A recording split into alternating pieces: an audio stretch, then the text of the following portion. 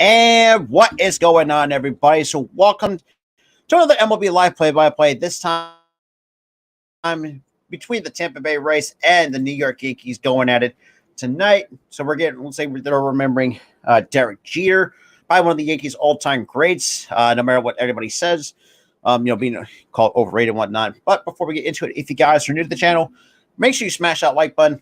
Also, hit that subscribe button, guys. And every shout out the content, every little bit helps to grow the channel. But with that out of the way, let's just bring up the scoreboard for tonight's ball game. So the first, let's get some comments here. Yo, what up? What up? Greatly appreciate everybody coming in. I'm just testing a few things because my internet connection has not been the best when it comes to StreamYard. So my apologies for that. But so for the start lineup for the Tampa Bay Rays, you got Yandy Diaz leading off, Wander Franco hitting second, Randy Arozarena hitting third, Ramirez fourth, Brandon Lau fifth, Manuel Margot hitting sixth, Christian Bethencourt, who was behind. No, absolutely not. But because Phillies, let's be real, I don't feel like doing the Phillies because Phillies are going to have to raise my blood pressure at that point. That's just me. But that's here nor there. But, we got Bethencourt, who's behind the plate, hitting seventh. G-Man Choi hit eighth. And you got Jose Siri hitting ninth for the Tampa Bay Rays. Now, for the New York Yankees, you got Aaron Judge leading off. Torres hitting second. Aaron Hicks third, who's been very disappointing for the Yankees. IKF, another guy that's been very disappointing as well. Hit fourth. Miguel Andujar hitting fifth, Cabrera sixth, got Oswaldo Peraza hitting seventh, Kyle Hishioka behind the plate hitting eighth, and then you got Marwin Gonzalez, who is the first baseman, hit ninth for the Yankees. So, but shout out to the five that is coming in here, though. If you guys are new, welcome everybody. Welcome. Right now, we're still. We should be getting ready to the first pitch in a couple of minutes. It is over. I think up in New York. I think Derek. I think they're appreciating Derek Jeter or something like that. But it's here nor there. But it is what it is, But I greatly appreciate everybody that's been coming in as well. But yeah.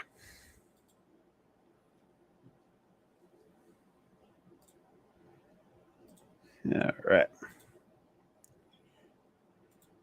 I mean, both teams. Well, you got to think too.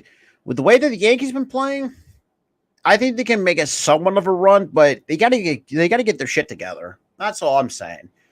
Just because because you would think for a team like the Yankees, who thought to run away with the division, but unfortunately that was not the case. Just because it was just bad. It was just embarrassing for them to almost, let's be real, collapse at the worst possible time to really. But yeah, so hope everything is going good. Internet connection is wise, but shout out to the three that is in here. Welcome, everybody. Welcome. Hey, what's good, Butterfly? What is good? But yeah, so we got Jeter, like a Jeter appreciation ceremony going on at Yankee Stadium. I grab my cookies. Well, you're gonna have a play-by-play. Might as well have you some snacks. So I got that as well. So hoping we have some Benton's fudge stripe cookies. Can't go wrong with cookies. Mm-hmm.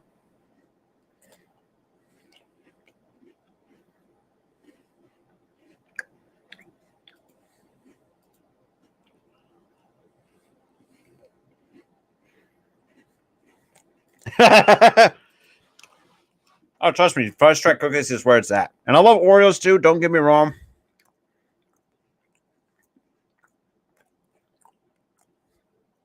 Most times than not.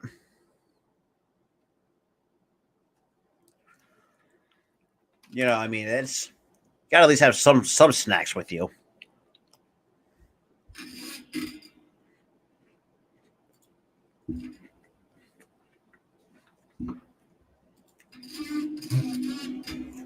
But shout out to the 4 that is in here, though. Welcome, everybody.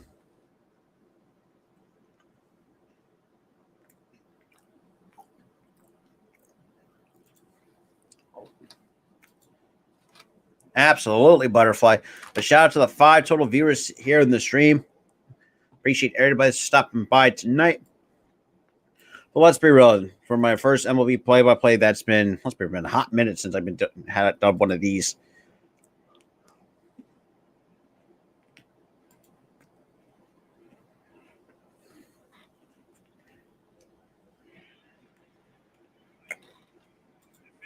Favorite food? I mean, I know pizza is probably the obvious. For me, it was the Philly's cheesesteak. Depends on where you're getting it from. Me, I would do.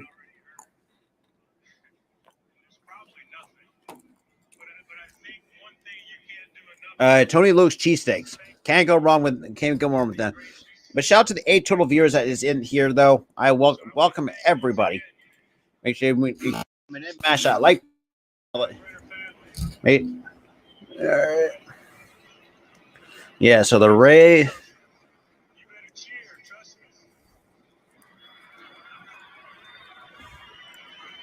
But yeah. But appreciate everybody's been coming in, though. All right. So you guys are ready for the playoff push. Deb Timon and her entire department for putting on once again a memorable moment. I want to thank my family and friends. Those are in the stands. My mom, my dad, my sister, Lil Jay, my wife Hannah.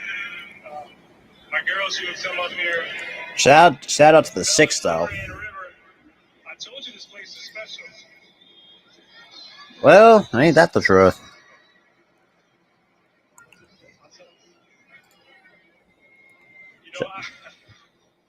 Shout out to the 8. That I've had an opportunity to spend 23 years of professional baseball, all with one organization. What? Oh, come on now, really? Oh, boy. I am appreciative that I had an opportunity to play with so many great players, coaches, and for managers. The guys that are here today and the ones who were unable to make it. And in 20 years playing in here in New York, the thing I'm most thankful for, most gracious, and what I appreciate the most are all you fans. A shout out to the 9, though.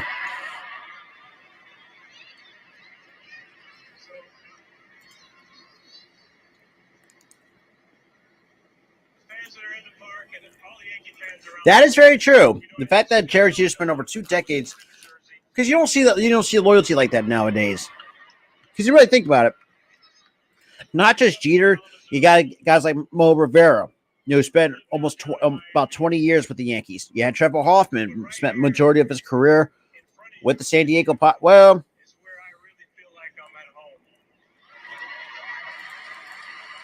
but yeah, should be.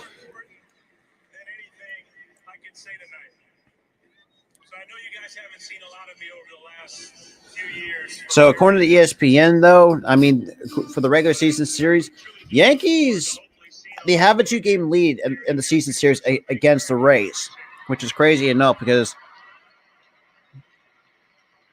But yeah, we should be.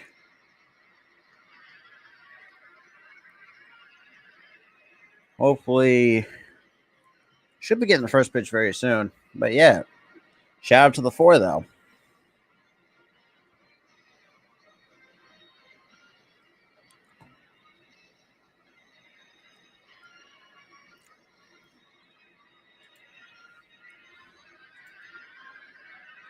But while we'll still wait for the first pitch, let me tell you what I have coming up for, well, especially for parts of this month. So I do want to kind of give you guys a rundown of what I have cooking up for you guys when content wise. Mostly live play by plays. Obviously, tell you, got the Rays and the Yankees.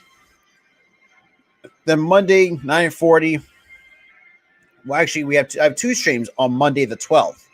Obviously, for those who like professional wrestling, me, my buddy Tyler, who's my other half on this channel, we'll be doing another WWE pay-per-view and review, which originally we called that the Recollection series, which was not the best idea at the time. Well, looking back at it anyways, but so we got that coming up at 6 o'clock on Monday. At 9:40, I will be live again between the Dodgers and the Diamondbacks. So Dodgers or Diamondbacks fans are watching out there, that I got you guys covered on that. So thank God for out-of-market games. Obviously, with football coming up, Monday 8:20. To be honest, I have no idea. It's just a mess with that company. In the way, how everything has turned out to be. The Yankees have always done a tremendous job celebrating the past tonight, no exception, as they honor Derek Jeter. But yeah. That ceremony has Other than that, like I said, 8:20. I'm doing week 1 between the Tampa Bay Buccaneers and the Cowboys. Because obviously, on the exact same Sunday at 3 o'clock, I will be live for the WNBA Finals between my Aces and the Connecticut Sun. Because let's be real. I mean, the fact that the Chicago Sky decided not to completely shit the bed against a team like the Connecticut Sun, but that's besides the point. But also, yeah, I'm doing games 1 and 3 as well. So, and then obviously the Phillies taking on the Blue Jays on the 20th, 6:45 first pitch, and don't forget, me and my buddy Tyler are going to be doing the Monday night primetime game, and also NFC Championship rematch between the Minnesota Vikings and our Philadelphia Eagles. So that's going to be very fun to do for week 2 of the NFL season. But I appreciate everybody's been coming in, though. So, oh boy, close that door really quick. I'm excited. I'm very excited about the Eagles, though. Don't get me wrong, though. But yeah. But yeah, so that's what I have coming up. We'll see what happens with the rest of the year.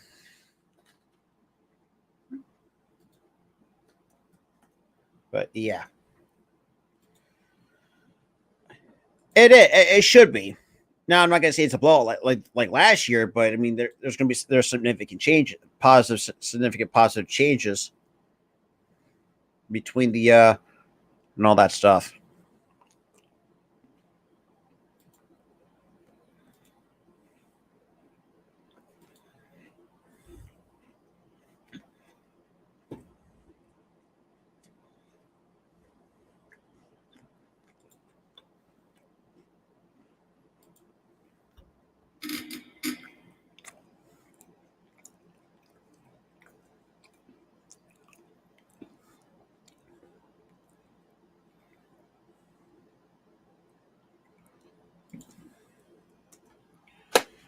Yeah.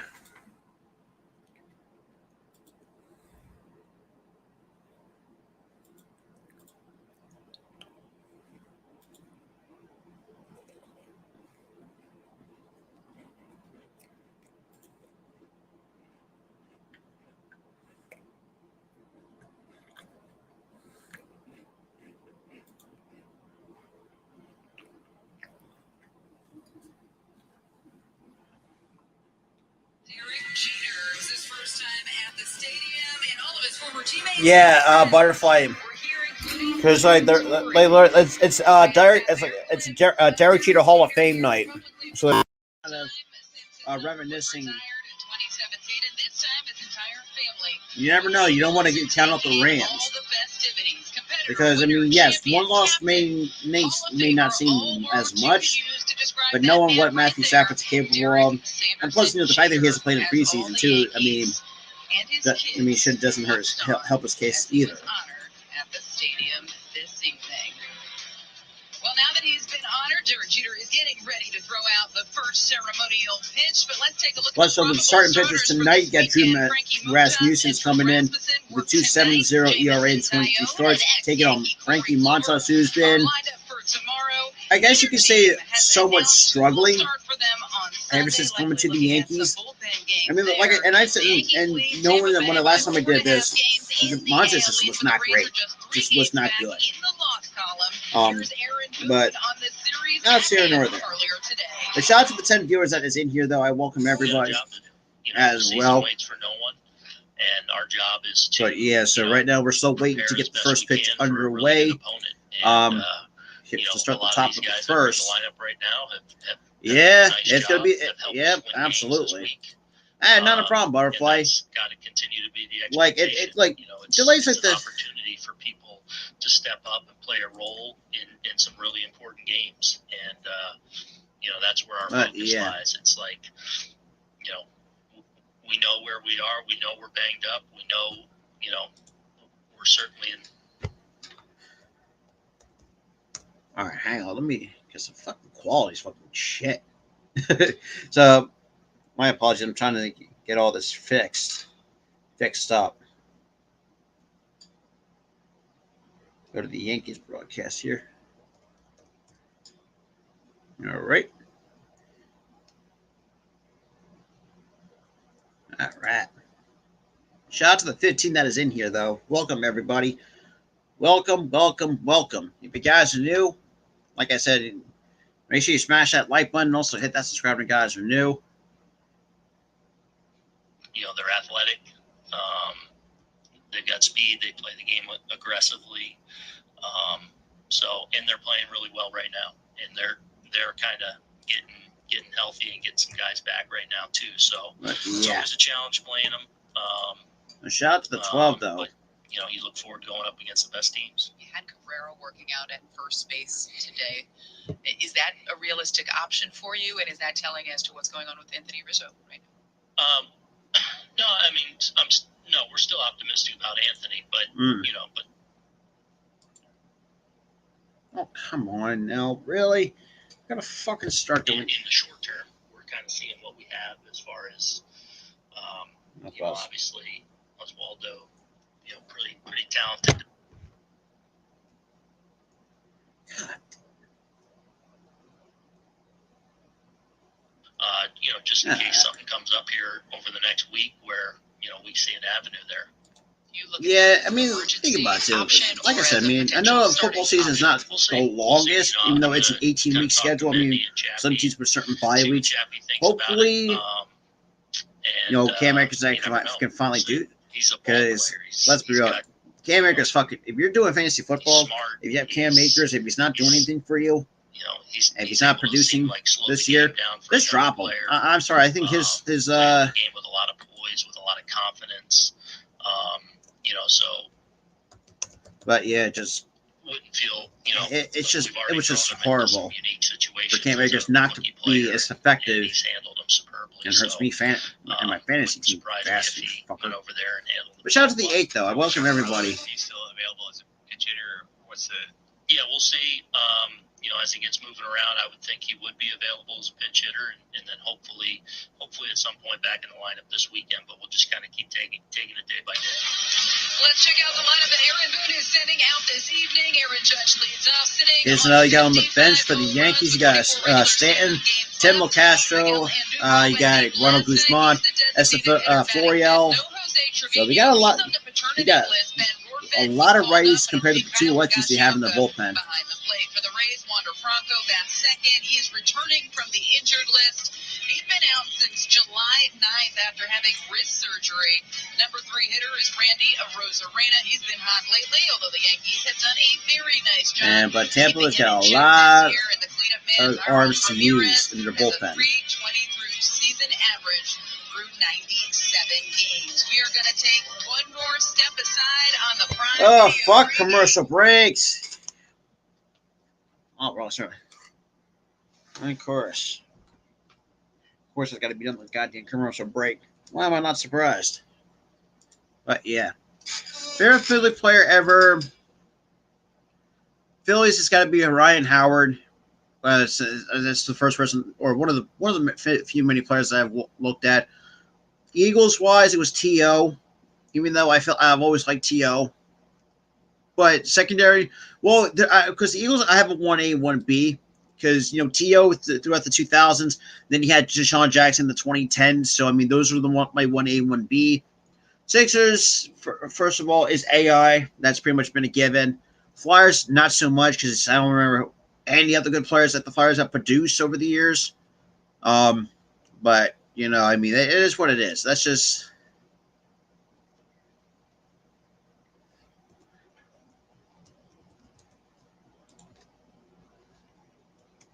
But, yeah.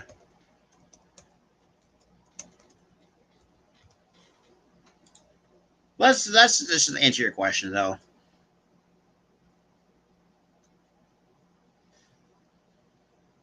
But, yeah, shout out to 12, though. So, right now, they're still going through one more commercial break.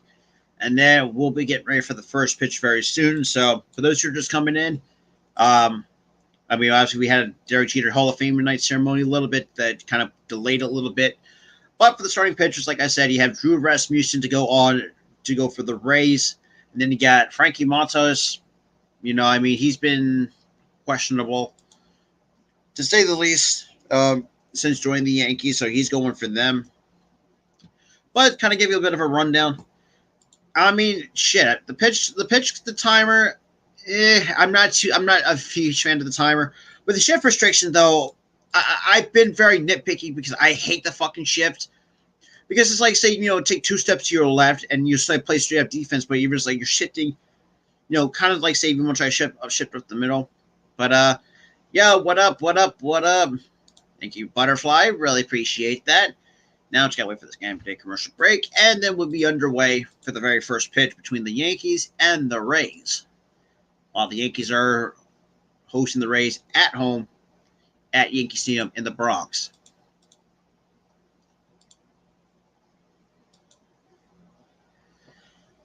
So, to watch tonight feature Aaron Judge and Isaiah like I said, Franco is coming back in his first game since July 9th, even though he had a wrist injury. So Judge tonight entering this game with 4 homers, 5 RBIs, and 7 runs scored in the last 7 games against Tampa. Good God. So IKF, like I said, another guy a lot of Yankee fans do not like. Hit 391 with 2 homers, 6 RBIs in his last 6 games, which is crazy for a guy like IKF. That would be great. I mean, shout out to the 20 guys in here. Welcome, everybody. Welcome. The action is coming your way next, right here. Oh, here we go. Can we stop these fucking commercials? You thought you want to have less commercials, but no. It's like, nah, go. Absolutely. Smash up that like button. Absolutely. And make sure you hit that red subscribe button, too. We are on the road to 1,000 subscribers. Because right now we're just barely over the 700 mark. We're set at 708. Hopefully by the end of the night, we can at least get to, say, 710. If it gets close to 710, 715 in that range, I'll be greatly appreciate that as well. God, if my ear would stop itching, that would be great. But I really appreciate everybody tuning in tonight, whether just you're a baseball fan like myself, even though despite being a depressed Phillies fan, but that's besides the point. For those who are Rays fans out there, like my fellow content creator, my good buddy of mine, the AJ Show, hopefully he's doing his Rays as well. Take it on the Yankees. Yo, what up, normal guy? What up? Like I said, I greatly appreciate everybody's coming in. Like I said, I do apologies with the many delays that this fucking game is pretty much having. With the commercial breaks, they also had the Hall of Fame ceremony night for Derek Jeter at Yankee Stadium. Rightfully so. The dude spent over 20 years with the Yankees, which is crazy enough in itself to be. Yeah, let's just leave it at that. But yeah, other than that, man, it's gonna be fun though. Like I said, it's gonna be fun tonight. But shout out to the 13 that is in the stream. But I greatly appreciate that. Yeah, these commercial breaks. And for those who are like I said, because I have it on my phone, which is at the bottom of my laptop. But yeah. But yeah, other than that, like I said, I mean, haven't done like a baseball. Yeah, the pace of play at times do need to speed up a little bit. Not just that too. I mean, shit. I mean, fucking. If you looked at Latin, I mean, so far, I mean, I know a lot. Like I said, I have told a lot of people too. I know a lot of people have criticism with the WNBA because of all the shit, political shit. But put that aside. You have some of these women that are very talented women. Let's be real. It's very fun to watch. And I mean, since calling some most of the games this year, mostly for the Aces, even when the Aces are not playing, I've done some others, for the Seattle Storm fans out there or the Phoenix Mercury. I've done. But for those who are going to be Connecticut Suns fans are out there, even Aces fans like myself, Jake the Snake Silva for the Snake Sports Talk Show. Yeah, so the WNBA Finals. Yeah, I'm not surprised. Everything after everything went down, I'm not surprised. I really am not. It's been the home office for many of baseball's forever moments. Many of the greatest stars who have ever graced their home address. Tonight, one of those stars from the past is being honored on the field, where one of the present stars is putting together one of the sport's most jaw-dropping seasons, squarely putting himself into the conversation with the greats of the past. Derek Jeter. Yeah, Derek. And Aaron Judge. Two of the threads woven through the historic fabric of sports' greatest franchise. Tonight, we honor and celebrate. Yo, what up, Dante? What up, man? Shout out to the 11 people on the Philly Sports Talk Podcast YouTube page. What up? Welcome, everybody. Welcome, everybody.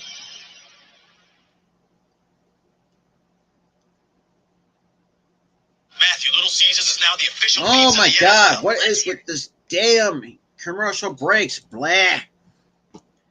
Shout out to the 17 though. I really appreciate everybody coming through tonight as well.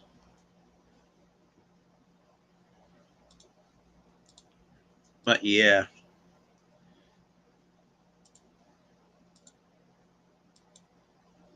But well, like I said, I appreciate everybody that's coming in though. Shout out to the 19 total viewers that is here though. But yeah, damn. Because damn. Like I said, shout out to the 19 people that's in here watching the stream right now. Still going through so many other goddamn commercial breaks, but shout out to never mind. It's 20. Shout out to the 22 that's in here. I greatly appreciate everybody coming through. Yeah, but we're still hopefully can we wait till to get this damn first pitch underway because I'm tired of these damn delays. Oh come on, really? You're gonna start with this shit now? Fuck. Dude, nobody cares about the fucking UFC. Damn, dude.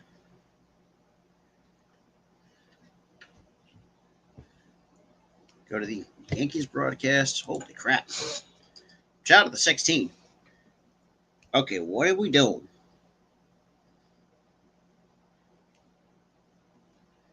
God damn.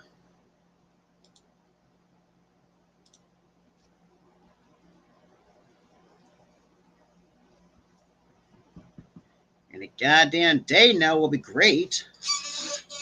Shout out to 16 though. Welcome, welcome, welcome.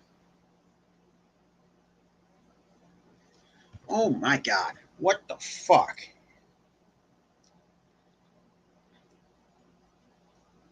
God damn it. And of course, they want to.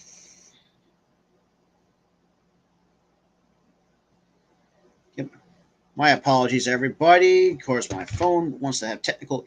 No fucking soccer. God damn it.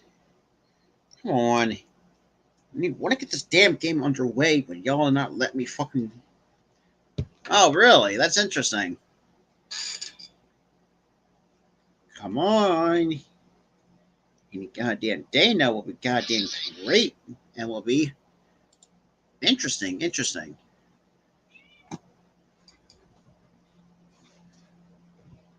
Come on. Why? Like, why does it take so fucking long?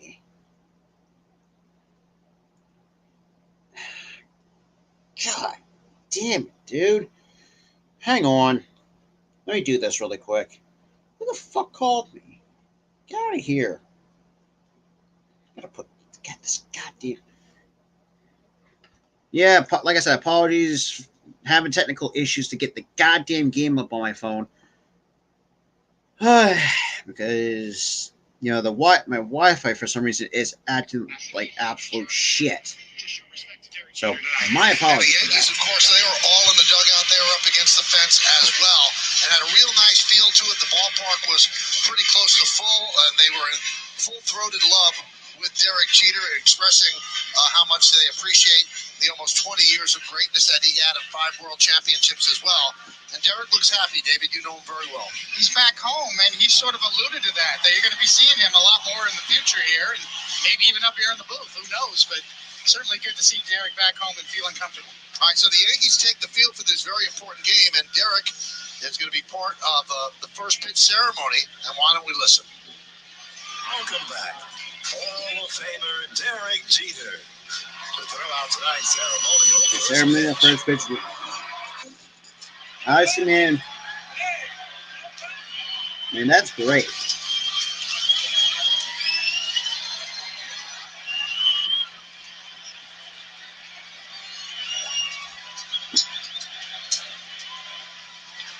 Shout out to the 15. Yep.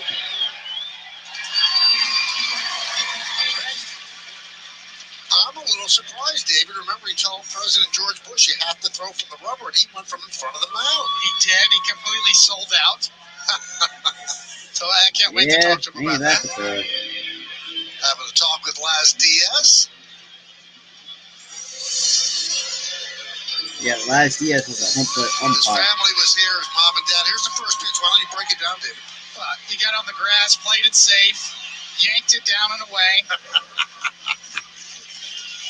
It's out to 16.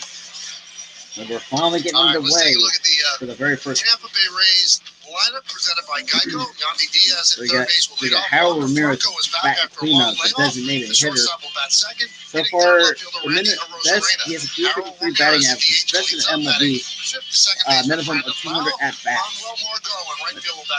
Yeah, Christian Bethencourt. G-Man Choi has dropped all the way down to 8th as his struggles continue. He'll play first base, and batting 9th and playing center field is Jose Siri. And Frankie is a Yankee, towing the slab. So making his 26th start of the year, a 511 record, a 3.79 ERA for Frankie Montas, and 105 in the third innings pitch, 35 walks, 136 strikeouts for Frankie Montas for his 2022 season. A little double duty here. He faced the Rays, as we mentioned before, in his previous start, so some adjustments to be made as he pitched very well in the last start. The right mix is really the difference for him. He's a 4-pitch pitcher, throws a cutter and a slider to go with that really good splitter, but that split is always the difference. Opposing batters batting less than 180 very good point. when he finishes the at-bat. If not effective, just put it in your back pocket and just well, let's check out the defense behind Montas. You've got Hicks in left, so Hicks in left, Judge in center. You got Cabrera at left, in third, and first. Kanafalefa at third, Raza at short. Towards the second, Marwin Gonzalez. And you got Kyle Hishioka behind the plate to catch Frankie Montas. Frankie the Yankee, Frankie Montas. This should be a tension-filled weekend between these two teams. Closely matched. Yep. Diaz ready. And both AL East rivals too. Montas So ready. we'll see what happens. And the first pitch, and we popped it up at 95 in the 4-seam fastball, and that's going to be an easy catch for Gonzalez for out number 1. So 1 pitch, 1 away.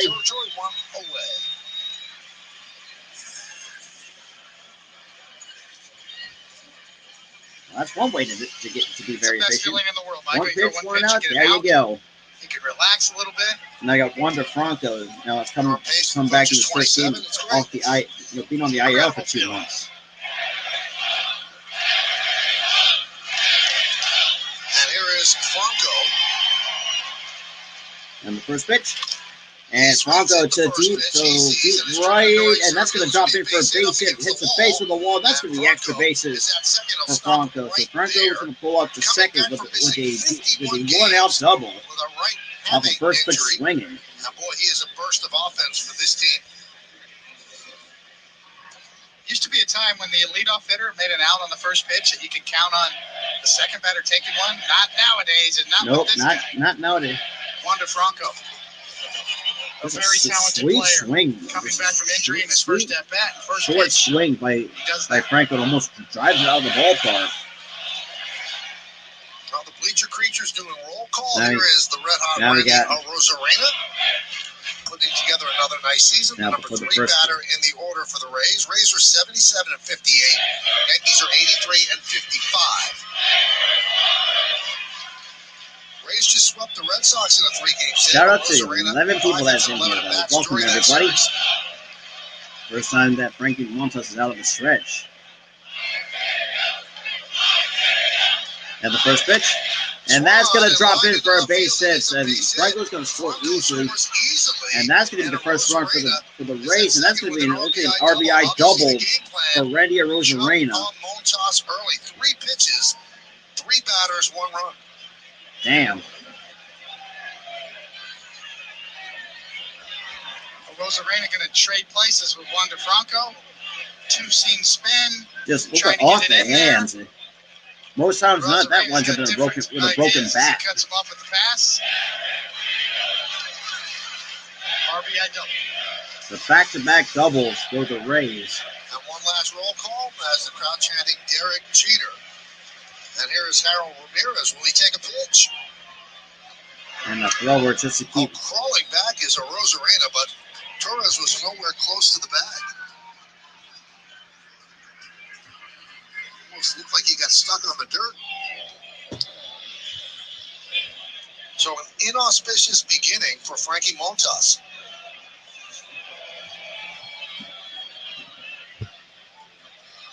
And the first pitch. Low, 1 ball, no strikes to Harold Ramirez. Frankie Montas got off the fastball through the splitter just in case. Harold Ramirez on the year. Pretty decent numbers.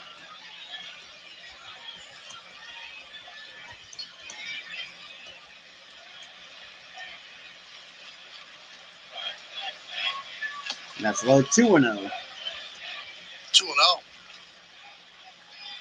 You can see exactly what the Rays were doing. A shout out to the 10 people that's in here at the Cash and New. Welcome, everybody.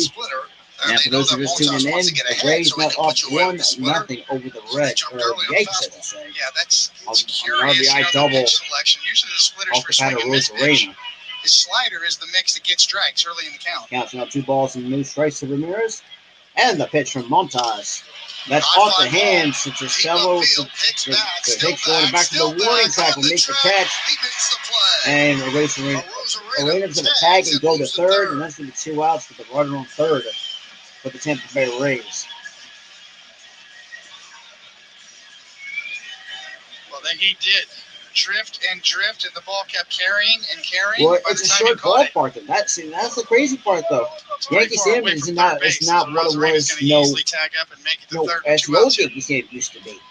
You know, I mean, from a guy. I mean, I've watched. I used to watch the Yankees of the World Series before the old Yankee Stadium.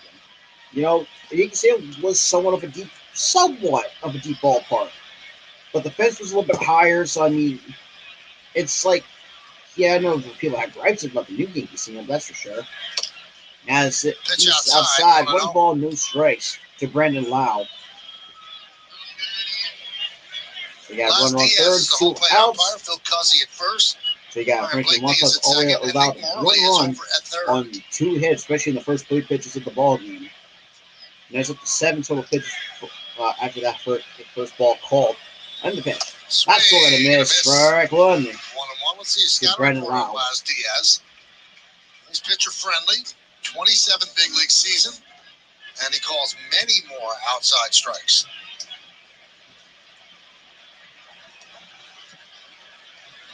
It's always fun when Laz is behind the plate. 27 years in the game. Seen some changes. And the 1-1 pitch. Swing and strike 2. There's that splitter, 1 and 2. That's 1 ball, 2 strikes. You can see it coming right over the heart of the plate and diving down and away.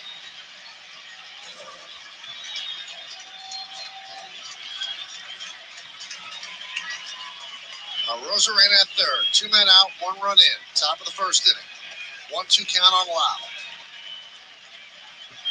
And the 1-2 pitch. Low, 2-2. 2-2. Counts on even. So Lau, he's already hitting just barely over 230 this year.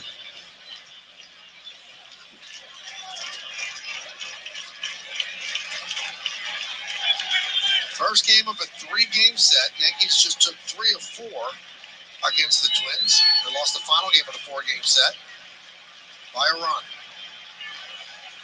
Counts on even, 2 balls and 2 strikes. And Montas, who And takes the some 2-2. deals. A low, 3-2. Good block there by Higashioka, saving a run. Right. Gosh, Yokin makes Sort of a makes prime an easy example, block. Michael, of 4 straight splitters in a row and how difficult it is to continue to execute them. Well, if it, Batter like I sees said, 4 if in a it's row, not so working, he gets used just to hold seeing off them, on and then it's throwing hard it. for a And pitcher to just if you have throw like quality 2 or 3 ones other right pitches after one right after another. can come in, it's not that hard, it's not that much of a rocket science to really figure that out. And I can say from look at Rosarena kind of drawing some a little bit of attention on the third base side and the pitch. 3-2. That's low, ball 4, and you got the runners on the corners with 2 outs. Works a walk, so runners on first and third. That'll bring up Margot. And here comes Manuel Margot, the number 6 hitter in the Rays lineup.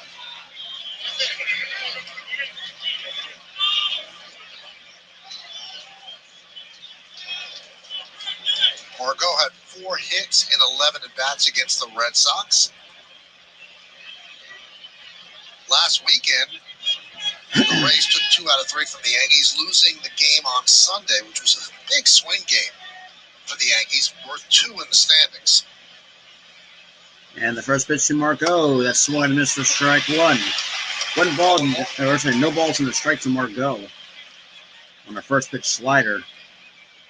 So here at the top of the first with the Rays up 1-0. You got Rosarena on third and Brandon Lau on first via the free pass. A shout out to the 13 that's here though. Yeah, that. Out of the 13 and the pitch. Fast out off, no balls and 2 strikes off a 96 mile an hour fastball from Montas. Diaz led off the game, fouling out to Gonzalez at first. Franco doubled to right And you center. got Bethencourt now waiting on deck Rosarena then doubled for to the left Rays. to drive in Franco. Ramirez with a long fly ball to left center. Yo, run what down up, by Rich? Hicks. Welcome. Moving to Rosarena to third. Lau walked, putting runners on Long first and time third with no 2 outs. see. And there we are right now. 0-2 count on Margot. And the 0-2 pitch. That skipped to the dirt on an 85 mile an hour splitter for ball 1. So 1 ball, 2 David strikes. mentioned this before. Second straight game he's facing Tampa Bay Rays. Now they've always struggled Absolutely. against him, but It sucks to be the Cardinals who gave up on him. I can tell you that It's much. all about familiarity, and that's the same Not thing just for a third time in the Rosarena. order. For You also starting think too, pitchers, Sandy traditionally, Alcantara that's was another Cardinals prospect, bullpens and get they used gave more up on him. nowadays. It's the same And thing. look at the season that he's having. Starting pitchers when you're facing So the I team. mean, I guess some prospects just never work out with the teams that got drafted. So 1-2. the 1-2 pitch off the hands. Fly ball right What up, center, Ron? drifting And that's going to over be an is easy Judge. fly He's ball there, and a makes can the of play, corn and that'll do for it. Aaron Judge to make the catch. So top of the first comes to an close with the Rays now holding a 1-0 lead going into the bottom of the first against the Yankees. So 1 run on 2 hits, 2 men left for the Rays. Now you got the Yankees now coming up. Now for their lineup producer just coming in, you got Aaron Judge, who on this pace is on pace to let's be real. I think he either can tie or he will have the will break the record. I still think Judge will break the record. You know, I mean, the fact that this guy, the way that this pace has gone for Aaron Judge, I mean, I'm impressed. I'm impressed because I mean, the dude's gonna be great. You got Aaron Judge leading off, Gleyber Torres hitting second, Aaron Hicks third, IKF hitting fourth. You got Miguel Andujar hitting fifth. You got Cabrera hitting sixth, Oswaldo Peraza hitting seventh, Kyle Hishioka hit eighth, and you got Marwin Gonzalez, the first baseman, hitting ninth. They could have, but I mean, the stuff that Montas had, and this is the thing. This is the weird thing about Montas too. Montas has good stuff, but at times, and sometimes it bites him in the ass. I mean, I'm just being completely honest. Third time he's had a cleanup in his career, last 3 games. But I mean, still, I mean, the defense. I mean, it was just good pitching and just good pitch location by Frankie Montas, just to limit the damage to only one run by the Rays. Now, so now we got Drew Rasmussen entering his 24th game of the year with a 9-4 record, an ERA of 2.70 with 162 innings pitched. Our pitcher scouting report is a new father. Congratulations to and him that's and another his point too. That William was I say just announce the damn thing, because let's be real. Even though by the time, because which is crazy, because the time that Roger set the record in 1961, my grandma was just a handful of months old, and then my grandpa was just 1 year old at the time when that occurred, which is crazy enough to really think about. Good Lord. So now in the first pitch to Judge takes it. I'm doing pretty good, man. Yeah. Well, mine also have cookies too. Like I said, when you're doing these play-by-play live streams, make sure you have snacks with you, because sometimes you'll get. Oh yeah, absolutely. Come on, Jesus Christ! Says you had 2 hittable pitches right down the fucking middle, and you take them for both strikes. On goddamn real. Like I said, I know I'm very nitpicky. A lot of times, especially even though I'm not the greatest hitter, but I still very nitpicky. And the 0-2 pitch, low, 1 ball, 2 strikes on Aaron Judge. Now, like I said, and I've said this too, like the last time I did a couple of Yankees games. Brian Cashman has to get this extension done with Judge, because let's be real, you cannot let a guy like that, and that's shot foul. Should we get this man an extension? I'm sorry, if you let this man walk, you're done fucked up. And that's all I'm saying. But yeah. Yeah, so 1 ball, 2 strikes to Aaron Judge. Looks like as he's chasing Maris, a butterfly was chasing him just over his head. A shout out to the 14 that's in here, though. They appreciate everybody coming in as well. And the 1-2 pitch. That's off the hand still, and that's fouled out of play. Let's be honest.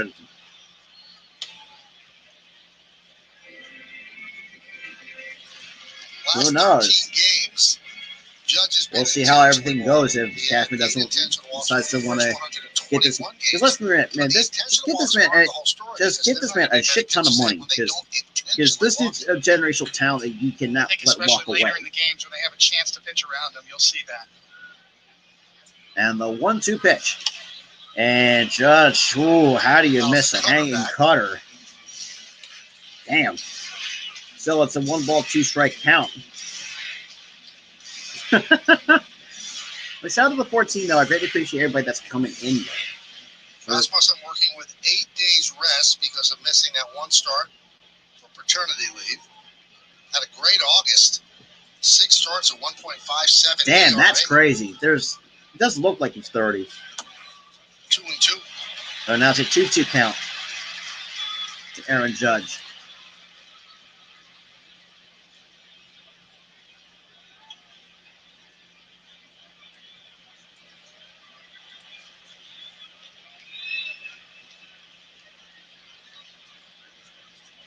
It's out of the 19, though. And Judge just missed it.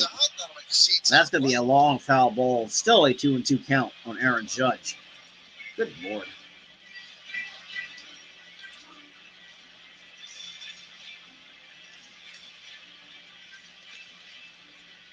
That's crazy. The fact you don't come up to Changing basically. diapers and all this to get See, out of at this Judge. point, I'm pretty much what Sleepless night, some I'm of these sure. young major leaguers nowadays are in their almost about to be mid-20s, which is crazy. And the 2-2 pitch, and another Still foul 2-2. ball. Still counts, still holds even.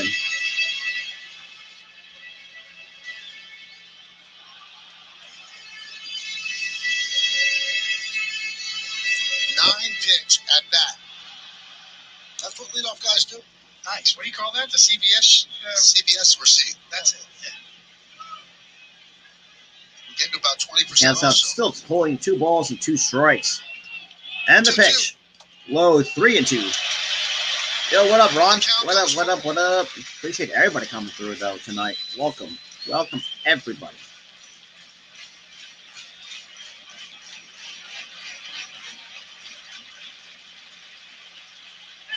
They are standing in the So now judge's it's a chambers. 3-2 count.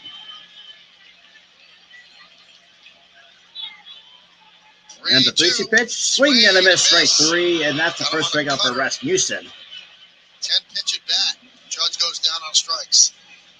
Check out The the Judge goes Rays down defense swinging. of Rosarena So from and left to right in Jose the outfield Siri for the could Rays, you get got in center. Rosemary in left, Siri in Margot center, is at Margot in midfield. right. Lead has Franco. Diaz at third, Lau Franco at Choi. short, Next Brandon up, Lau at Bethencourt second, and you got behind the G-Man Choi at first. plate. Catching Then you got Rasmussen. Christian Bethencourt behind the plate to catch Drew Rasmussen. It's a nasty little pitch right there at 90 miles an hour. Looked like a cutter or a Rasmussen's changeup, got a cutter, a slider, and a curveball. and just gets Judge out in front. Now we got Gleyber Torres with one away. And the first pitch, on the outside corner, call strike one at 96 off that fastball by Rasmussen. Torres in the bottom of the ninth inning. Yankees down by 1, bases loaded. 1 man out, and he struck out. Now, in fairness, he had 2 bad calls against him. Certainly had an opportunity to still get the job done. Counts now, no balls and a strike, and just misses outside. Jumping up ahead in the count, 1 2 ball, of the 1 next 2 strike pitches. to Gleyber The ball is Torres. clearly out of the zone. And then he ended up striking out. And it's just a pop-up, and that's behind the first base bag. Choi will make the catch for out number 2. So 2 outs here in the bottom of the first. Now we got the number 3 hitter, Aaron Hicks. Like a from just has not, the way I see it, has just not been And here's Aaron Hicks. not great, just sadly say.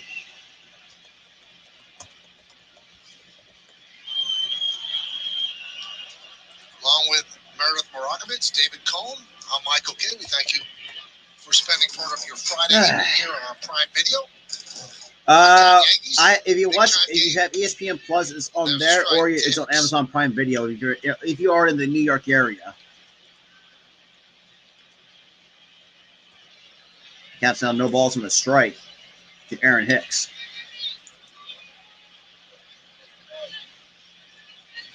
And the pitch, swing and a miss for strike 2. And Rasmussen's got nice stuff, high spin rate on all of his pitches, in particular that cutter.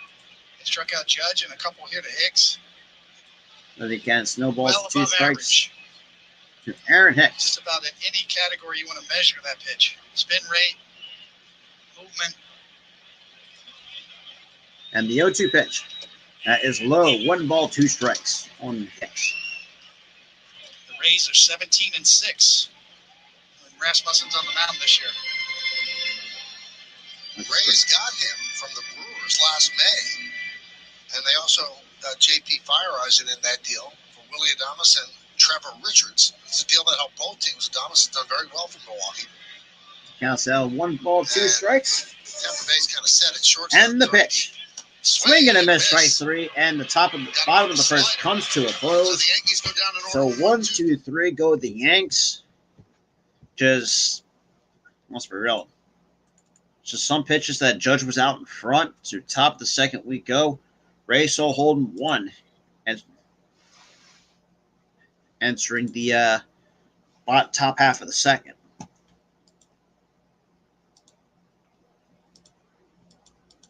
But yeah.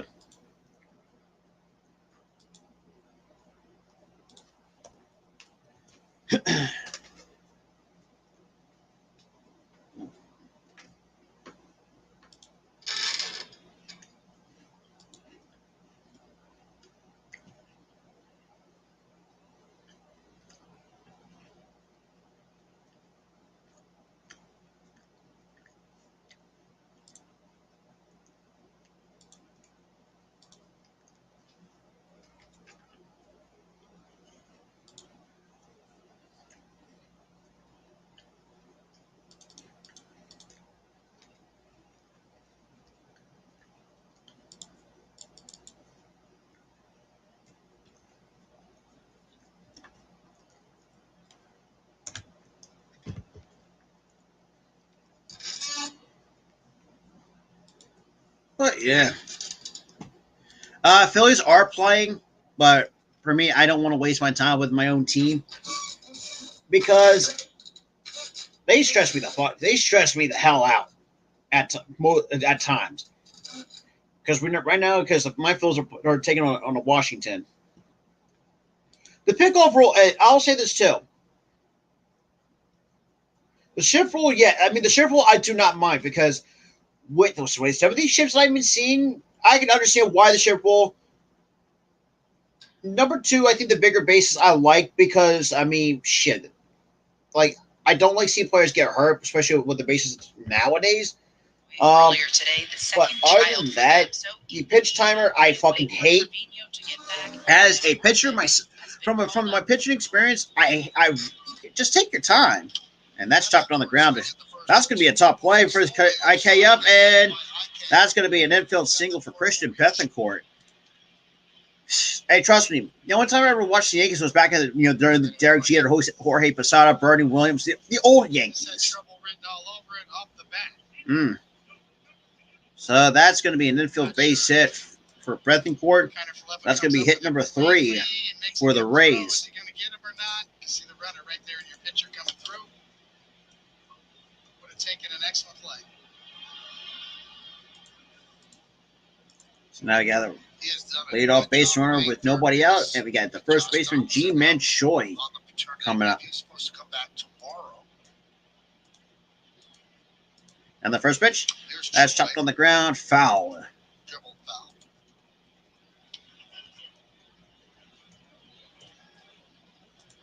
Choi, who's been a dangerous hitter with the Rays, just can't snap out of it this year. He's really struggled. I mean, the Padres, let's be real, I mean, the Padres, it's, I know it's been kind of up and down most of the time. That's that for sure. Counts out no balls in the strike to Choi. We got a series now on deck.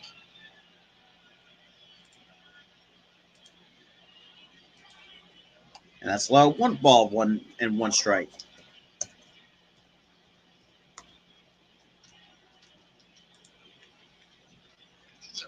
Oh yeah, absolutely.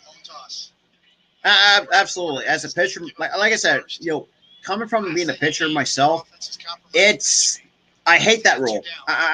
But then again, there are times I do think I like how. Like first of all, well, I don't get it.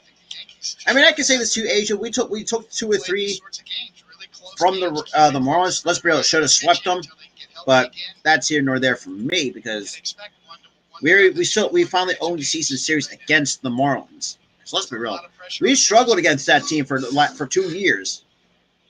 That's unbelievable. I mean, that's crazy. Counts out a ball and 2 strikes on Choi. We got Jose Siri waiting on deck for the Rays. But the Rays still holding 1 over the Yankees. And the 1-2 pitch. That chopped on the ground. Back to it. That'd be a 1-4-3 double play. Oh, no, that's going to be a 1-3 put out at second. That's going to be a fielder's choice for Choi.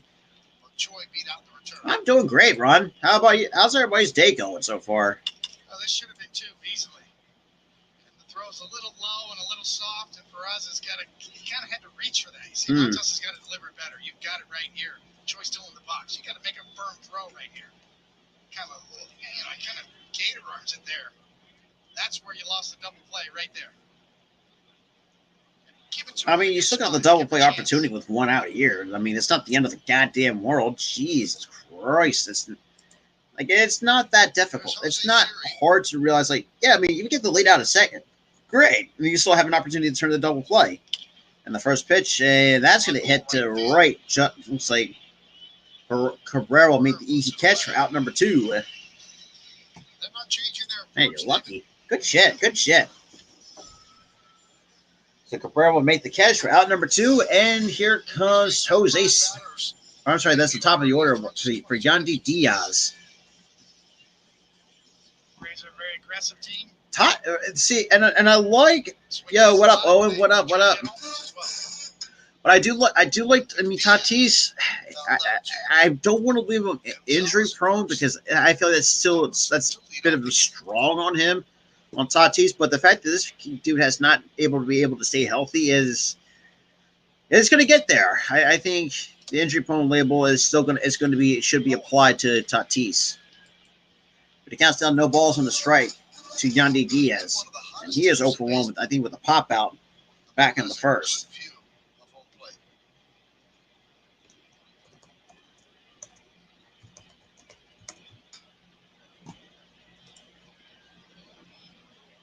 Shout out to the 11 that's here in the stream, though. Welcome, everybody.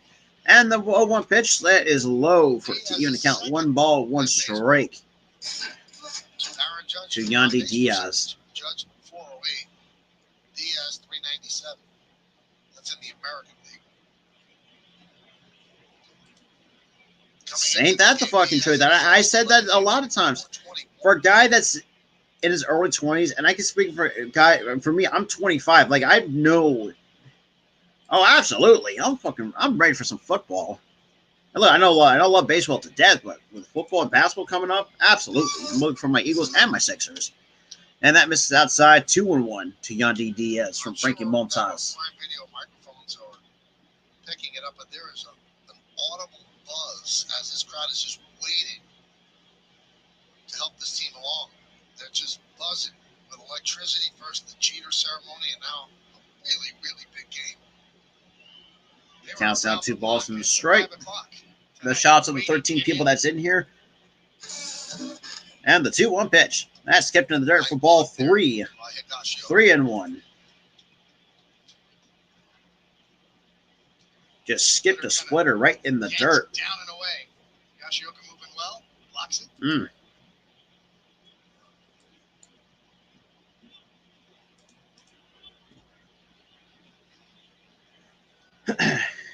Yeah, Flyers, not so much. I have no faith. I have no faith in my Flyers. I have no expectations for them. Because the way I can describe my Flyers is just plain dumpster juice. That's all. It's just a dumpster fire with the Flyers. The other Philly team that I'm somewhat kind of getting into is the Philadelphia Union, which is our soccer team. And that's fouled off. Now it's a full count on Diaz. Because of that, now his affiliation with the Marlins is over. Kind of a welcoming home for Derek Jeter. He had not been here in 5 years.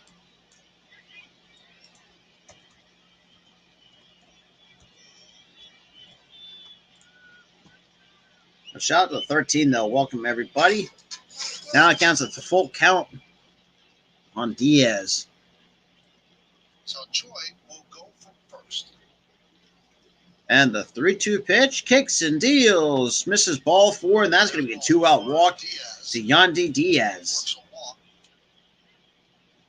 You know, everybody in the world has their own agenda. But shout out to the 18. I wish. I wish, Asia, but right now it's Las Vegas for me, the Las Vegas Aces. Which, for those who are coming in, I am doing games 1 and 3 of the WNBA Finals against when my Aces between my Aces taking on the Connecticut Sun. Even though I had the Chicago Sky. She stole the show. Yeah, without a doubt. Well, yeah, that's for me though. But I mean, I don't mind. I mean, enjoy the WNBA. That's for sure. They were having a good time on the field. Like I said, sometimes the WNBA is not for everybody. Because, like I said, with the NBA not around in October, well, I mean, you know, we obviously got baseball and whatnot. You know, especially with the way my work schedule has been, it's been kind of a pain in the rear end. I can tell you that. But I mean, plus I've talked to. Damn. I mean, shit. I have other well, absolutely, and that's the thing too. It's just like this is where a lot of times, well, and now right now it's a ball, no strikes to Franco. But where I will nitpick is what's going on with the Yankees right now. The first 3 hitters just cannot. You know, I mean, Judge. I mean, let's be real. Should those 2 strikes right down the middle? I think it's shouldn't have happened. I'm sorry that I feel like for as good as Judge is, should not miss those 2 pitches. That's right down the middle of the zone, because if you do, the only time you want to take a pitch down the down the middle is if it's a 3-out count. If your coach gives you the green light to take a green light for a take. Well, that's just about it. We're on the top of the second inning here at the stadium. Now it counts the ball and the strike to Franco, and the pitch. On the outside corner at 96 for strike 2. So now it's 1 ball, 2 strikes. Franco's first game since July 9th. On Wander He's tried to Franco. come back a couple times with minor league rehabs, and the hand just didn't feel right. So finally here now. Yeah, after being out, that was crazy. But after being out for more than 2 months with a wrist injury. And the 1-2 pitch. That is low. 2 balls and 2 strikes. Yeah. I mean, shit. I mean, this is going to be a young man's game by it's all said and done the next 5 to 10 years. Because you're going to see some of these veterans just hang up the spikes, or they may come back to and get a coaching job. You know, I mean, we've seen players like that. Troy at second, Diaz at first. 2-2 with 2 outs. In the second. And the 2-2 pitch from Montas kicks and deals. That is fouled off at 97. Still 2 balls and 2 strikes.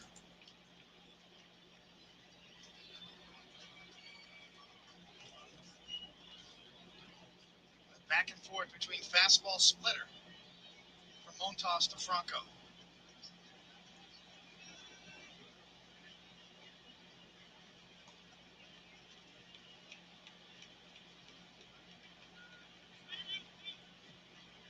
Counts still even. And the 2-2 pitch. And that's popped up. And that's going to be an easy catch for IKF for out number 3. So, absolutely. I do believe that Albert's going to. I think he might get, by all said and done, by the end of the year, I think he might finish with over 700. That's for sure. That is for sure. For a guy like Albert who's spent, been around the game long enough, the fact that he's close to 700 is impressive. The fact he's already passed A-Rod for 4th all time on the list. The only other guy you got to pass. You can definitely, if everything goes well, if he still goes on a home run hitting spree, don't be surprised if he'll maybe have the opportunity to pass. Yankees. Let's be real. Yankees legend Babe Ruth on the home run list. But look, but I still think, I still think Pujols can do it. That's for sure.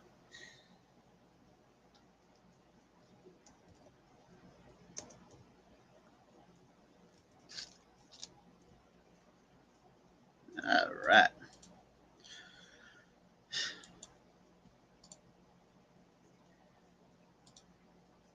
I mean, the Yankees should clinch at this point because let's be real, if they never really had that, let's be real, one of the horrendous skits I've ever seen is that, they should have just because before all that skid with the Yankees, at that point they should be running away with the damn division. So Pujols right now, that's right. Damn, over 12,000 plate appearances. That is fucking nuts. Because right now he's. I think he's already. I guess he didn't tie it. I guess no one updated. Somebody at Baseball Reference didn't update. Well, but yeah. So we got IKF. How he approached things, how he dealt with things in New So we got York. IKF, Andujar, and Cabrera, the scheduled hitters, to start the bottom half of the second. And when you look at the dynasty, he said it was Derek Jeter that was the glue that. Oh yeah, absolutely. 700 is a possibility. Try to find a pregame. I think last time I checked, he's already tied I think he tied A-Rod for 4th all time on the list. And that is good. And Lau made the dive and stop, and that's going to be out number 1. So IKF got robbed of a base hit by Brandon Lau for out number 1. Another look on the button. Nice job. 62. Knock it down, come up, find it, and get rid of it quickly. Shout out to 16, though.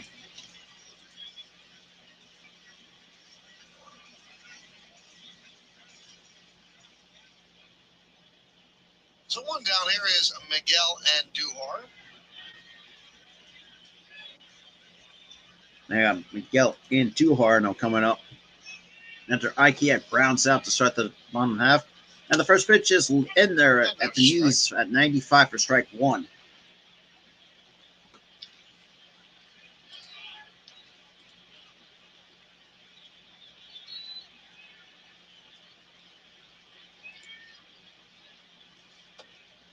That's low, 1 ball, 1 strike to Miguel Andujar. What are they getting there? And then a couple of years later, you see what they got. They seem like they see stuff that other teams don't see. Good teams, good organizations do that. So with their trade with the Pirates, when they traded Chris Archer. And that's swung and missed for strike 2, 1 ball, 2 strikes. So they had a surplus at shortstop, and it was a tough trade because Adames loved playing in St. Pete. And actually, there were tears shed. He was very popular in the clubhouse, but they pulled the trigger on the deal, and they sent him to Milwaukee, and it's worked out. So according to NJ.com, so the Yankees have to 20. Oh, that's going to be a tough play, and that's going to be a thrown away, and that's going to put Miguel Andujar on second base. So that's going to be a single E1. Oh, absolutely. Absolutely. Well, I know what you meant. Sometimes, we've figured a lot of things, but I do want to see Judge. I mean, that's gonna be a very interesting thing to watch. But for the Yankees to clinch the AL East is 22 games. So they got 25 games for remaining, 13 on the road, or sorry, at home, and 12 on the road, but 15 to clinch the playoffs. So that's a hit for Andujar. That's crazy. The more I know, I could read most of. It's been a long time. It's just the way how my fellas have been the last couple of years wasn't really going to the games. It's like wasn't really worth my time because the last time I ever when it comes to playoff baseball I've ever seen was back in 2009. And this was, when the Phillies were coming off a World Series win, still kept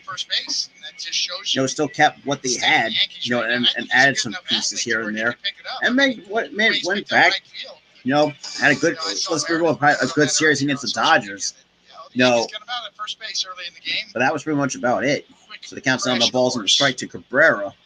Well, David, I spoke to him earlier, and he said he has never with the Yankees' first runner in scoring position The Yankees came to him a couple of the days night. ago and said, "Do you think you could contribute at first And the base? 0-1 Will you take a pitch couple misses reps low. there just to see No, how you 1 feel?" ball, So 1 he was strike. out there pregame for about 30 to 45 minutes working at first, and overall, he said he felt pretty comfortable. The biggest hurdle for him, anywhere else in the infield you play, for the most part, you're used to charging the ball. He has to remember, you got to get to the bag if you're playing first base. But overall, he has a ton of athleticism.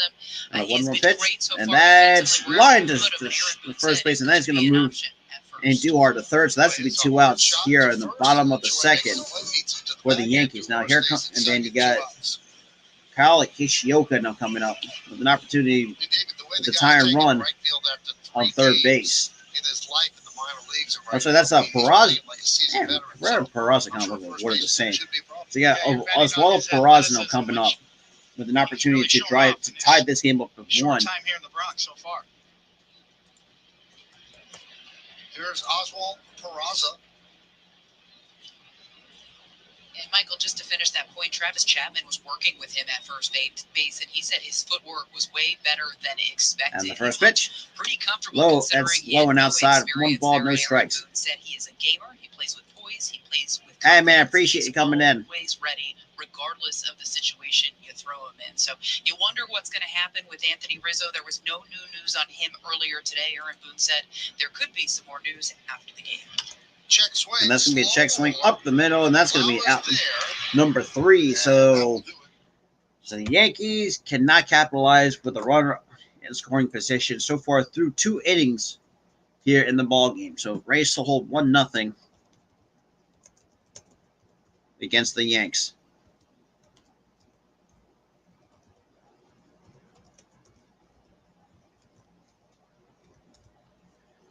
Oh, boy.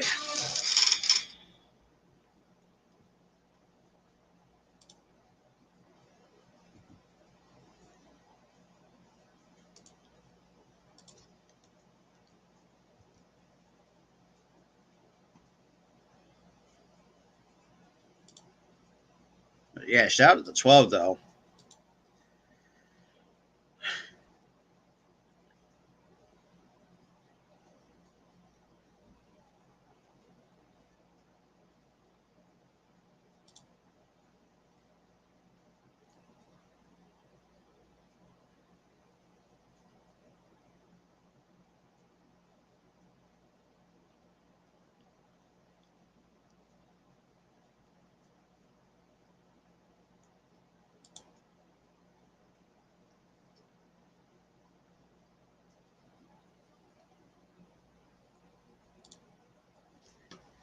Oh, boy.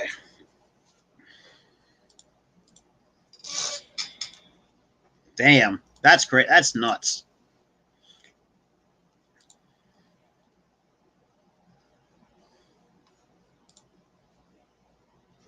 So, top of the third we go. Thursday night football, the new era of Thursday night So football. the Chargers and Chiefs will play Thursday night, 8 p.m. on Amazon Prime Video for Thursday Night Football. Kansas City to take on Patrick Mahomes and the Chiefs right here, only on Prime Video.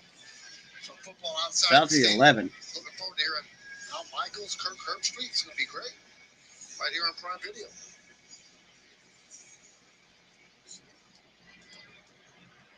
NFL season got underway last night with the Bills beating the defending Super Bowl champion LA Rams. So another football season has started and ready to roll into the weekend. Here's a Rosarena. Swing and a miss. That's swung and a miss for strike one. Two of Rosarena to start the top of the third. AFC West is loaded, Mike. Oh, Patrick Mahomes got some company now at the quarterback position.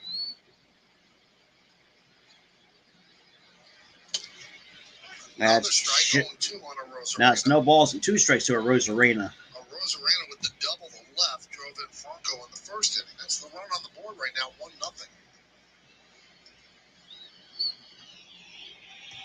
And the 0-2 pitch. This is high, Each 1 ball, 2 pitcher strikes. that takes the mound, whether it be a starter or anybody coming in from the bullpen, has to feel South a little of more 13. pressure. I mean, in the first half of the season, the Yankees were an offensive juggernaut. You give up 3 runs, you don't even blink, you know they'll get it back. Now you give up 1, you better stop it at 1.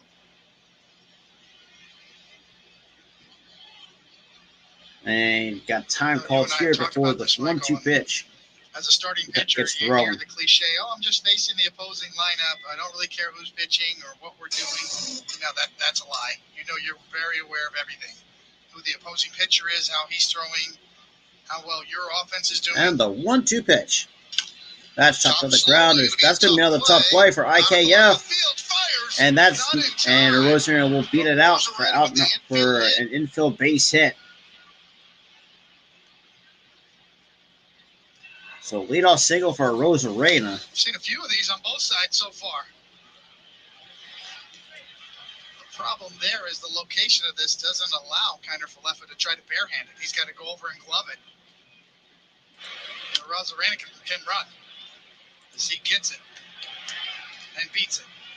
Pretty good speed from the right-handed batter's box.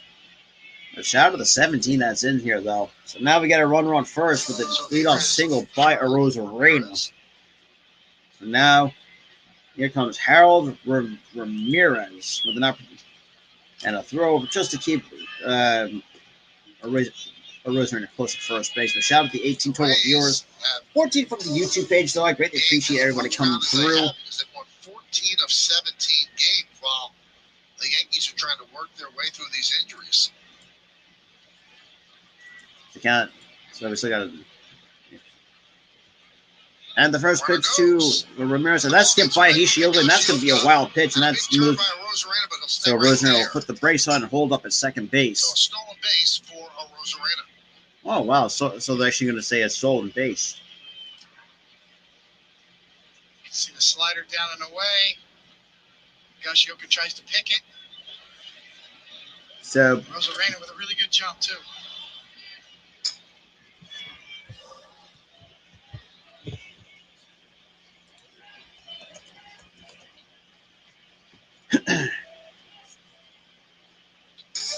Counts a ball, no strikes to Ramirez, and that's Hit sharp to IKF for out number one. A nice stretch by Gonzalez to get Ramirez. So one away here in the top of the third after Ramirez grounds out the third. First of all, good play as he gets a running start to first, but throws a sinker. That really challenges Marwin over there. Nice play by Gonzalez there at first base. It was not easy.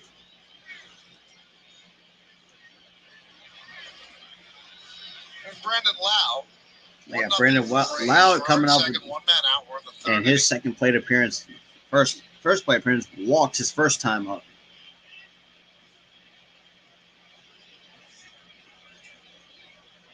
And the first pitch, this is inside, 1 ball, no strikes.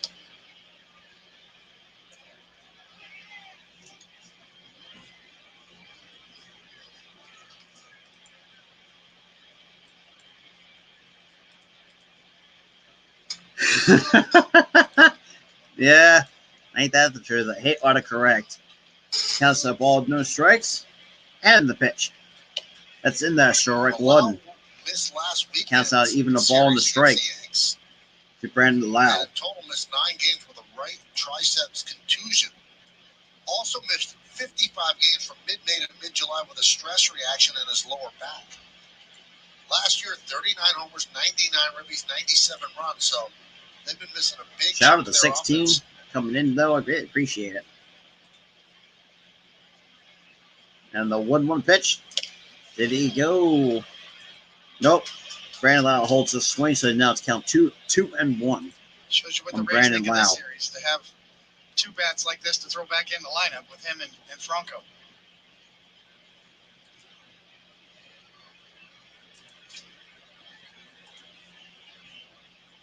Shout out to the 17 though. Welcome everybody. Says that Lau looks like the elf on the shelf, but has a lot of power. And the 2-1 pitch. That's chopped foul. And that accounts even 2 balls and 2 strikes to Brandon Lau. And the Rays locked him up. They signed him to a 6-year, $24 million extension in spring training of 2019. And the team has options for 2025 and 2026.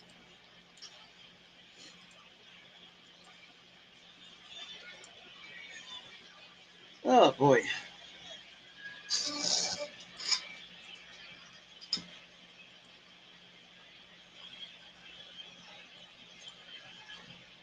So we got to count even 2 balls and 2 strikes. And the pitch. That's swung and missed, strike 3. That's the first strikeout for Frankie Montas on the splitter to get out number 2. Well, better mix of pitches here to set up the splitter in this at bat to the power hitting Lau. A couple of fastballs. He threw a backdoor cutter slider and then saved the splitter for a swing and miss in a strikeout position. Well done.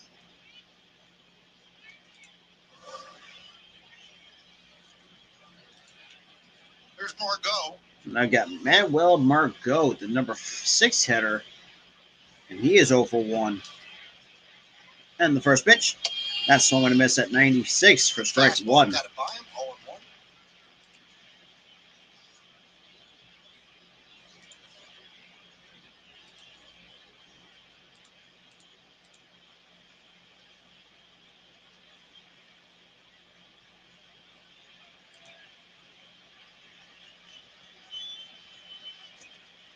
And here comes the 0-1 pitch from Montiel. That is skipped in the dirt. 1 ball, 1 strike to Manuel Margot. Right now, we're up 1. We're still holding a 1-run lead over the damn Nationals. Let's be real. Like I said, Thor. I say don't bring the. I know. So right now we're still holding a 1. Like we're up 3-2 over the Nationals. Coming off a. Right-handed batters, it's a slider. To lefties, that backdoor cutter. Just holding, right now, just try to right the ship, basically.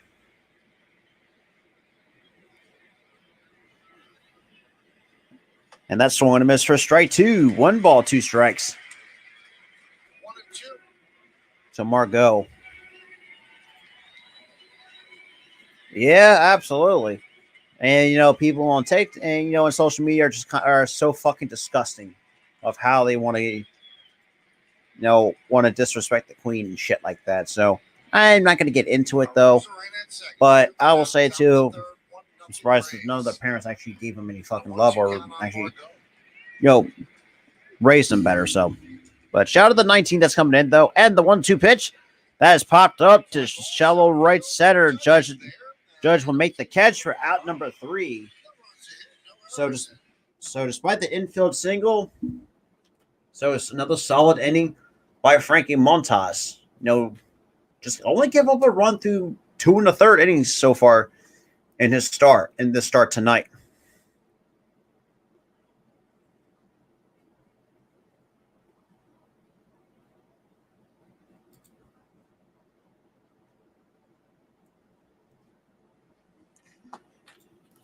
Oh boy.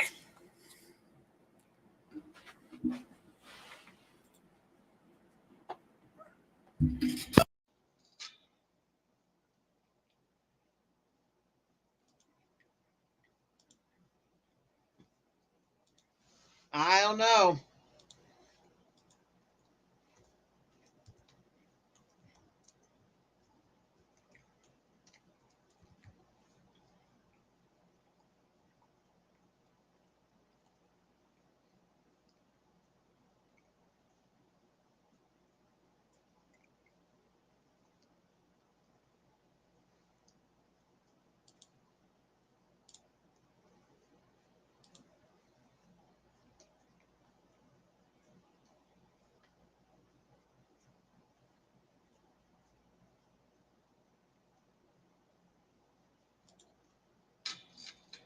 But shout out to the 15 total viewers coming in. I greatly appreciate everybody coming in.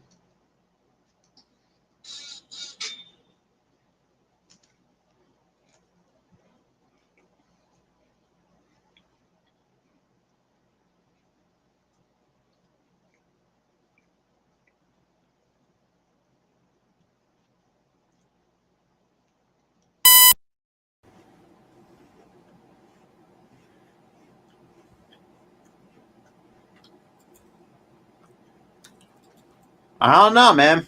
I really don't know.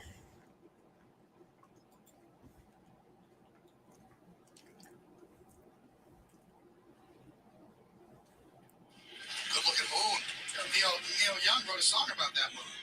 Did he? Harvest moon. Harvest moon. That is the harvest moon. So now to the bottom third we go. It's that time of year. So you got Hishioka Gonzalez at the top of the order and the first pitch. That is gonna that's gonna be a foul ball. Just foul, not by much. So it's no balls on the strike for Kyle Hishioka. You're an expert on moons. You've had a lot of moon commentary over the years. I went right to Google for that one. It seems like it's that time of year where, after the summer, it's the harvest time. That's the harvest moon. See what we got, what we grew. Yep, I just saw the scoreboard. Nice top foul. So no balls and 2 strikes. Absolute favorite Neil Young song. It's just a beautiful song. You've never heard it. Check it out. The Harvest Moon. I'm not surprised. The dude's too fucking good. Even at the college level, I will admit that I enjoyed watching Pete Alonso when he was at Florida. Because for me, Vanderbilt is, when it comes to college baseball, it's my school for college ball. Megan the Stallion. I mean, it's just one end of the spectrum to the next. Nicki Minaj. Yep. The 0-2. And that's going to light into a left front base here for Kyle Hishioka.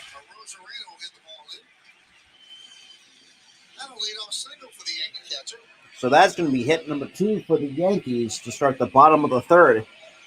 Hopefully, if the Yankees don't fuck it up, this should be an opportunity to try to string some hits together. But stays through it long enough. Watch him stay on it and through it, reaching.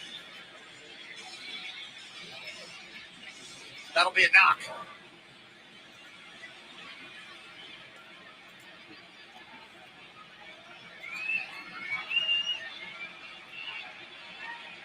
I got Marlon Gonzalez now coming up. the number 9 hitter for the Yankees. On the first pitch, swings and misses for strike 1. So 1 ball or no balls in a strike to Marwin Gonzalez.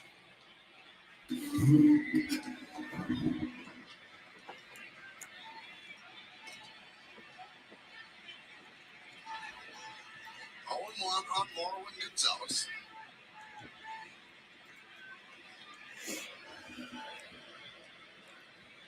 And the 0-1 pitch. That's swung and missed for strike 2. Now take this in the rest of this baseball season because it was announced today. These shifts are going away. You have to have 2 infielders on each side of second base. They have to be on the dirt portion of the infield. They heard you, see? That's legal. Yeah. That's legal right there next year. Just, you can get as close to second base as you want without going over the line. Can't go on the outfield grass. Can't have 4 outfielders. And the 0-2 pitch. Swings and misses for strike 3. That is strikeout number 3 for Drew Rasmussen. Also a pitch timer, 15 seconds when bases are empty, 20 seconds with runners on base, only 2 step-offs or throws, and then the next one, the guy goes to second. Bigger bases, so from first to second, it's going to be 4.5 inches shorter of a ride, and then the shift restriction. For the headliner, obviously the pitch clock at the top there. That has shaved almost a half hour off of minor league games this year. Here's Judge. And we got Aaron Judge, returns to the top of the order. And the first pitch, swings and misses for strike 1. So there's no balls on the strike to Aaron Judge. He is 0 for 1 with a strikeout back in the first. So far, a 302 average, 55 homers. For his, let's be real, making the case for the MVP conversation. And the 0-1 pitch misses outside. 1 ball, 1 strike. The envelope just a little bit. Outside,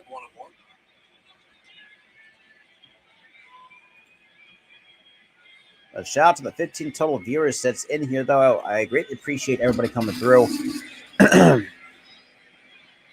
Counts now 1 ball, 1 strike to Judge. And the pitch. That is just missed. Just missed a fastball right down the middle at 97, but fouls it off. Now it's 1 ball, 2 strikes. Just right. They don't like how it calls all pitches yet. It just screams out to me that there's a hybrid challenge system being discussed too as well that probably will be in the running when they do potentially make a change in terms of how you call balls and strikes. 1 on, 1 out, 1-2 count on Judge. All right, and the 1-2 pitch. And Judge lines it to the left. And erases the ring with the next diving catch for out number 2. That looked like I saw a bounce there, and it was a late call from the third base umpire. And looks like Rosarena might be hurt. He might have rolled his wrist trying to make that play. Higashioka thought he trapped it. The third base umpire said out. Let's see. See if he did. Yes, he did. That's a trade. Yeah, that's a base. Should be a base hit for Judge. New York is challenging the catch for an out in left field.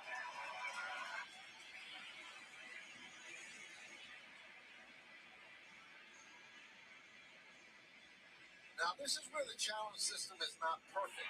So, if he traps the ball and it's called a trap, we've gotten the force at second. So now the umpire has to play suits there. What would have happened if? So they probably give Judge ahead and just move Higashioka to second. Yeah, that is the only call to make here. Yep, Asia. They're actually so Boone actually are challenging it because that ball bounced on the ground and went into Rosarena's gloves. Higashioka's already walking to second base now, and Judge is standing on first base.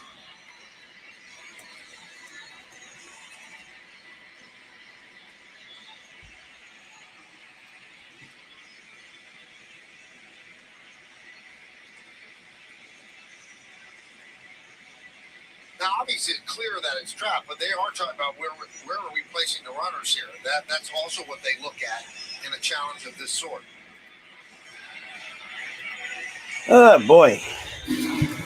After review, the ball has been overturned second.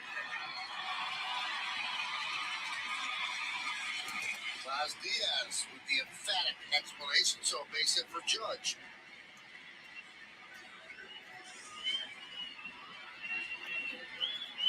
Got some grass in the belt.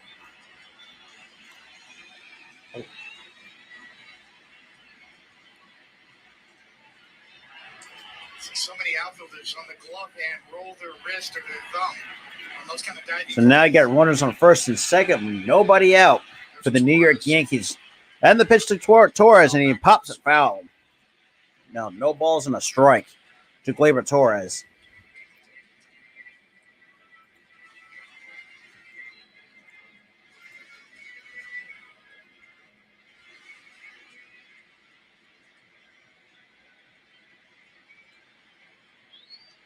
Shout out to the 19, though. Welcome, everybody. And the 0-1 pitch misses low. 1 ball, 1 strike. If Gleyber Torres can find the gap anywhere here, Judge has got almost a running start off of first base. KJ Choi is way off the line there, as you see, and Judge can almost get as far as he wants. So anything in the gap, he can score. And that's on the outside corner call, strike 2. I don't know about that call. I can tell you that much. Scouting report was pretty accurate on Laz Diaz. Yep. And you got Aaron Hicks now waiting on deck.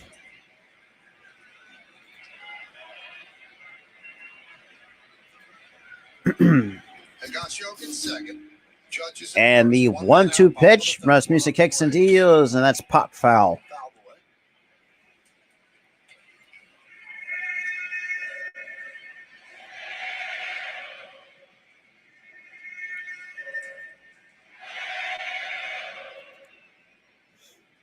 Shout out to the 21 people that is in here, though. Welcome, everybody. Welcome, welcome, welcome. Especially for those who are coming to the Facebook side of things. I greatly appreciate that. And the 1-2 pitch once more to Torres. That's swing and a miss for strike 3. That is strikeout number 4 for Rasmussen. So it seems like the Yankees are trying too much. Right on up the ladder, out of the zone. 4-seam spin. There's a high fastball, and he gets it right underneath the bat of Torres. Seems to always work all the time, and just right by. A step ladder to get up and hit that one. Above the letters. Yeah.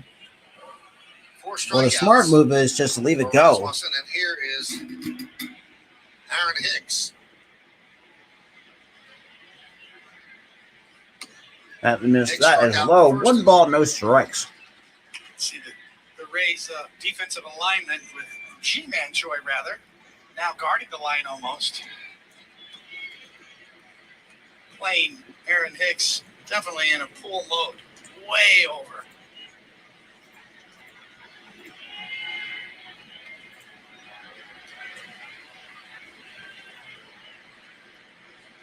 That's fouled off. Even to count 1 ball, 1 strike.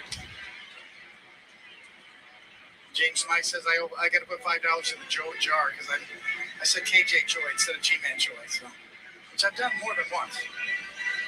What's making you do that? I think they're probably my golf. PGA Tour. Yo, what up, Rod? What up? What up? We'll spend the $5, Rod. Shout out to the 18, though. Welcome, everybody. Counts even a ball on the strike and the pitch. That is shot foul. 1-2.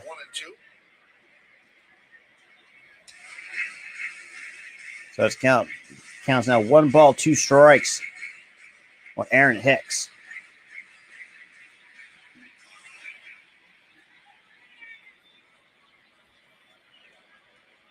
To use golf terminology and Hicks' swing, he needs a little more lag. Paul O'Neill talks about, especially from the left side, getting around the ball, almost a casting motion in golf terminology.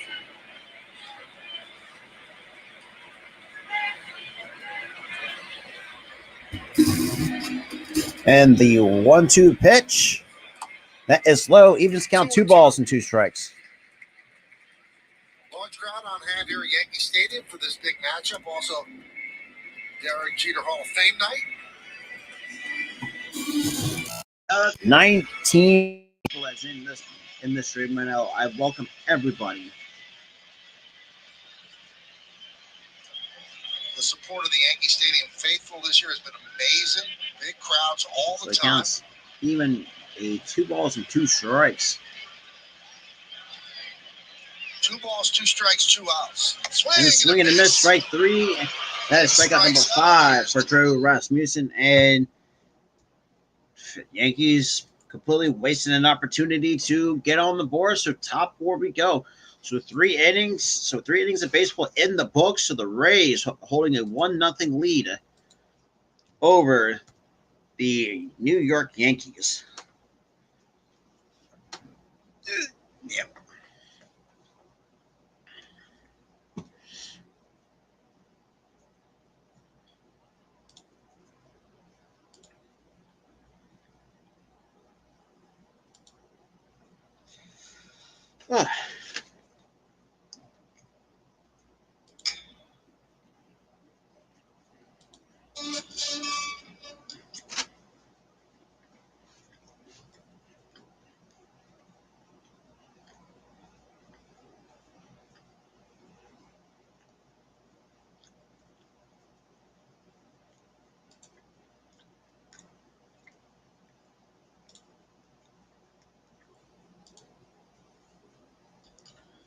Oh boy.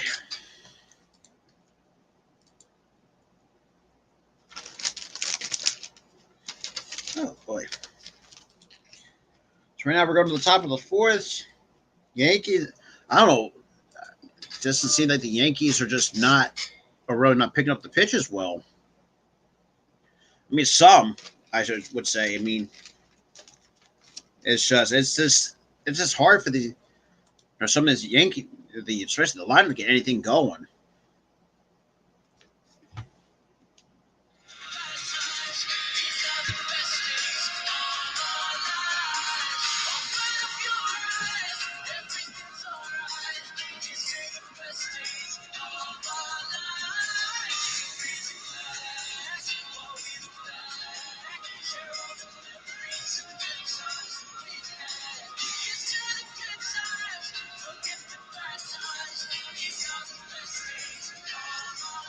Derek Jeter honored before the game, a beautiful ceremony put together by the Yankee organization, and the Steinbrenner family's donation to the Turn 2 Foundation, which does such great work, $222,222.22. And you love to see it, though. That meant a lot to you. You won 4 of the 5 championships with him, David. Yeah, I mean, it just really felt like a coming home party. Welcome home. Yeah, that's over the last several years, and of course with Derek. So Montes will start the top of the 4th. The first pitch. That's chopped on the ground to short. The ground ball was short. Easy throw for out number 1. So 1 pitch, 1 out to start. That's the thing that was special about tonight. He even alluded to it to you, saying that he hopes to see a lot more of Yankee Stadium and the Yankee fans. And as we mentioned earlier, it's been 5 years since. Now I got G-Man Choi coming up with 1 out here. And he is 0 for 1. Situation.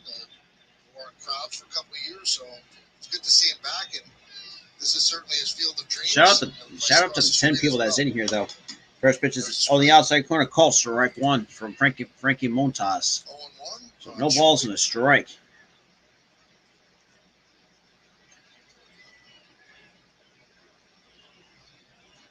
And the 0-1 pitch. This is outside. 1 ball, 1 strike.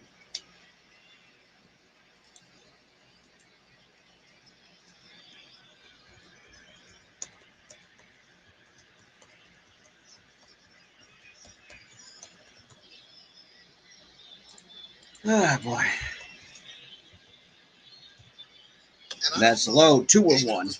If it was because most people were in their seats for the ceremony, or if it was a night scene, a night game, because Old Timers Day is always a day situation. But when John or I announced something, I mean, just the roar for CC Sabathia and Posada and Pettit and Mo and And Joe Torre, who's And just that's amazing. started off I mean, 2 balls like, and 2 strikes. we haven't seen you in so long. That A sort of shout out thing. to the 16 Yes. people that's in here.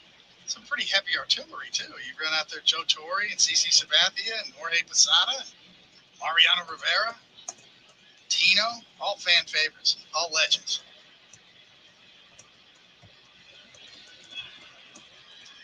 2-2. And the 2-2 pitch skips in the dirt. Pretty 3 impressive balls and 2 roster, right? strikes. Think about it. It's funny because when I was walking, we have to leave through the Rays. Counts out 3 balls and 2 strikes. All that good stuff. We said hello to Kevin Cash, and Kevin Cash said to John Sterling, he said, "It's a pretty good lineup out there." Yes.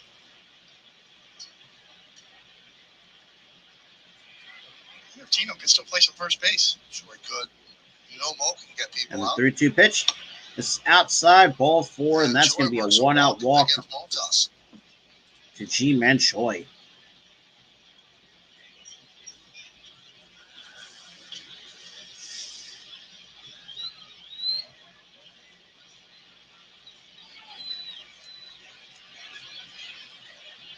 So here's Montas against Jose Siri. The fly ball right in the second inning. So I got Jose here. He's 0 for 1 with a fly out back in the second. But shout out to the 14 that is it still tuning in, still sticking with me. And the first pitch, Montas takes and deals. That's in the inside corner, called strike 1. Well, there's the lineup. And a pretty good manager, too. You got 2 really outstanding left-handed starting pitchers, a good catcher, good first baseman, best closer in the world, a Hall of Fame manager. You'll win some games there. Pretty good. It's either that or a Just for Men commercial potential right there. Some grays going on there. And that's popped up Popped up. to shallow right and makes the catch for out number 2. 2-way. So that's 2 outs here in the top of the 4th.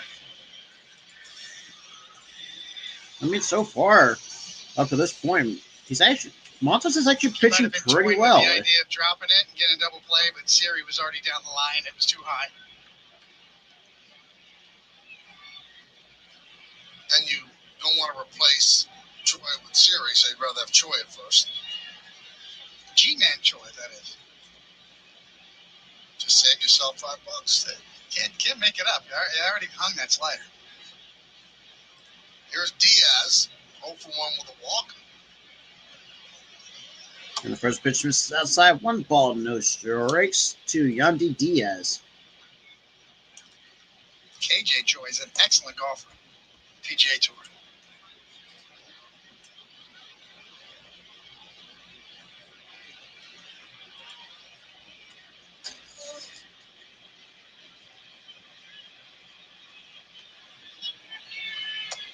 That misses apparently outside, 2 balls and no 2-0. strikes.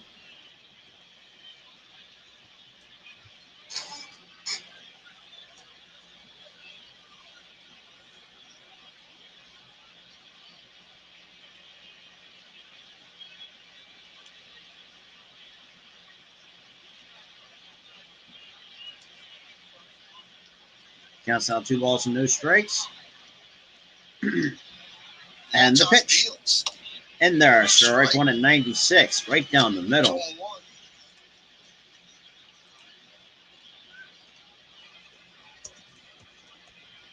Well, the Rays scored a run in the first inning so far, holding up as they lead 1-0, top of the 4th. Rays with 4 hits, the Yankees with 3. First of 3 games between these two Counts teams. 2 balls and a Final strike, games of final and the regular pitch. season. That's in there on the inside corner to even the count, 2 balls and 2 strikes.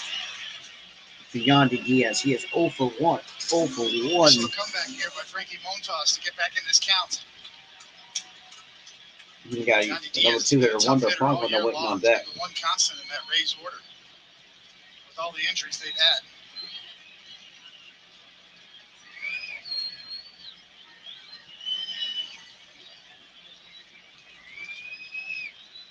Peeks over at the runner, straightens, and the And the 2-2 pitch. And that's lined into center for a base hit. That's going to be a 2-out single for Yandy Diaz. So the Rays now have runners on first and second with 2 men gone here. And then you have the number 2 hitter, Wander Franco, coming over there. 319 batting with 2 average runners coming on. into this game on the road. He's the 5th best in the league this year. He can work a count. He can get on base. Line drive style hitter.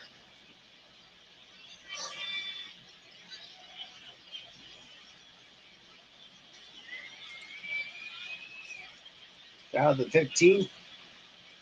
There's Franco. And the first pitch to Franco. Franco with This a is rehab in there, assignment at striking on the AAA. outside corner. And he was 6 for 11. On a back for a breaking ball. By Especially when you're Montas. starting a series at Yankee Stadium on a Friday night. All right.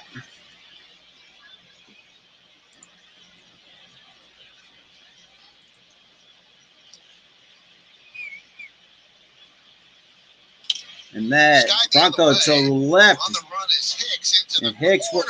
will not It's a make the fair catch. ball. Hicks doesn't know it's a fair And that's going to be a ball. And then 1-run the score. And second that's a runner weird score. play. So a 2-run double for Franco, and it's 3-0. So Ray, wow. Hicks, you moron. You have to catch that. So that's going to be 2 runs coming across for the Rays. Over in the corner. And there you go. The disappointment and then the realization that it's still a play.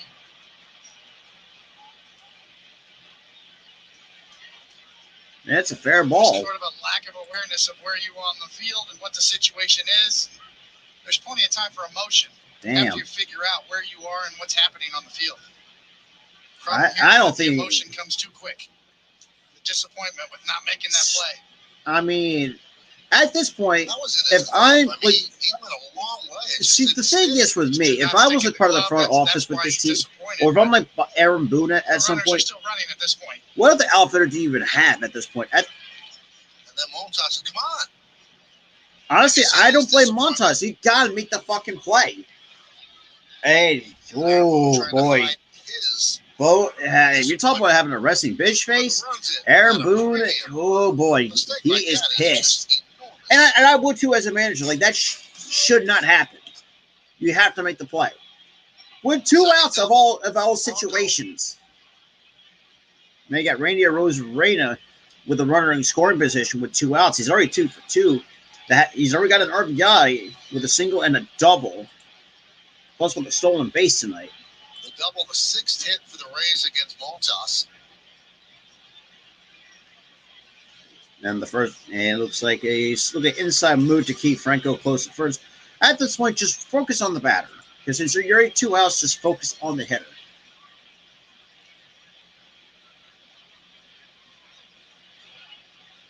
But yeah, it's unreal. And the first pitch to Rosarena.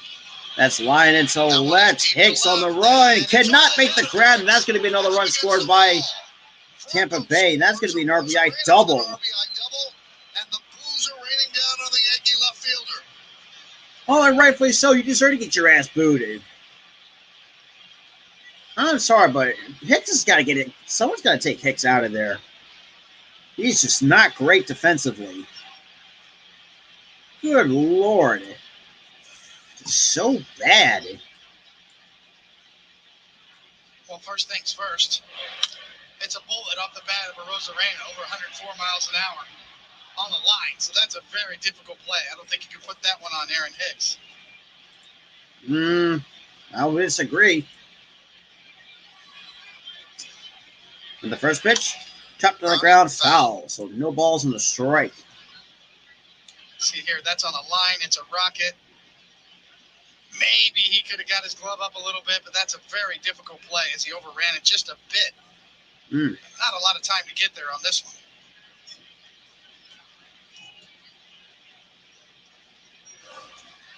So now got no balls in the strike to Harold Ramirez. He is 0 for 2. Rays. That's in the dirt. 1 ball, 1 strike. It's just your point is so salient, though, Michael. And Yankees need to play really clean games and keep the games close because they're obviously compromised with all the injuries to their lineup. These are the type of innings that are just killers. Well, I mean, killer's an understatement. Good Lord. Staring at a 4-run deficit now here in the 4th inning. Still trying to get out of this inning with another runner in scoring position. Started with a runner on first and 2 outs. Single, double, double. And the 1-1 pitch. This is inside, 2-1. 2-1. Counts now 2 balls and a strike to Ramirez.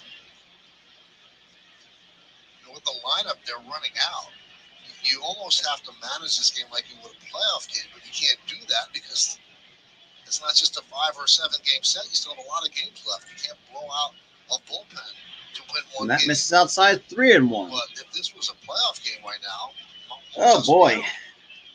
You would see the bullpen absolutely in order, working. But you're right, Mike. We just can't do it at this point. And the Yankees have yet to name a starter for Sunday. Tomorrow it's Kluber against Tyone.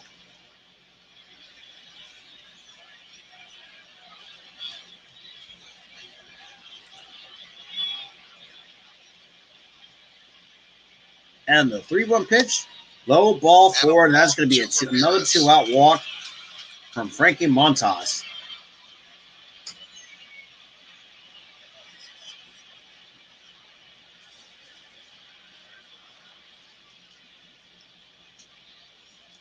Four runs, 7 hits, and 1 error for the Rays. 0-3-0 for the Yankees. So now I got Brandon Loudon coming up. With runners on first and second. It's a 4-0 game. With 2 outs here in the top of the 4th. We're getting really close.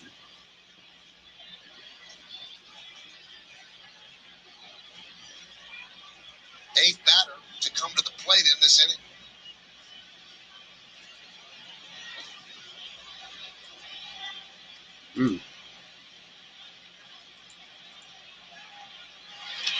And throw over. You keep Rosarena closer at second base. As a Rosarena down back.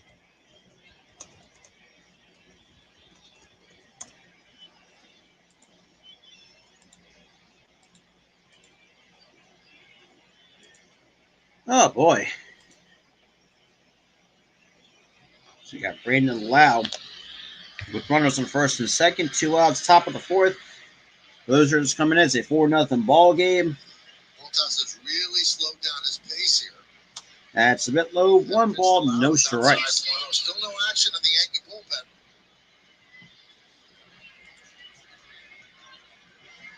Just to give you an example on those 2 plays on Hicks, the first one that he dropped was a 75% catch probability according to StatCast. The second one, the line drive over his head, was just a 40% catch probability. And that's fouled off. Even to count 1 ball, 1 strike. The first one, he had to run a long way to get to the line. He had time to get. Shout out to the 17. I greatly appreciate everybody coming in. And yeah, just seeing what a complete shit show. Just what pretty much what Aaron Hicks has done. Line drive over his head, much tougher play. A Rosarena at second. The count's not a ball and a strike to Brandon Loud. And here comes the 1-1 pitch. And Loud pops it up to the third base in foul territory, and that's going to be caught for out number 3. However, the Rays, as their top half of the 4th concludes, so they put 3 more runs on just poor defensive work by, let's just be real,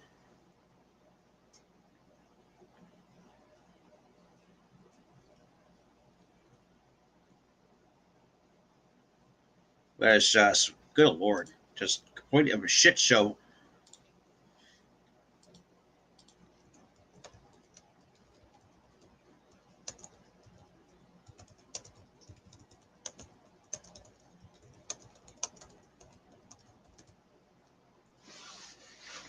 Oh boy.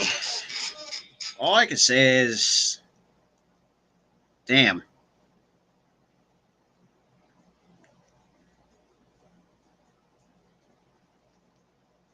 It's ridiculous. Like, you would think, at least try to make some simple plays, but unfortunately, that comes back to bite you.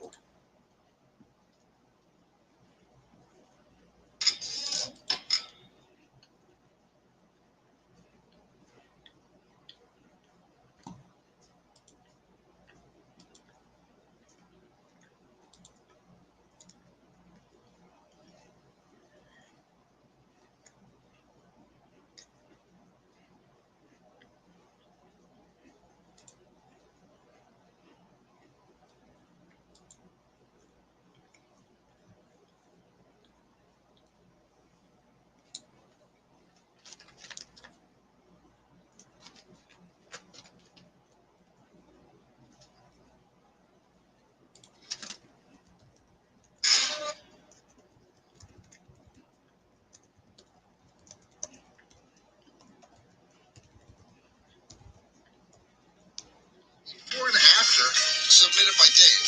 Some things have changed over the last 10 years, but he and his son still love going to Yankee games. So bottom foot to go. So the Yankees gotta, at this point, play even more catch up. Pinstripe Pride, post your picture to social media to reflect your love for the Yankees, and we might spotlight you in a future game.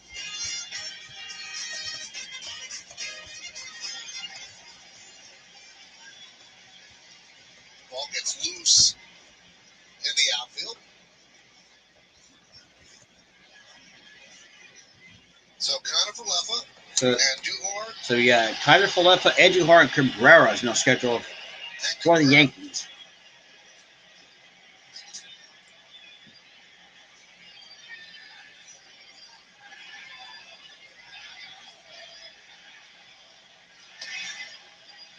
And there's a strike. IKF with a ground ball to second and second.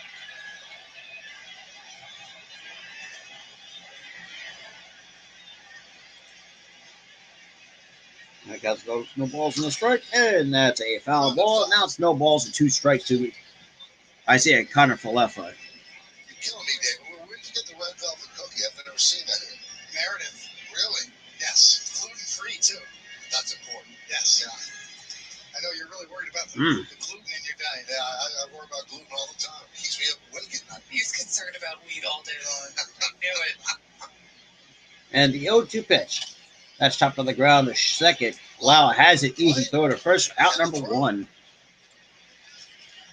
down.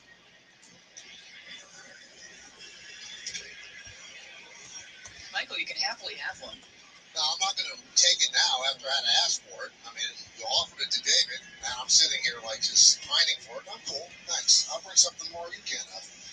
They're sitting in the back of the booth for anyone to Oh, boy. Shout out to the 11, though. Greatly appreciate everybody coming through. Just seeing, let's be real. It's all about the melt. I guess, Now I know, and knowing is half the battle. the first pitch, stopped on the ground, foul. Fucking Aaron Hicks with a meltdown. Good Lord. And I know that store is around where you live. And I know they got a second or third mortgage to buy food there, so I did want to just take the cookie without asking. I was trying to be generous and treat the people in the booth, Michael. It's a great store. Thanks for not naming it, so now people don't know where I live. I appreciate that. That could have been bad.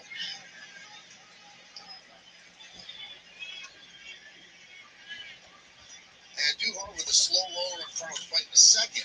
And that's popped up behind the plate, and that's going to be out of play. That makes sense. Nice catch.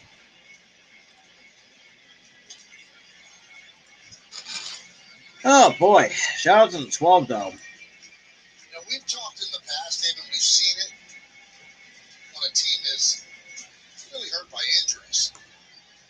And Aaron Boone has always preached that a next man up mantra. But there aren't enough men to step up. I mean, there's so many important people that are on the shelf. It's hard to. And the 0-2 pitch misses outside. 1 ball, 2 strikes. What you dreamed of in spring training. Well, you know And Miguel Andujar, he is 1 for 1. You're working out different players at first base who've never played before the game. You're up against it, trying to find enough players for positions that they haven't played. That's low 2-2.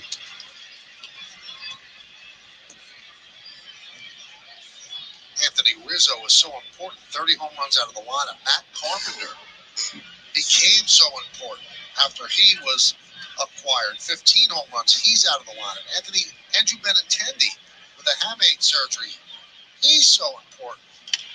And that's on. And still 2 balls and 2 has strikes. Stanton that's trying to come back from the Achilles issue that he had. Oh boy! So the injury report. Yeah. So the Yankees have 10 pitchers on the injury list, 7 on the 60-day IL. We got 5 position players out. You got LeMahieu, Rizzo, Benintendi, Carpenter, Bader, or on the IL, and you have 2 others on paternity leave. And the pitch, and Andrew Hard drives it to right center, and that's going to be caught for out number 2 by Wander Franco, or by Jose Siri, I should say. And they seem to be hitting their stride now as they start to get healthy again.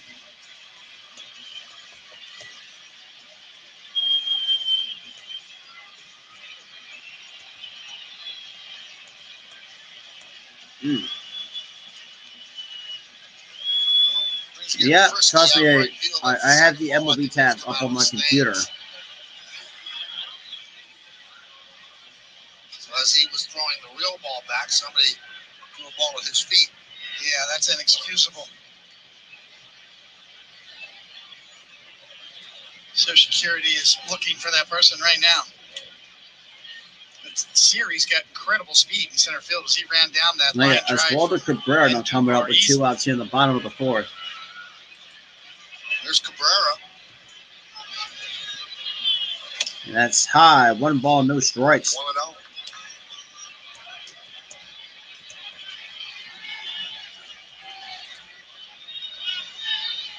A shout out to the 12, though.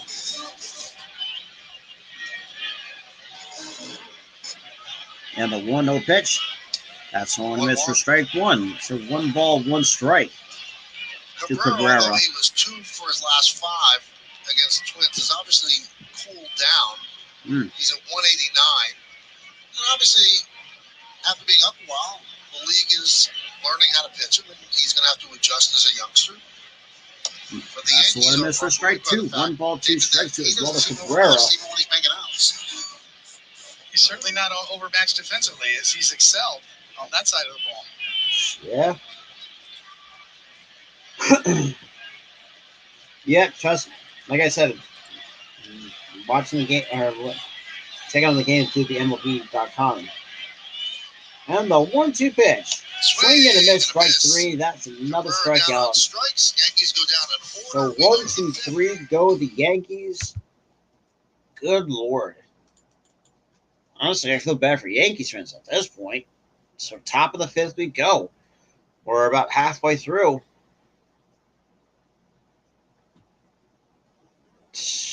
Yeah.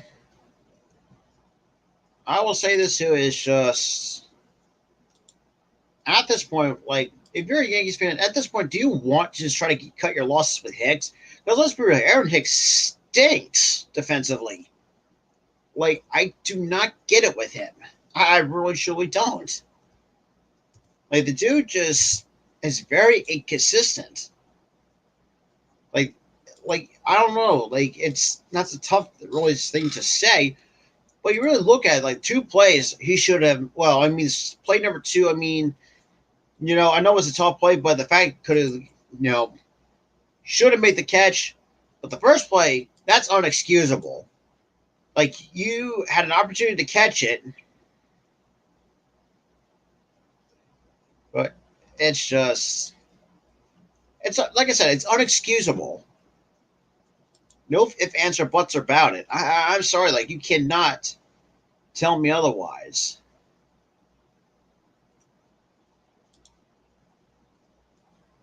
But yeah, but that's well, Phillies are the most definition of inconsistent. I mean, shit. But I'm talking about players, though. That's the thing too. Like when it comes to players, didn't like what he saw out of Hicks in the outfield. Hicks out of the game. They put Esteban Florial. So Florial is now coming into. This is the reason why Hicks had to run a long way, but lost awareness on the field and just gave up on the So play. Florial is going to come in and for Hicks' spot. And this one, a line drive over his head. First one was 75% catch probability. That one was 40%. And you have to wonder if Hicks' offensive woes are being taken out on the field with them defensively. And maybe that's why Aaron Boone made this change.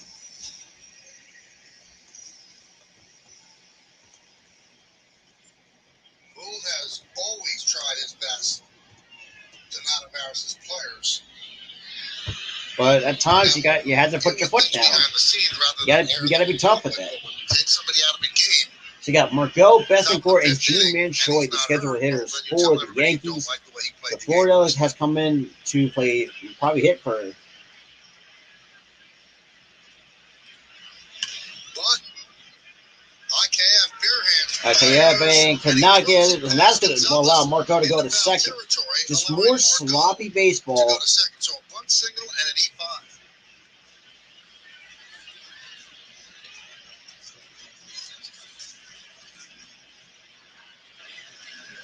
Playing back, you can see how deep Kiner Falefa is, and his only chance was to try to barehand it, but even then, probably didn't really have a shot. See, Margot was probably going to beat that out anyway, and because of the wide throw, now is going to get to second base. Well done on the execution part by Margot.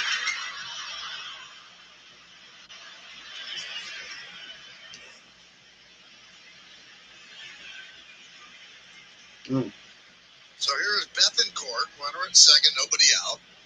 So now it's a single E5.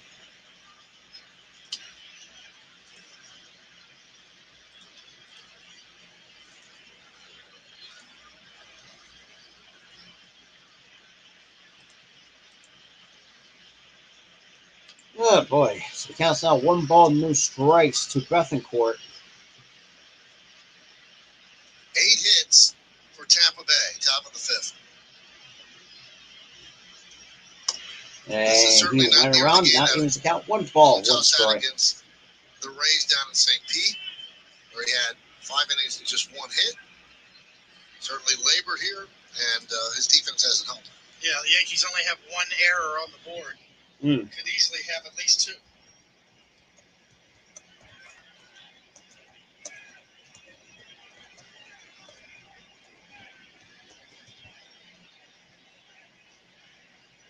And the 1-1 pitch. That is low, 2-1.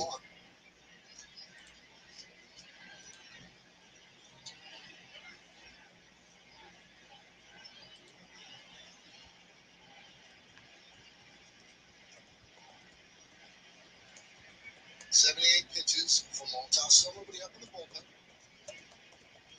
Margot leads off second. Yeah, but you got to blame Robertson for that. And the 2-1 pitch, that is fouled off. Even the count, 2 balls and 2 strikes. They were not going to get into an account where Montas would be able to put to away Christian Bethencourt. Splitter, so they were jumping on pitches early. First time through the order, and it was pretty effective. Very aggressive team. I give Margot a lot of credit. That was the perfect time to try to lay down and bunt for a hit, leading off here in the 5th inning. Forcing Montas now to work even harder.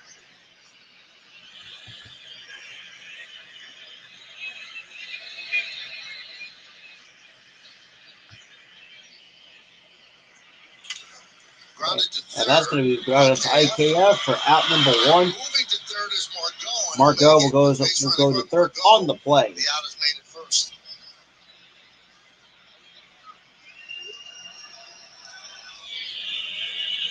A very heads-up play. Damn. As Margot knows exactly where he is on the field, and he reads Yeah, Kiner I mean Falefa. we finally found success against Sandy. And by moving to third, that forces the Yankees to bring the infield in. G-Man Choi at the plate.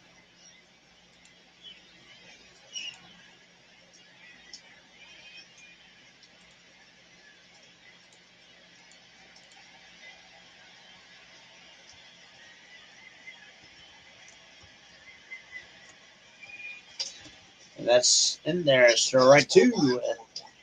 Or sorry, strike 1, I should say. No balls and a strike to G-Man Choi. He's 0 for 1, but also walked back in the 4th with a run scored. Obviously, on that play that Aaron Hicks kind of botched.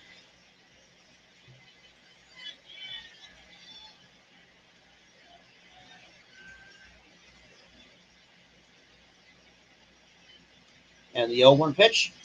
This is high. 1 ball, 1 strike.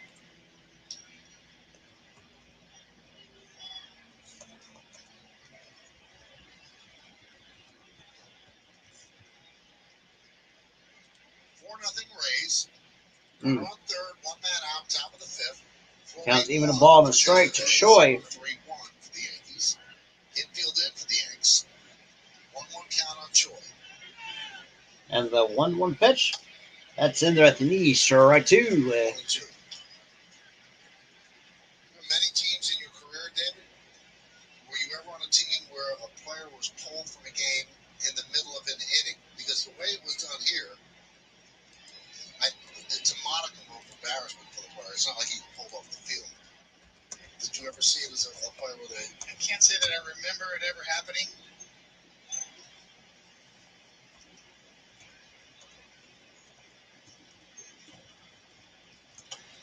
And that's low.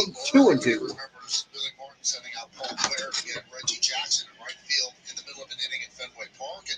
And in Mets lore, Gil Hodges went out to get Cleon Jones. So it's been done. And that would, I would think, would be the height of embarrassment in the middle of an inning.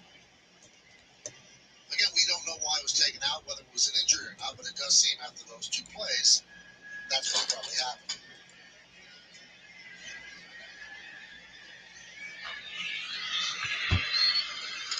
And the 2-2 pitch. Swing and a miss. Strike 3. That is strikeout number 2. Well, we've heard Paul O'Neill talk about that. That when you're really struggling offensively, that you can take it out defensively with you on the field. So we see Montas right on by with that 4-seam fastball. As you said, KJ G-Man Choi, another 5. That's $5 more. G-Man Choi on by upstairs. But when you really get down as a player and you're not doing what you think you should do offensively and you take it out on the field with you on the defensive side, it shows up.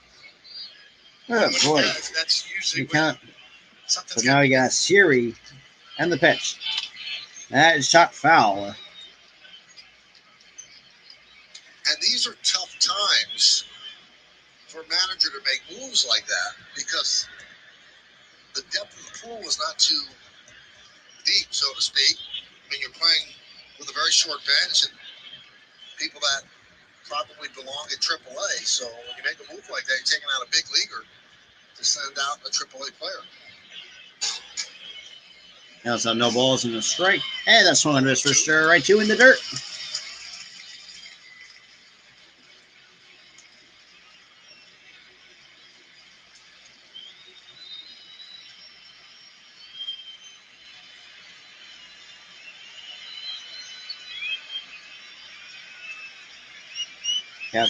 Now no balls and 2 strikes. Near the top of the 5th. Yankees now score to the Rays. And the 0-2 pitch. That is skipped in the dirt. 1 ball, 2 strikes. There was a time when I was pitching for the Mets and I argued with the umpire on first base and 2 runs scored. So I certainly I've been in that spot. I think Davey Johnson would have taken me out of the game, but there was nobody warming up in the bullpen. So you can't take out the starting pitcher unless somebody's ready to come in. So yeah, to answer your question, that should have been me probably.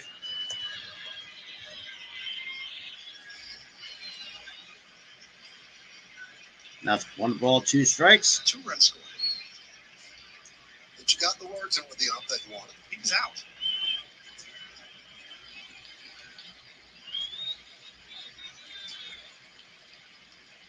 One, two. Swing and a miss. Strike 3. That sets down the Rays in the top half of the 5th. So bottom of the 5th we go. The Yankees got some work to do.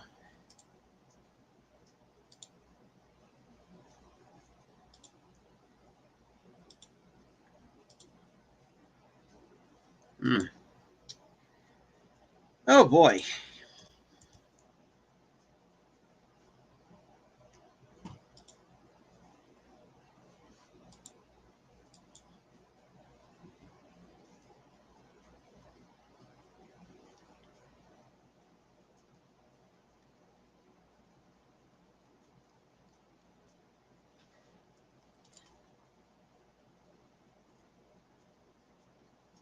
Boy.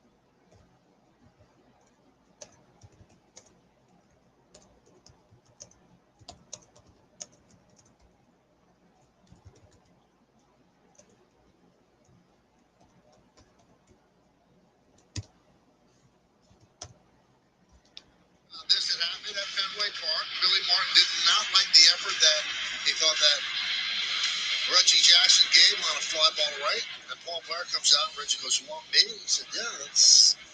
And then this happened on national television when the Saturday game of the week was watched by everybody. And if not for the late great Elston Howard, this could have escalated. Ellie got between the two of them. Shout out to the 11 though. For those who are just coming in, the Rays are up 4-0. 77.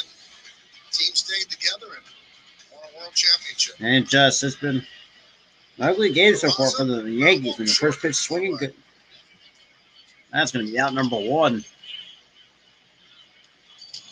Perhaps the biggest advice on that day, the best advice on that day, Fran Healy went back into the clubhouse and told Reggie, "Go to the hotel." Because Reggie was standing, waiting in the clubhouse at the end of the game. He was going to confront Billy. And Fran said, "Just go back The shout of the 13. hotel. You don't need this." Fran Healy's a smart guy. He was very close with Reggie.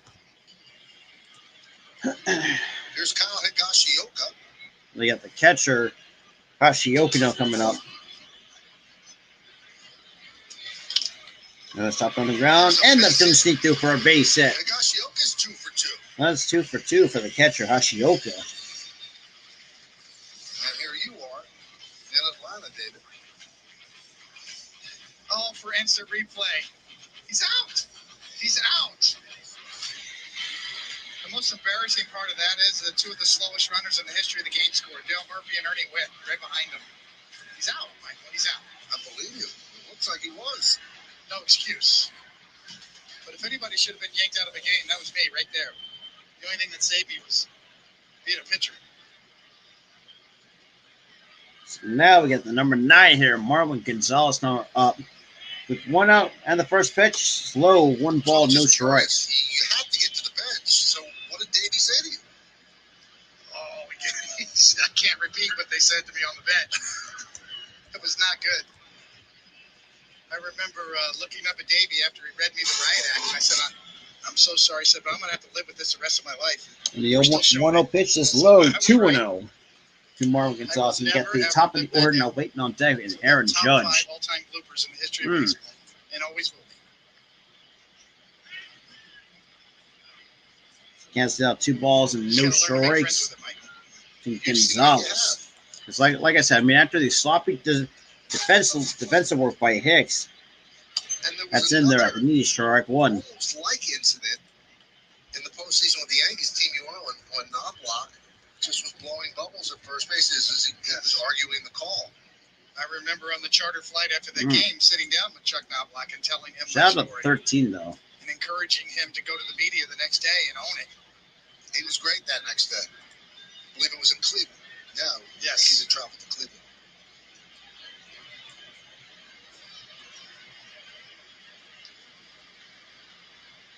So Rasmussen gets set, kicks and deals a 2-1 pitch. That's top foul. Now evens the count, 2 balls and 2 strikes to Marwin Gonzalez. Here's the play. Travis Fryman with the bunt.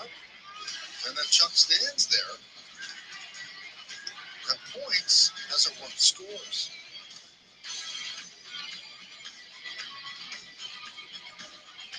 Now, yours looked like you were out. I don't think that he had a legitimate beef there. I mean, that's always the very ambiguous call there. Is he supposed to be in the box, the base runner? Was he running in the grass? We've seen that called either way there.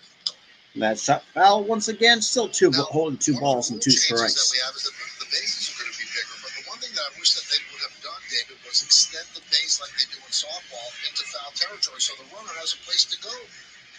Just look at the gymnastics that a runner has to do to run in that lane and then touch the bag. Yes, especially on those plays like that where the catcher or somebody has to throw the ball right up the line around the runner.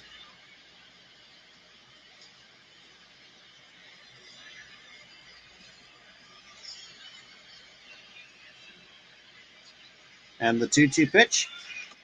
And Gonzalez holds. Now it's 3-2. Great rule change for the safety of the players. Don't you think, David, that one of the offshoots of only 2 throws to first base, 20 seconds between pitches when there's a runner on? I mean, people running wild on the bases. We'll see. Shout out to the 14. For those who are just coming in, it's a full count on Gonzalez. Yankees are down 4 to the Rays. Interesting to see how organizations try to game the system now. And did he go? Yes, he did. And apparently they say he went. That's maybe strikeout number 7 for Rasmussen.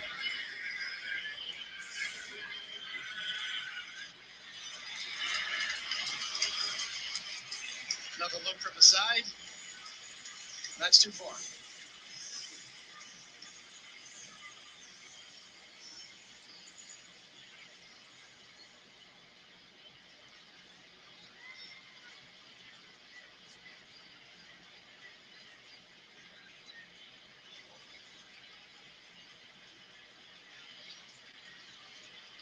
Oh, boy. So you got Aaron Judge in the first pitch. That is chopped foul. So no balls and a strike to Aaron Judge. He is 1 for 2 with a single back in the third. Struck out and then lined it to left. It was short hopped by Rosa Reina. The third base umpire, Nick Morley, called out Judge. Yankees challenge. You can see it was short hop, so he got a single out of it.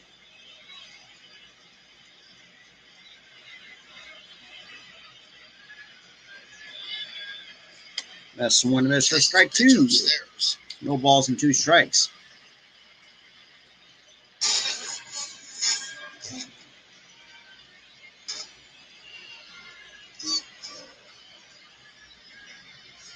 The Rasmussen already had an account, no balls and 2 strikes here in the bottom of the 5th. The August American League Pitcher of the Month.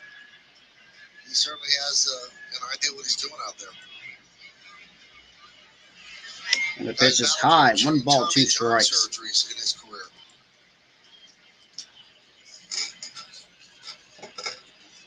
He's filled up the strike zone tonight. 54 strikes out of those 73 pitches. But he did flirt with a perfect game a few starts ago. And the 1-2 pitch. And that is low, 2-2. Check swing.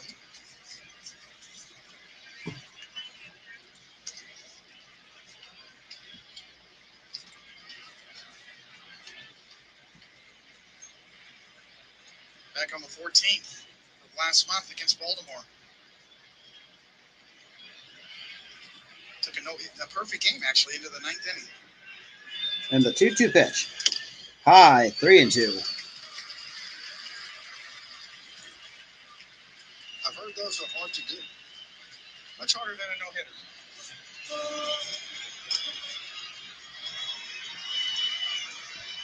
Ay. Crowd trying to spur on Judge. 3-2 count, 2 outs. And we get time called here before the 3-2 pitch. Sure about tonight after the Derek Jeter ceremony.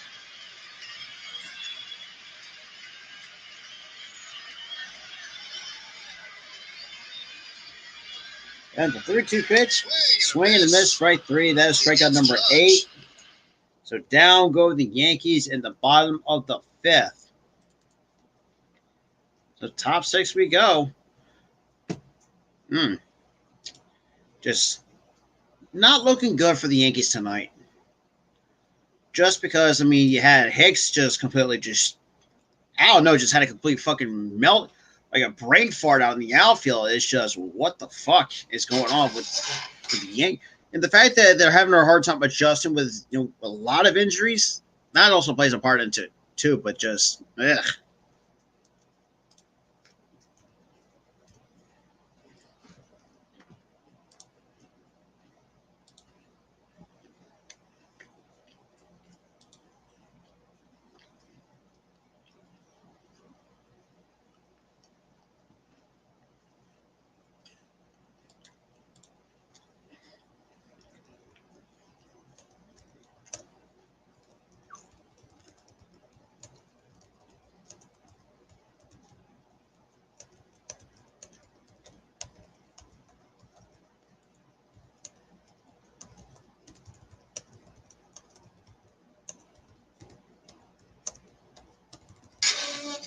Mm.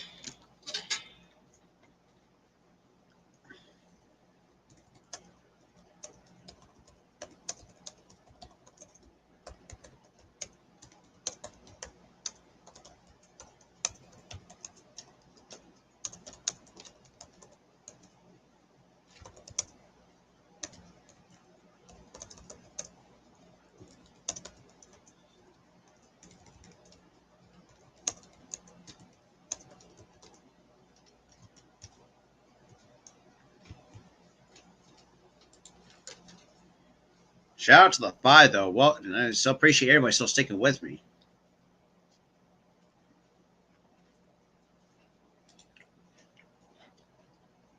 To take on Patrick Mahomes and the Chiefs right here, only on Prime Video. Does your football allegiance stay in Kansas City? Yes. Patrick Mahomes, too. Well, that's an easy guy to root for. A very easy guy to root for, including his father, who had a nice career, like a 10-year career as a major league pitcher as well. Played with the Mets for a minute. Shout out to the 7. Montas has thrown 89 pitches. We go to the 6th inning. It's 4-0 Tampa Bay. It's already bad enough that Montas is actually pitching his ass off, but the defense behind him, especially in the outfield, especially mostly for Aaron Hicks, can't do jack shit for him. And a strike. That's in there for strike 1.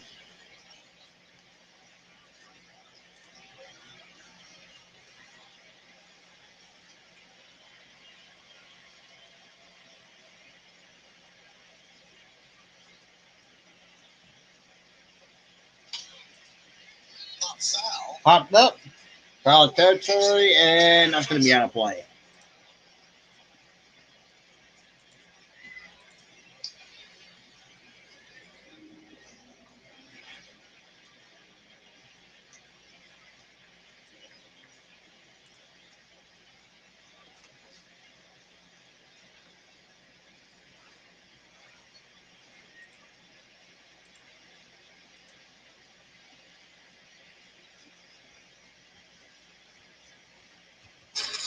In the pitch.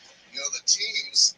And the dirt, 1 ball, 2 strikes. The Yankees and the Rays. Well, there's pressure on them tonight because they know they're going to gain on somebody. So you've got Baltimore now moving ahead of Boston 3-2. Boston was ahead 2-0 for a while. That's at the top of the 7th inning. And Toronto leads Texas 3-1, bottom of the 6th inning.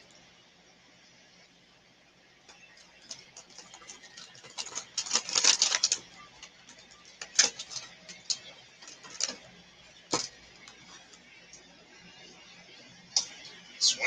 That's swing and a miss. Strike 3. Strikeout number 4. One away.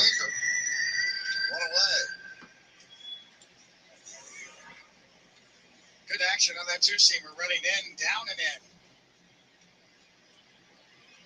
A tough hitter to strike out, Yandy Diaz.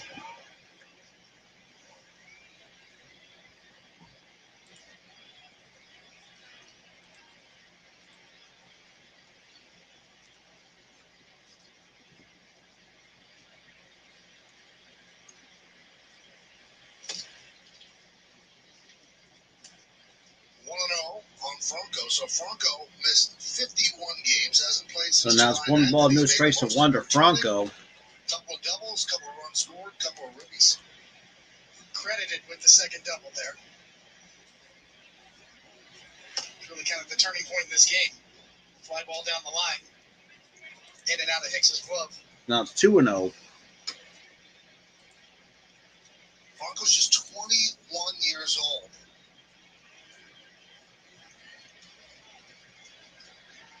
And the Rays have signed him to an 11-year, $182 million deal. That could become a 12-year deal. So they have locked him And up. that's fouled off. 2 balls in the strike. For a player of his level of talent. So 11 years, 182. Now, if he took that year by year, he's obviously going to gamble on health and maybe even ineffectiveness. So he's got that money he knows. But if he played it out and continues to be the player he is, he would have made more.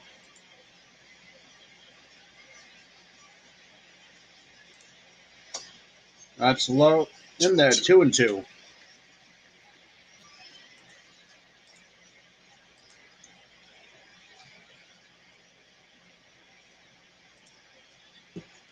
They grade players on a 20 to 80 scouting scale. 80 the best. He is looked at as an 80 hit tool. But you can't get better than that. The 2-2 pitch. That's top of the left, and that's going to be another base hit for Franco. It's 3 for 4 tonight. So 1 out single goes to Wander Franco. Well, on top of all that, Mike was a switch hitter as well. So from the left side, just put it in play. Break it down. Hit it where they ain't. Yeah.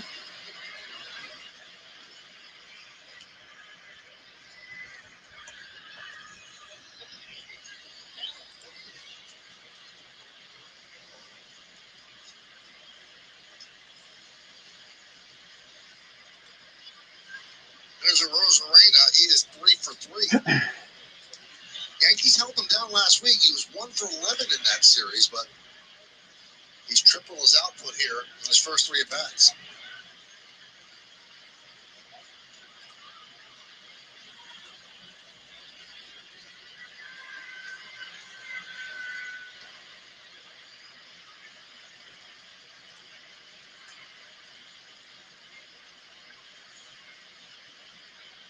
So now we got a Rosarena and the pitch. That's in there, strike 1 on the 95-mile-an-hour sinker for strike 1. No balls in the strike. Lucas Litke is up for the Yanks. So we got Lucas Litke. 9 hits allowed by Montas. He has certainly not been slapped around. 4 runs. Not a great outing, but it's certainly not falling under the heading of terrible. And that's low. He certainly has not had 1-1. the best defensive support, and he hasn't had any offensive support.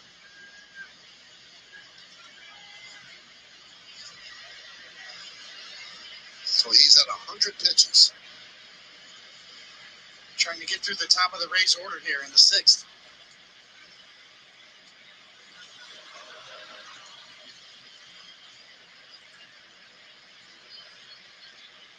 And here comes a throw over just to keep Franco close at first because Franco. Well, the highest pitch count inning, 25 in the 4th. Yep. He's at 11 right now with 1 out in the 6th, 100 overall.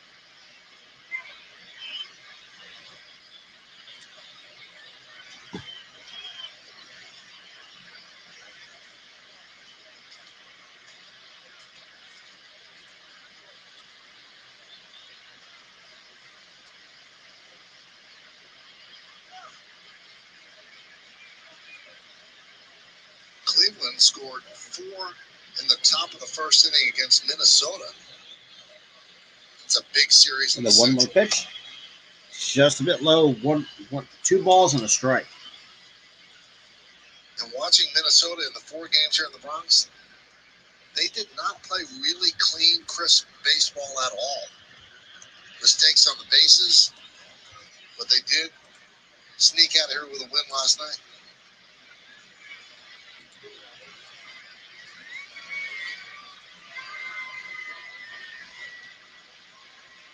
Timing is everything too in a 4-game series. If you're going to only win 1 game, the last one's the right one. You get on the plane, you feel good about it.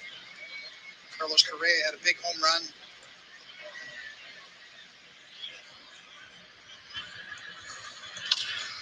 And that is Fly ball, right to field. shallow right. The Peraza. What's that? Cabrera makes the catch for out number 1, or say out number 2. Up in that series, Michael. I mean, the overall record over the last 20 years against Minnesota is just stunning. Different players, different generations, players come and go. And there's no rhyme or reason to it. Really doesn't make sense.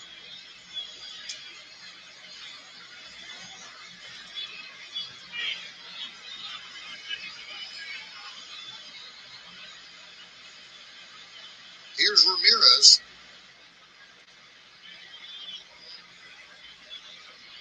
Now you got Montas already up to 102 pitches so far here, and they're still at the top of the 6th with 2 outs. In the first pitch, Yankees. where was that?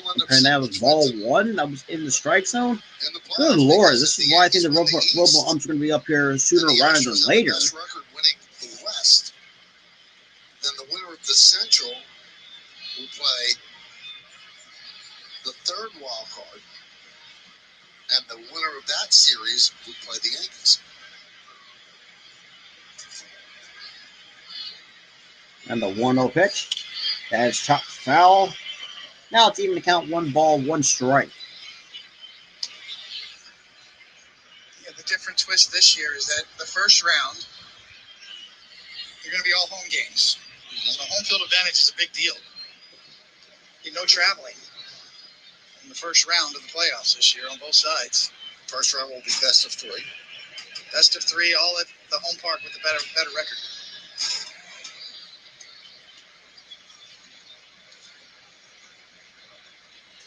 And the 1-1 pitch. That's low, 2-1. Now, if the wild card has a better record than the winner of the Central, the winner of the division still gets the home.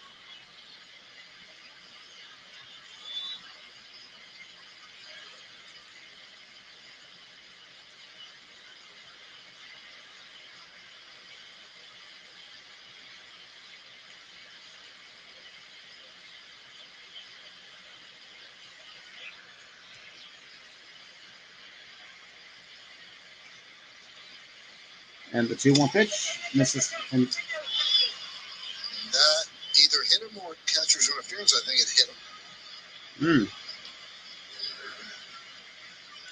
Looks like there might be a hit by a pitch, but looks like let's see. That's the way to get hit. Going strictly on sound. Laz Diaz behind home plate heard something.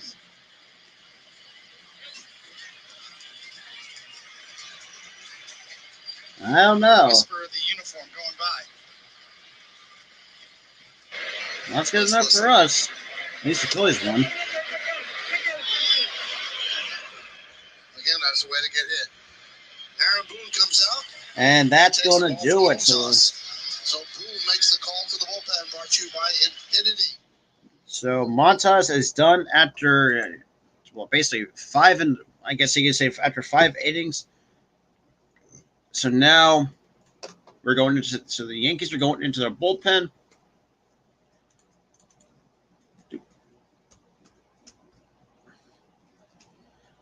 So Lutag is now coming into pitch, or sorry, coming in to relieve Frankie Montas.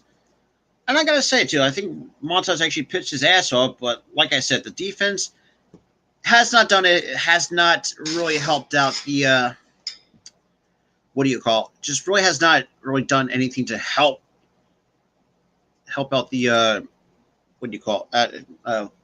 Goddamn Frankie Montas.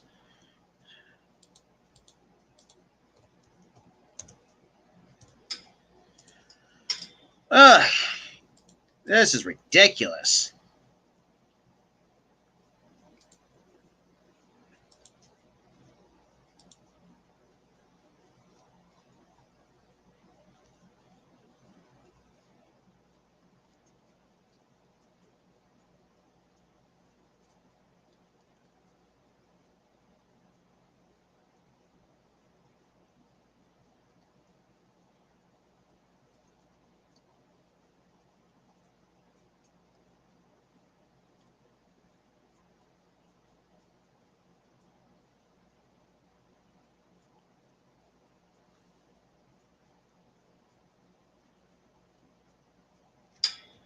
All right.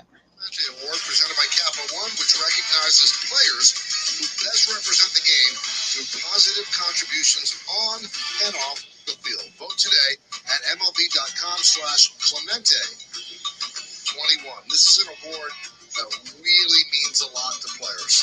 Well, so think of this, dude. Don't be surprised if the Mets come back and win the series. So even getting nominated for your team like Trevino. So I'll just leave it at that. Long toss, 106 pitches, 5 2/3 innings. Giving So up Luke, 4 runs, the runners on base, his responsibility. Turns it over to Lucas Lipke, who's pitched well. And the Rays go to the bench, pinch hitting for Lau as Isaac Paredes.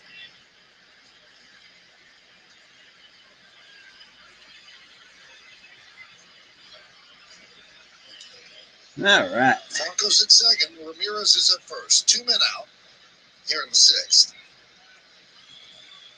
And the first pitch, that's one miss for strike one. No balls and 1 strike to Isaac Paredes. Now I gotta.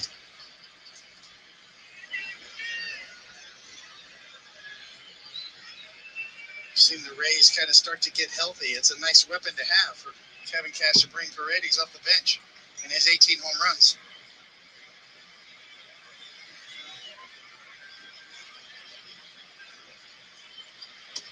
And that's in there. Strike 2. 0-2 on the pinch hitter, Paredes.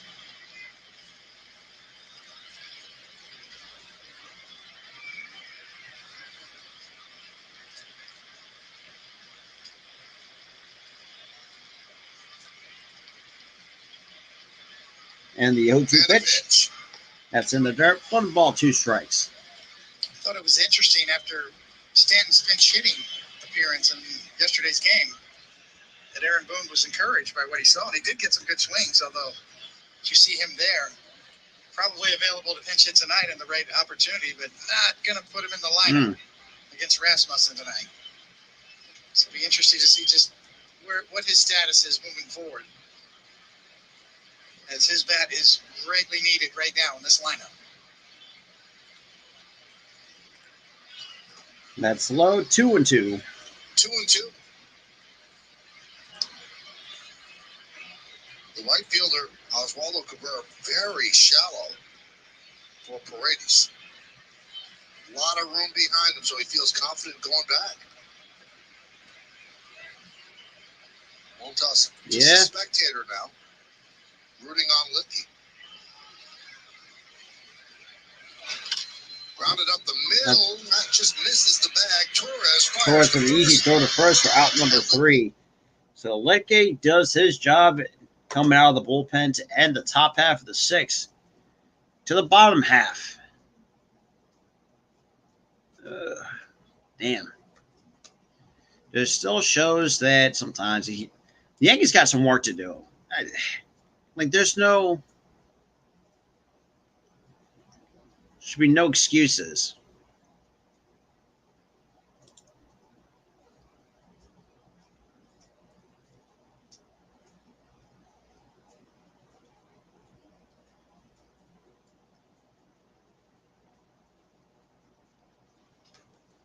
Yeah, boy.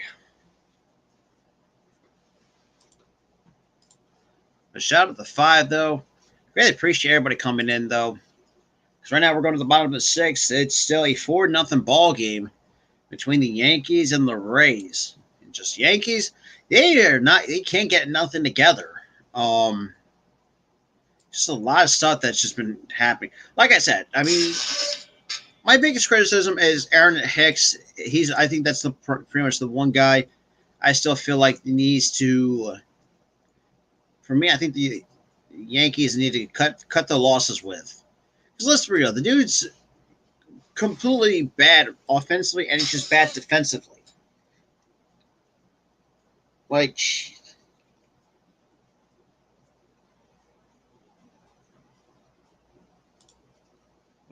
Yeah. So that's where I'll leave it at that. So, but Rasmussen just pitching his ass off for the Rays. So that's kind of a positive. First is start what's keeping the back, Rays in this game. and he calls this pitch his cutter.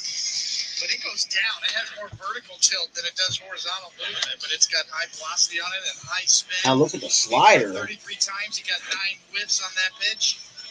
Clearly his best pitch, and the Yankees didn't have an answer for it all night long. You can see since August in 7 starts, those are his numbers, and those are off the chart. And that's why he's the electric player, brought to you by Toyota. Let's go places. Well, he's still in there. Pitch count under control. He'll face Gleyber Torres to start the bottom of the 6th. And, Ball, base hit. and the first pitch swinging, that's going to be a base hit for Torres. So the 1-for-3 goes Torres, and they got Estevo Florial, who's going to come on to hit for Aaron Hicks, who what looks like it could be a benching of Hicks for the rest of the game. Hicks struck out twice and then had the misadventure in left field. Next inning, he was taken out. Whew. And Florial was in left.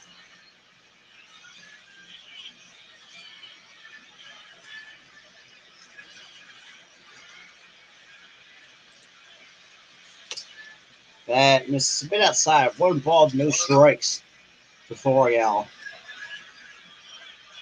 Yankees need something to ignite their offense. So shout out to the 5 total viewers that's here, coming from people coming from YouTube, Twitch, or Facebook. Really appreciate everybody. And that's swung on a miss for strike 1. So 1 ball, 1 strike to Florial. Like I said, I mean, if the Yankees don't get their shit together, Find out what the deal is with Aaron Boone and you know, I mean, with all the injuries and shit like that, the one thing I still feel like that Aaron Boone they did can still was win save the picture. East, but Hearing the booze. I don't think it's going to You're in the box be right that now. by that much. And the 1-1 pitch, that's the one missed for strike 2. 1-2.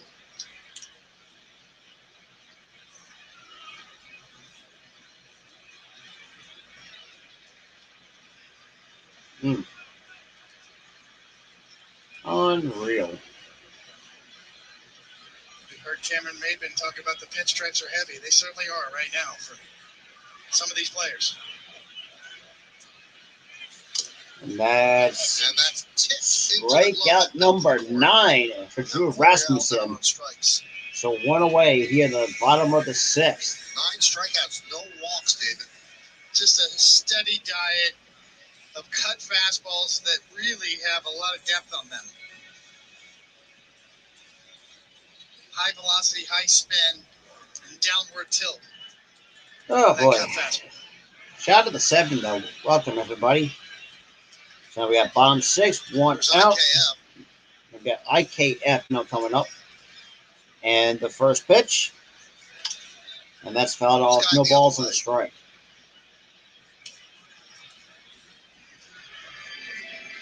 Boucher and Beats warming up.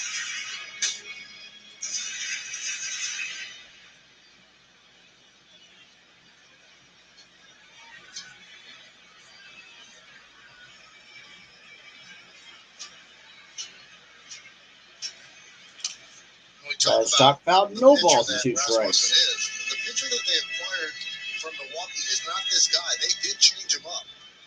They switched up his arsenal. They wanted him to have a cutter, a sweeping slider, and a different curveball. And J.P. Fireiser, who came over with him, said he's like a completely different pitcher. When we see the Yankees do that with Clay Holmes, they see something in a pitcher and they think, you know what, do this a little differently, pitch shape differently, and they get the most out of it. That's low. 1 ball, 2 strikes. Takes 2 to tango because he learned how to throw that cutter just this year and started employing it. Now he's throwing it almost a third of the time. It's not an easy thing to do, to pick up a new grip, a new pitch, and to feature the way he does.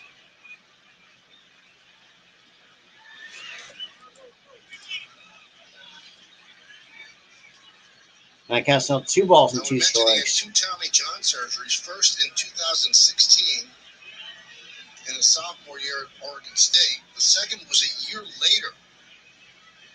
He helped take the Beavers to the College World Series, and the Rays actually drafted him with the 31st overall pick in the first round, but they spotted the torn UCL in his physical, and they didn't sign him. At Oregon State, paid for second surgery, stayed in school. Ended up in Milwaukee. That's chopped on the ground. A foul. It's still 2 balls and 2 strikes to IKF. I mean, you see guys go Tommy John rehab, David. You can't even imagine how you deal with it mentally and emotionally to have it happen right away the next year. Yeah.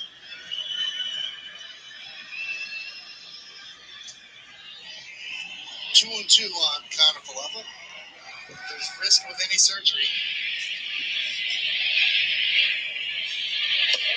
That's low. 3-2. A lot of pitchers that will get drafted after they've had Tommy John surgery, and you think it's out of the way. That's not always the case.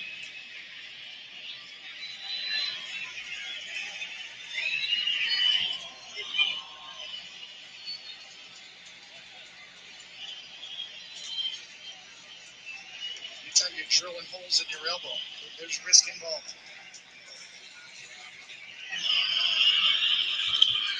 And that's fouled back. Still holding a 3-2 count.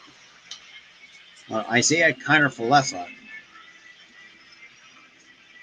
It's one of the things I was so interested with Michael King and his elbow injury this year, whether his UCL was compromised or not. Apparently not, although it kind of remains to be seen, but his injury is devastating to the Yankees this year, as well as he was throwing the ball. Ended up with, I guess, with a fracture. The count still 3 balls and 2 strikes.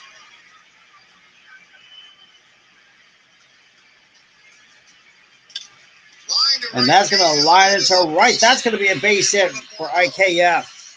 So Kiner Falefa is now 1 for 3.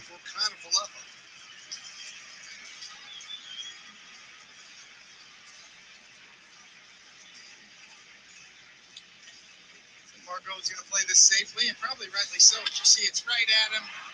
Going to pull up and play in front of him on a hop, rather than risk that ball getting by with a 4-run lead. One of the few mistakes Rasmussen left right in the middle of the plate.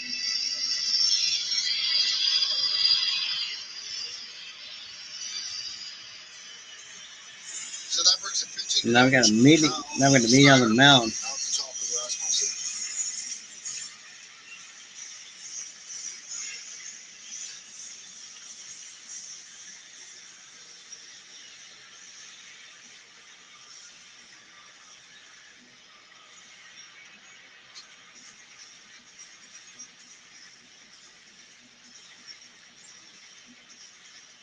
But shout out to the 6 for sticking with you, though. Really appreciate it. It's hard to string together multiple hits in an inning.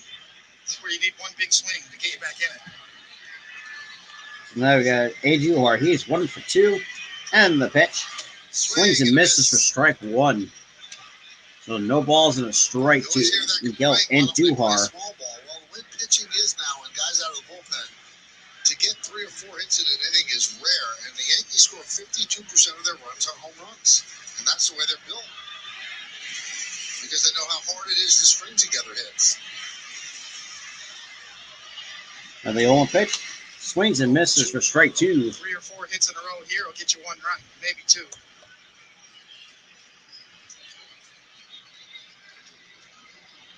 Yankees have 6 hits, all singles.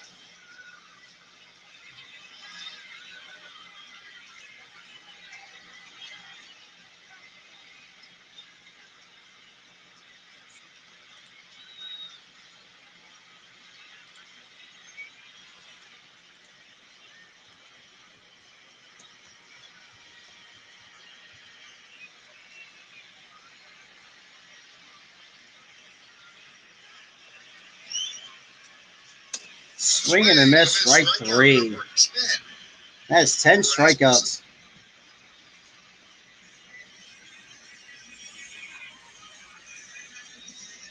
Right to his bread and butter cutter at 89 miles an hour. The bottom drops out of it. Coming in your living room, you can see the spin. dirty pitch. Over 2,700 RPMs on that cut fastball at 89 miles an hour. And we get Stanton. Oswaldo Cabrera and send up Giancarlo Stanton to pitch it.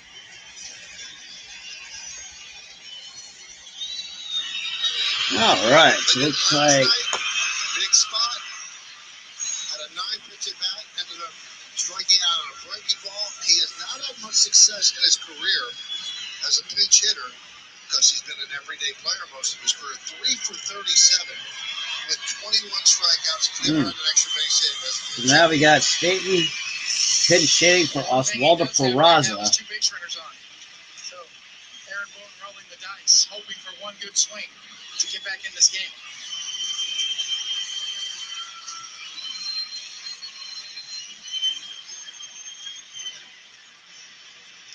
Cabrera was 0 for 2 while he was in there.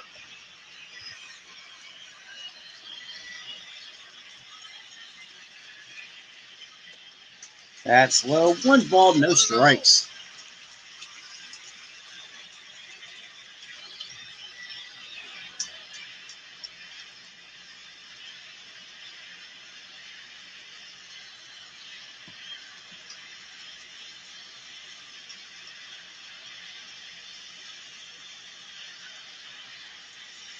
And the pitch.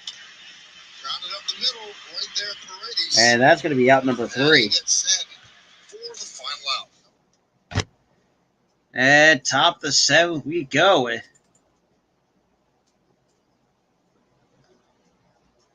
So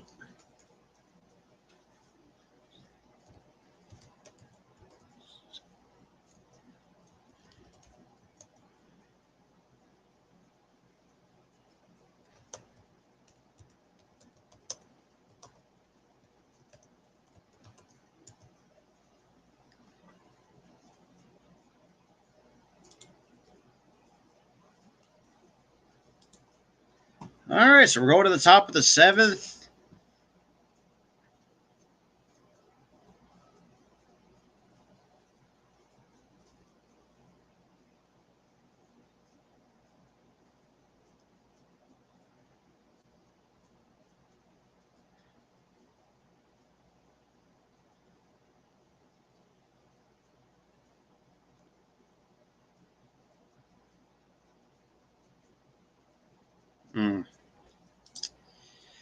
All right.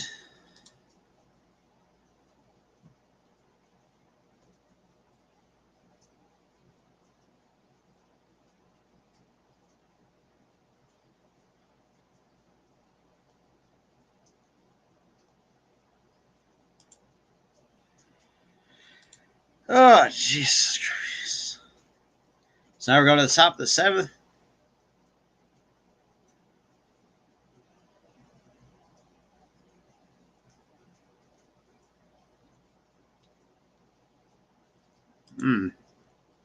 The shout out to the 7th still sticking with me, though. I greatly appreciate that. So right now we're going to the top of the 7th. Rasmussen is just pitching his goddamn ass off. Don't miss a single at bat as Aaron Judge continues his chase to the AL home run record when the Yankees play Game 2 against the Rays. Coverage begins at noon with batting practice and the pregame, and first pitch is scheduled for shortly after 1 on Yes, New York's most watched sports network. Marwin Gonzalez moves from first to right. Ronald Guzman takes over at first. Stanton pinch hit for Oswaldo Cabrera. Lipke deals the strike to Margot as So we Margot start will takes the first pitch for a called strike from Lipke. The shout out to the 8th, though, still sticking with me, though. Like I said, I greatly appreciate for those who still stuck around with me. With the Rays, let's be real, just out pitching the Yankees. That's popped up. Guzman will make the catch for out number 1. This copyrighted telecast presented by authority of the New York Yankees. It may not be reproduced or retransmitted in any form, and the accounts and descriptions of this game may not be disseminated without the express written consent of the New York Yankees.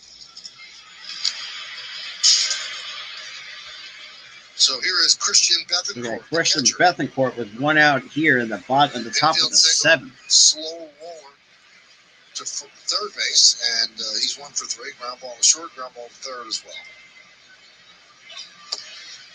That's low, apparently, according to the home plate umpire for ball 1. Mentioned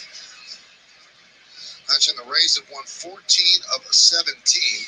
Since July 9th, the Yankees are 22 and 32. That's a long stretch of game. That's a third of the season right there. That's On Bethencourt to center. Easy catch for Judge. Out number 2. The second out.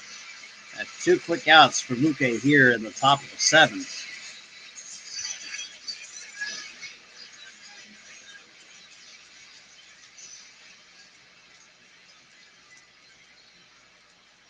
There's G-Man Choi. He's 0 for 2 with a walk and a run scored. His walk really started that 3-run 4th inning. He was on first base with 2 outs, and then the wacky stuff started to happen. Now we got G-Man Choi coming up with 2 outs here, top of the 7th. And first pitch is in there. Really, that's a ball 1. Guys, apparently, according to the home plate umpire, that's ball 1 in the zone. So it's 1 ball, no strikes, according to the home plate umpire.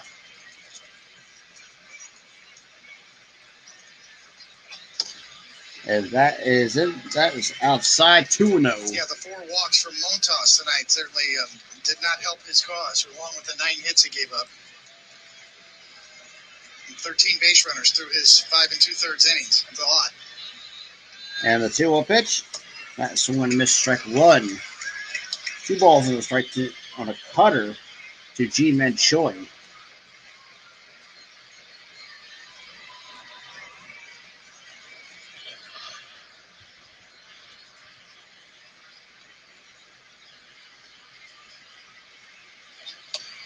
That's in there, so right 2. So now that is even to count 2 balls and 2 strikes to G-Man Choi.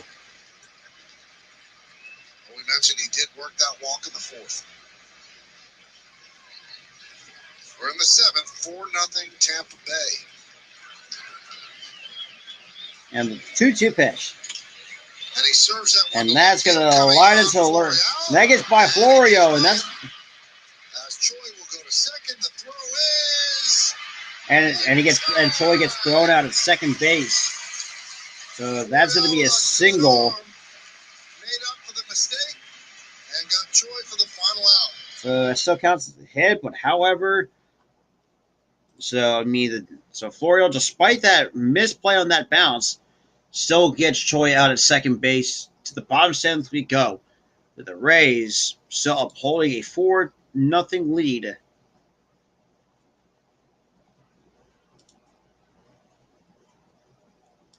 Going into the bottom of the 7th. Sheesh.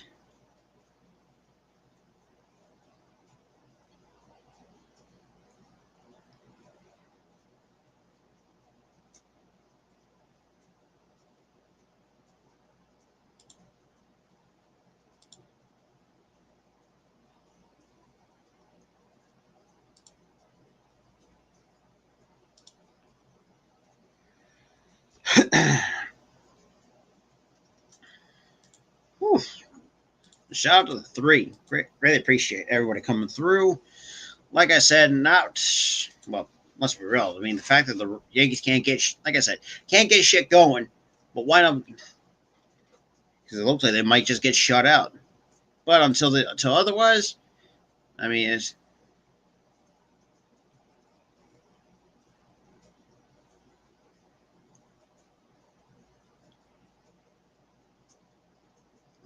just ridiculous. Like, as a guy that's never is in here in the Northeast, but knowing what the Yankees just for some reason I don't know.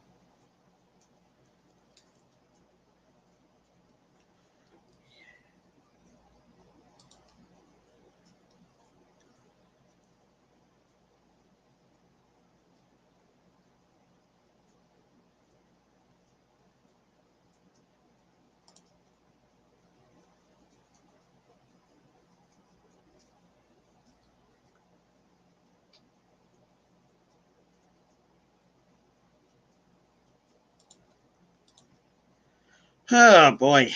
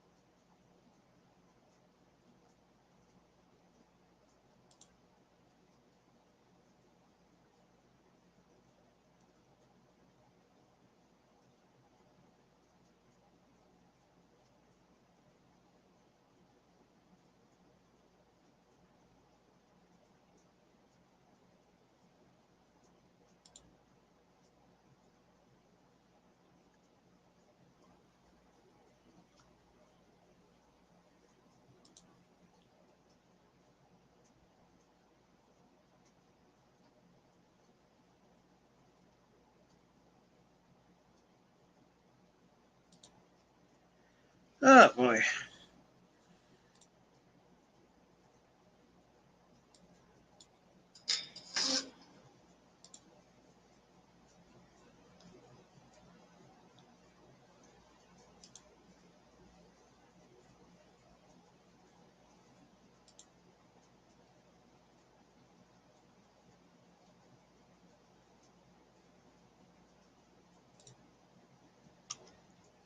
So Rasmussen tonight, 6 runs, or sorry, 6 innings pitched, 6 innings pitched.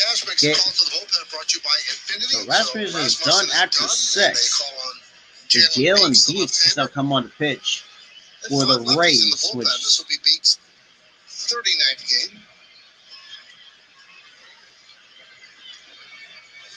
Pretty solid years. He's been an opener at times too. and that's popped up, and that's going to be out of play. No balls and a strike.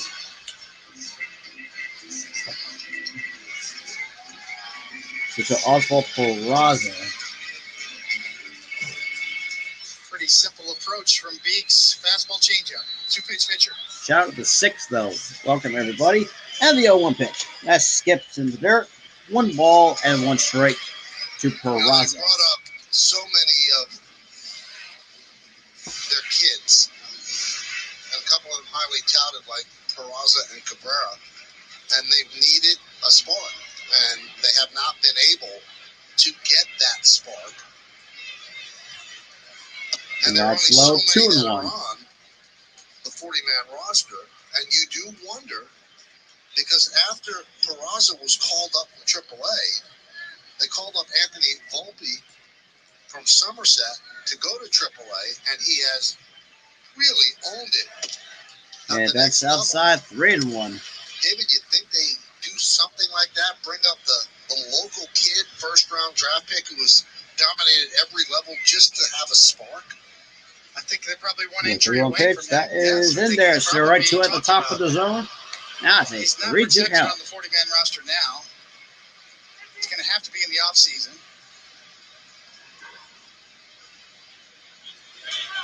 See, that ball is borderline up, just above the strike zone. That's what Aaron Boone is thinking. That ball's high. That misses ball 4, and that's going to be a leadoff walk for Peraza. Now here comes Pauly Kishioka. Now the number 8 hitter of this Yankees lineup. Crowd of 46,160. It's a sellout here at the stadium. So far, they have not seen any offense from the Yankees. Higashioka is 2 for 2. So he's had 33% of their hits, and all of their hits have been singles.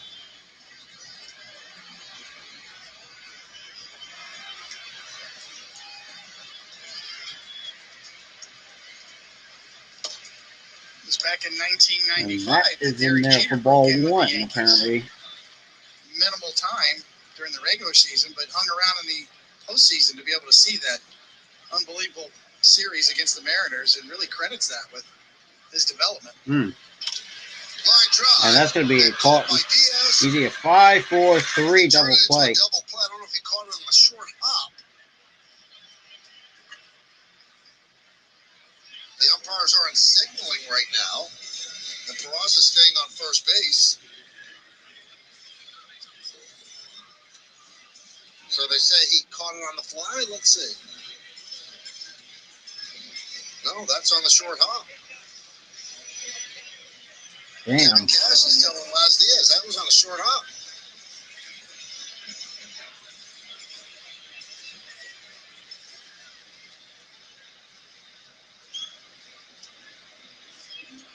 Well, Diaz has kind of a grin on his face, so I guess they're calling it that he caught it on a fly. Now I got one out of here. And I got Marwin Gonzalez, who was 0 for 2 tonight in tonight's ball game.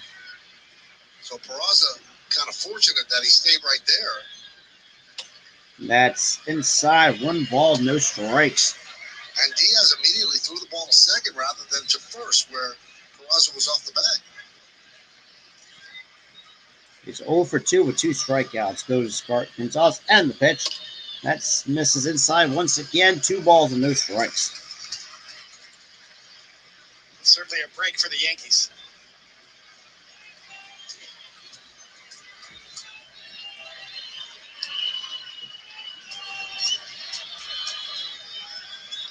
And that's popped 2-1. Popped back.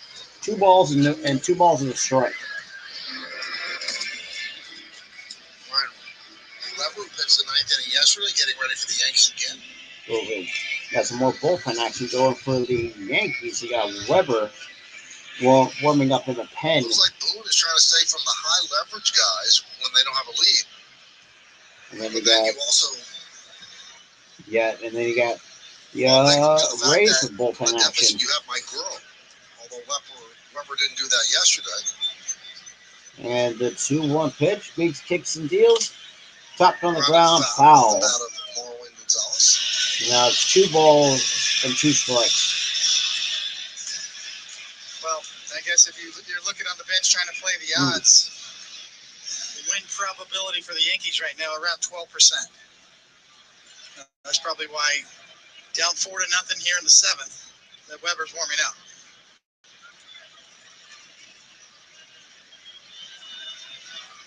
And the 2-2 pitch, that is low, 3-2. Well, this is what the Yankees have left. They have 2 batters left on the bench. It's Tim LaCastro, the righty. It's down to the 4th. They appreciate it. And I got to count 3 balls and 2 strikes from Gonzalez. With Aaron Judge now waiting on deck. On the paternity list, Donaldson and Trevino.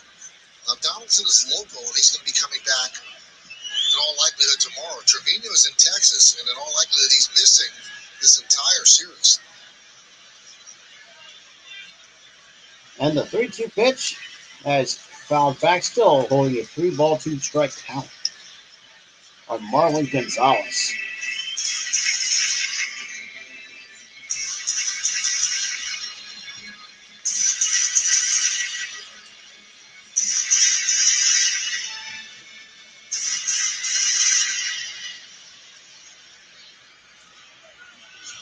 There's the bench. And the 3-2 pitch once more. Dropped on the ground. That's a fair ball to Diaz. 1 knee and gets strong through the first out number 2. But however, Peraza goes to second on the play. Gonzalez tosses away his helmet in disgust. Well, from his knees, makes an excellent throw. And Ji-Man Choi on the other end with a nice stretch.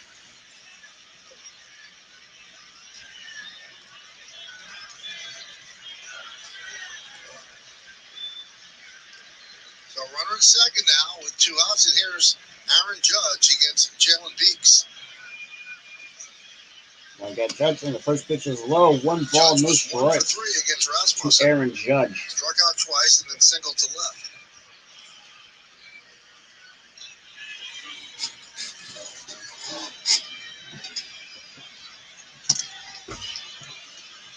Change up for a strike. So it counts even. They've 1 ball, 1 very strike. Carefully tonight, but they have thrown strikes. They've stayed in the strike zone. They've just made the pitches they want to make.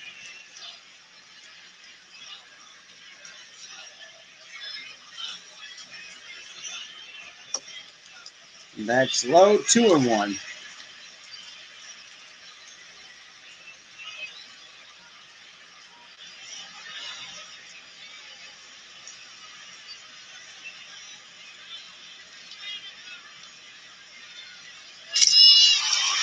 And that's going to be a broken bat base hit. And that's going to be the first run for the Yankees. Oh, never mind. That's going to be thrown out at the plate. So Rosarena throws out. Oswald Peraza for the final out. Wow. And we'll see if they should.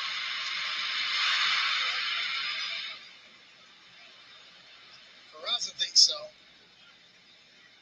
Let's see. I think he missed the tag. Looks like a whiff. The play is going to be under review. Wow. If he didn't get him on the helmet, David, he didn't get him. And that's the only question. Did he graze the helmet? I don't know. I didn't see. I think they're going to overturn it. What do you think? I think they're going to overturn it, but it still begs the question on why he was sent in the first place, down 4-0. You got to be sure that you're going to make it on a ground ball to left field, and I think you're right, Michael. That's got a good chance to be overturned. Oh, okay. So now we got another challenge. Every replay we've seen, there is no indication that it was tagged. Mm. And that's the reaction you hear from the crowd because they're watching the replays that we're seeing, and it's on the big board.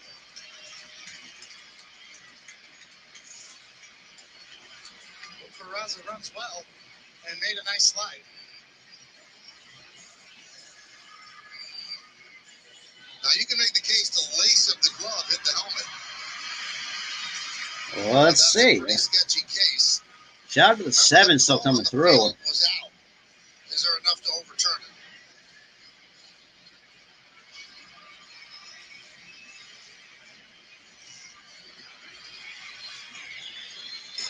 I don't think he touched them.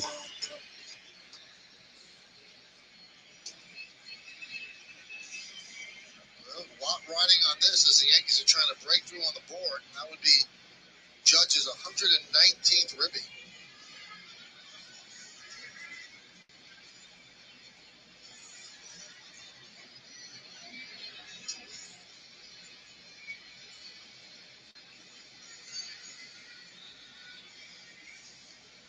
Aaron Boone got very upset yesterday when a call was not overturned that he thought should have been on the Wandy Peralta play at first. And this is taking a lot longer than the pictures would indicate it should take. Unless we're talking about that lace. Either that or the back end, the tag on the back when his hand had hit the plate. Mm. It looked like he finally did tag him in the back on the way by. It looked like Peraza's hand was already on home plate at that point. We've seen the whiff that we're looking by here. What about on the back end? As he sweeps back review, the call is overturned, the runner is safe. So, yep, that's going to be the first run for the Yankees. Now it's down to a 3-run lead for the Tampa Bay Rays. Well, you heard what Lasty said. Yankees retain their challenge. Most importantly, they get themselves a run. And his hand touched the plate before the glove hit the bat. Peraza said, "No, you didn't get me." And he was right.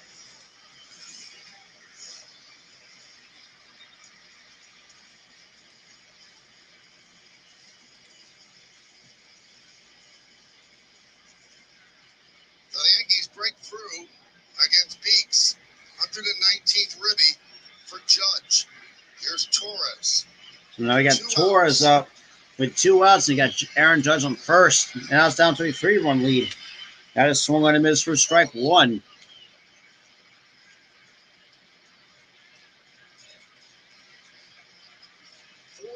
Rays. We're in the bottom of the 7th inning.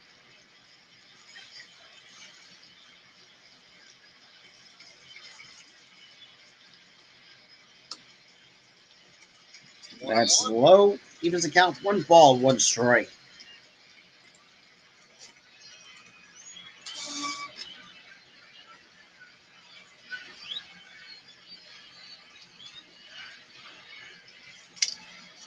That's in. That's high. 2-1. 2-1 as smooth and efficient as Rasmussen was. Well, Beeks is not.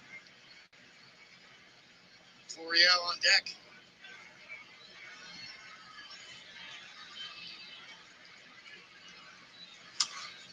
That's fouled back. Evens the count. 2 balls and 2 strikes. Luis Rojas, who's done a good job at third base all year, wave home Peraza. The struggles of Torres and then the Florial after that. That's the end right there. Yeah, definitely pushed the system there a little bit down 4-0. And trusting Peraza's athleticism. He's a good base runner.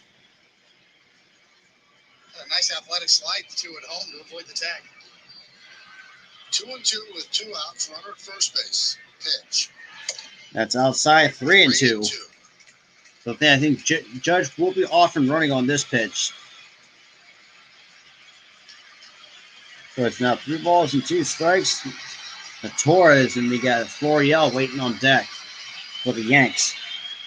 Now as the beat steps off. Listen to the sellout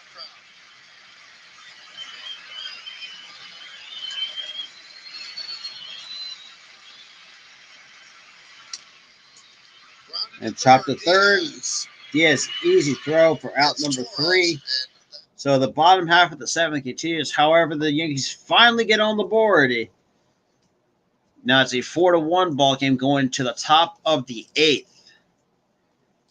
Boy, I just feel like at this point,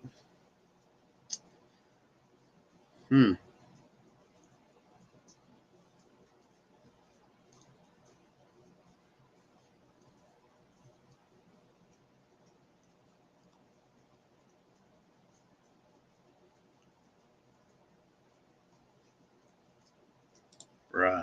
All right. But I appreciate everybody that's been coming in, though. So right now we got another couple innings to go. So we're entering the top of the 8th with the Yankees down 3 after a overturned call at the plate awards them the first run of the ball game.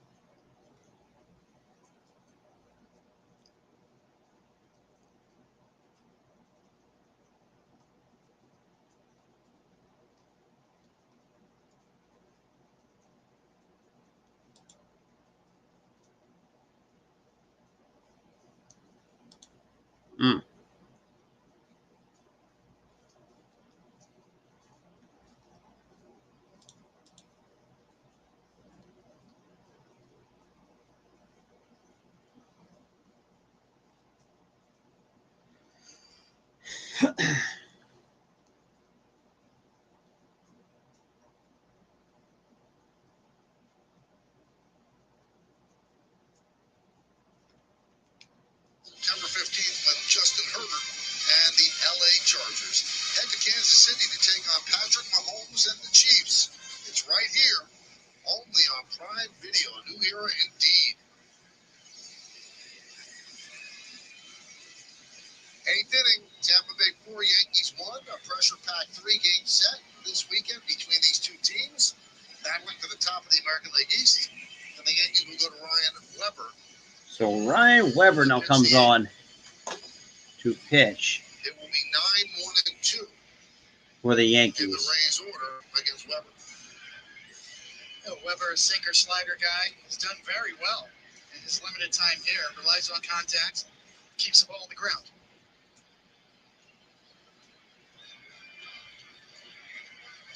I'll start with Siri.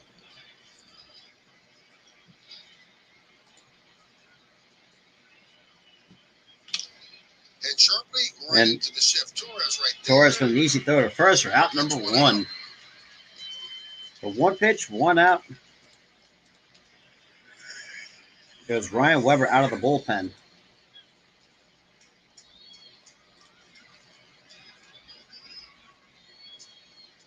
So here's Diaz.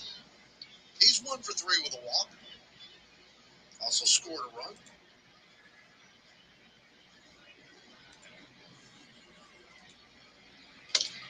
That's in there. Steer one. 0-1.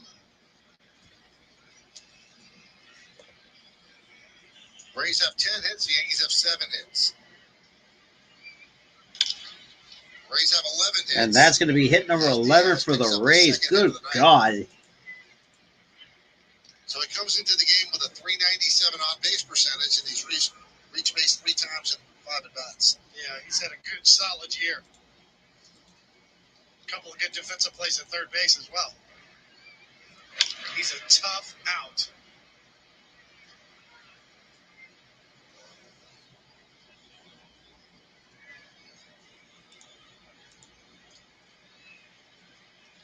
Here's Franco off the IL, 3 for 4. And a strike from Weber.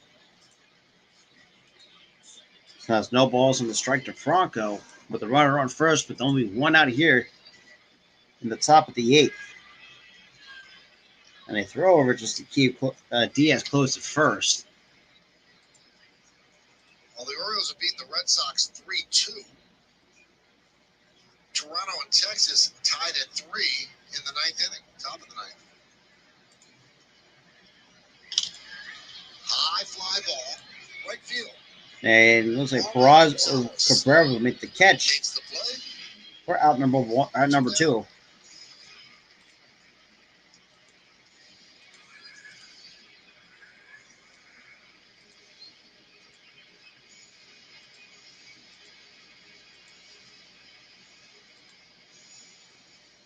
There's Randy Arozarena.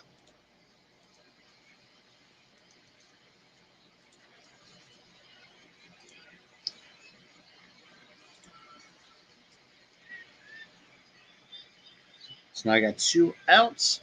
And the pitch is in there. Steer 1. That's what Weber does. He just comes in and throws strikes. Does not mess around. No frills. Upper 80s with the sinker. Down in the mid to lower 70s with the slider.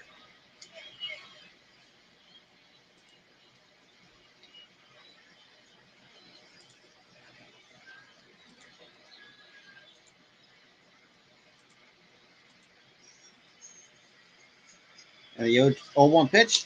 This is outside 1-1. So it's now still 1 ball, 1 strike to Randy Arozarena. He is 3 for 4 in tonight's ball game for the Rays. This year he could be a 20-30 player. He has 19 homers and 27 steals. He's got skills, 27 years old. That's in there. Strike 2 at the knees.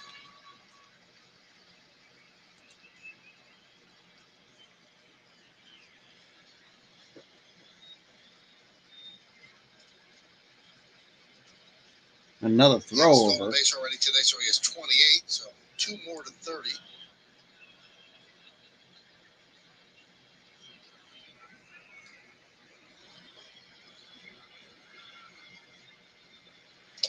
This is outside. Even to count 2 balls and 2 strikes. You want to know what relief pitching was like in the 1970s or 1980s? This is it right here. Sinker slider, upper 80s.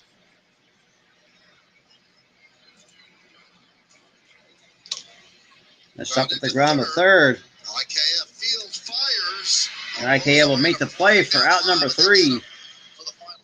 So the Rays go down in order. Well, their top half comes to a close. To the bottom of the 8th, we go between the Rays and the Yankees.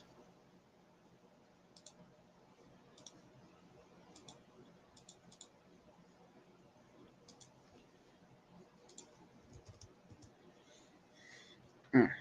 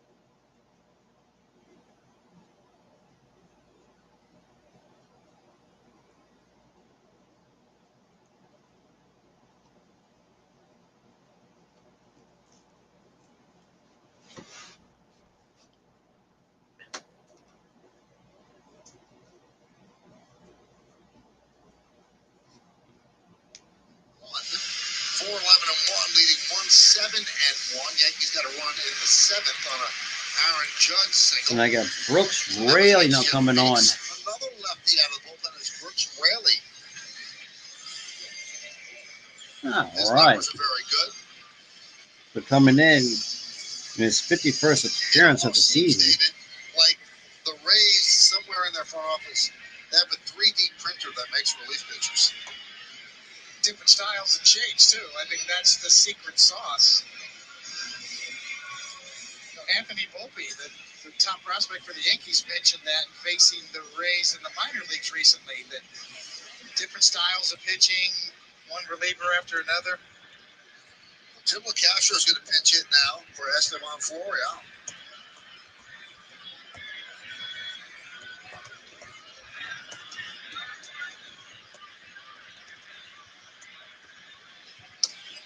There's a strike. So that's in there, Sierra one. And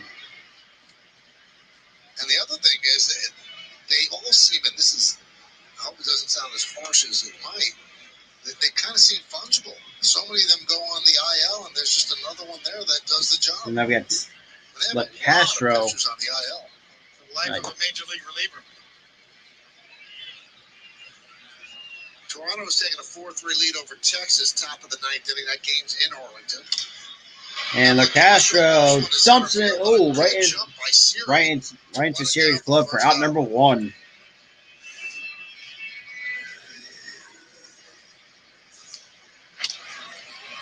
Castro goes down and takes it out. It just carries too much.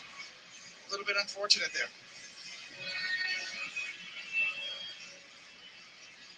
Michael recently talking to Andrew Friedman with the Dodgers. He talked about the next frontier, especially Shouted with before. Relievers. So now we got IKF now coming up with 1 for 3. The medical data.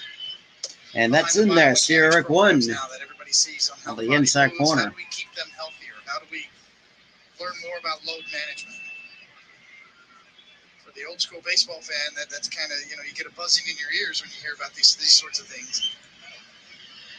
And the 0-1 pitch. This is high. 1 ball, 1 strike. Offices, that is what they are looking at, trying to figure out ways to keep their best players on the field, in particular relievers. That's low, 2-1. It's so strange. There is load management. There continues to be injuries, and then you see a team like the Braves that won a championship last year. They played the whole infield almost every single day. That one's lofted into right field. And that's going to be a line out to right for out number 2. Shout out to the 5 that's here in the stream right now. I greatly appreciate everybody coming in, just hanging out, sticking with me. Well, the Yankees just can't figure stuff out against the Rays, apparently.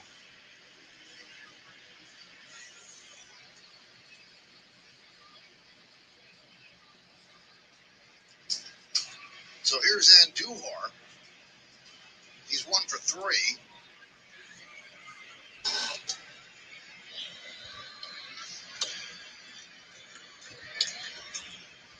That misses. 1 ball, no strikes. One thing's for certain, Michael, it seems like there's a lot of Tampa Bay Rays executives scattered everywhere.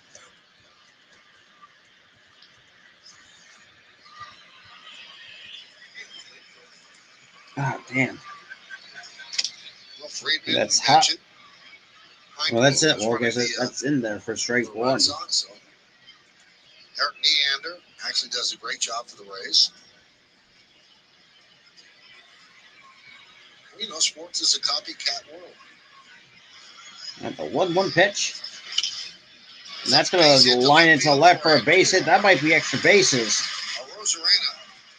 But Andujar's going to put on the brakes. And that's going to be a 2-out single for Miguel Andujar.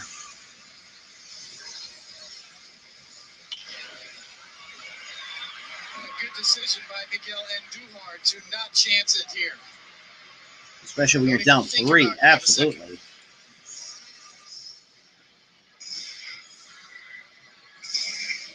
The vibration of the bat when it's hit down towards the label.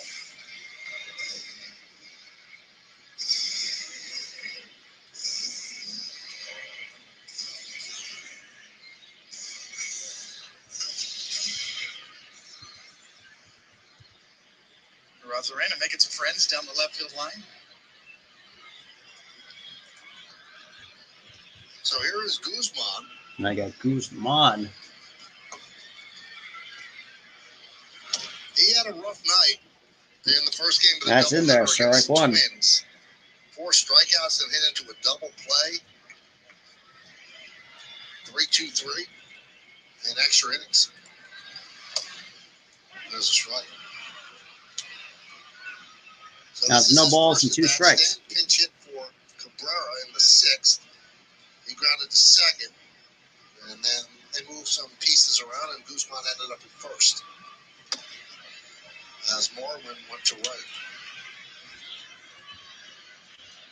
Right-hander J.T. Shagwell. Now it's now 1-2. Raising their bullpen.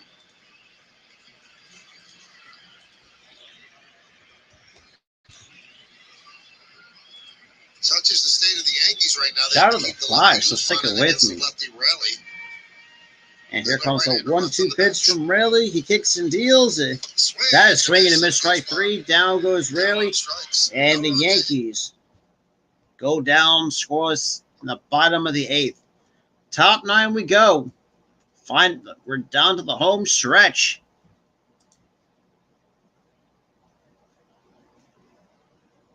Oh, not really. Oop, I hit the wrong button. So it's still a 4-1 ball game, just.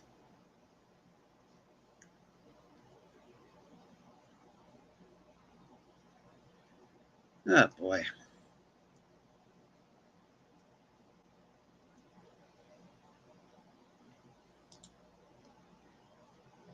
Seems that like I said, the Yankees just cannot figure stuff out.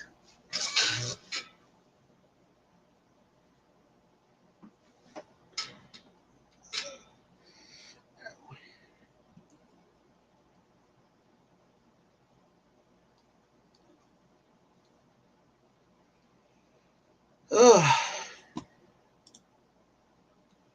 Shout out to the 6 that's here in the stream right now. I greatly appreciate it. I really do.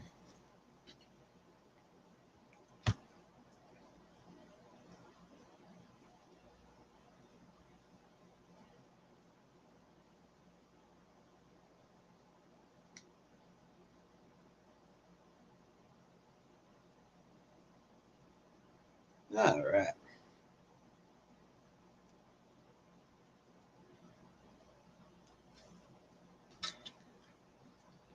A shout out to the 6 that's in here. Welcome, everybody. Like I said, we're going to the top of the 9th. It's the home stretch.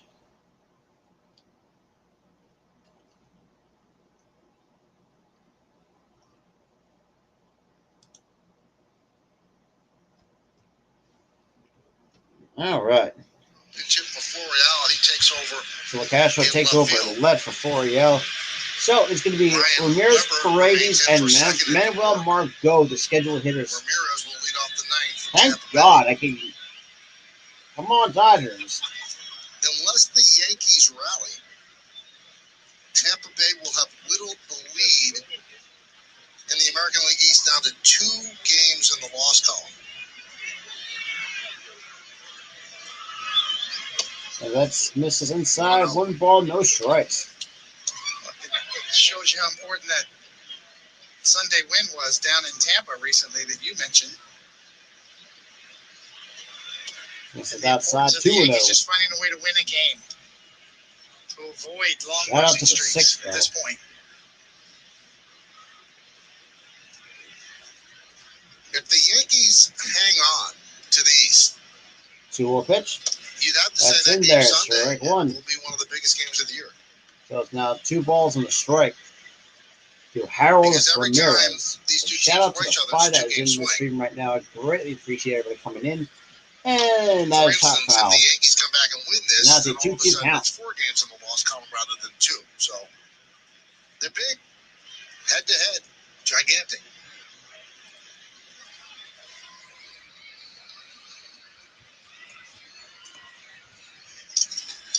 And the 2-2 pitch. Chopped on the ground at short. Ground ball is short. Easy play the first for out Now, number one more one. thing to consider, if the Rays sweep this weekend, well, they've won 10 out of the 19 games that these two teams would play. They'd hold the tiebreaker, too. That is true. Yeah, the importance of one win. Win a game in this series for the Yankees. Tomorrow it's Kluber against Tyone, and Kluber pitched great against the Yankees last weekend. And as we mentioned on Sunday, there's no starter listed for either team. That's Paredes in there. takes the strike. Eric one.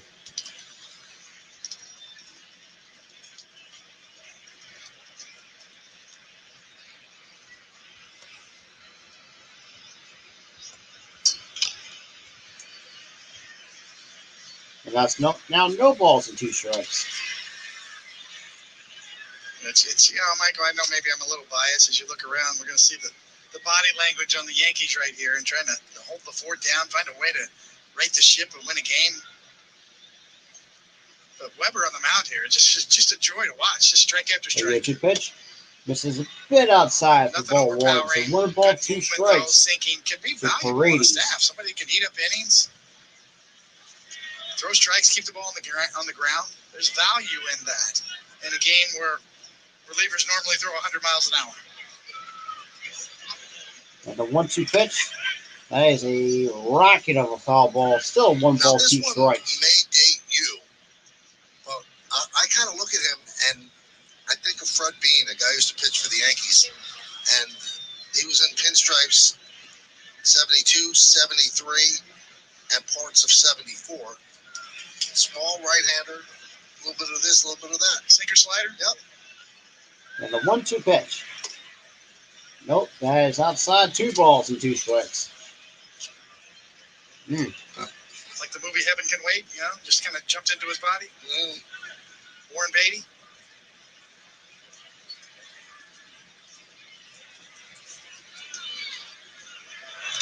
And that is a foul ball. Still 2 balls and 2 strikes to Paredes. Yeah, the top of the 9th with just 1 out.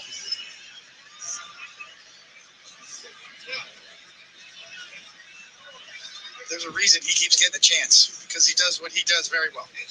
Strike three. And that strike you called down the. That's another strikeout for Ryan He knows Weber. who he is. He can throw an 89-mile-an-hour two-seamer right there, almost rolling out of bed.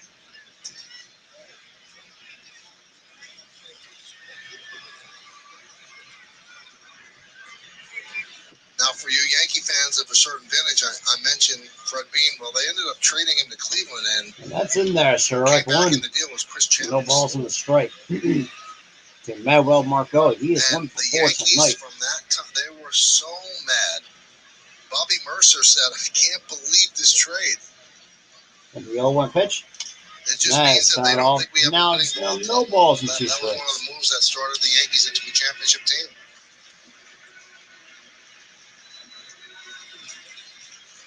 They traded 4 pitchers for Chambliss, and at the time, Mel Stoudemire was a player, and he was ticked. He said, "You don't trade 4 pitchers."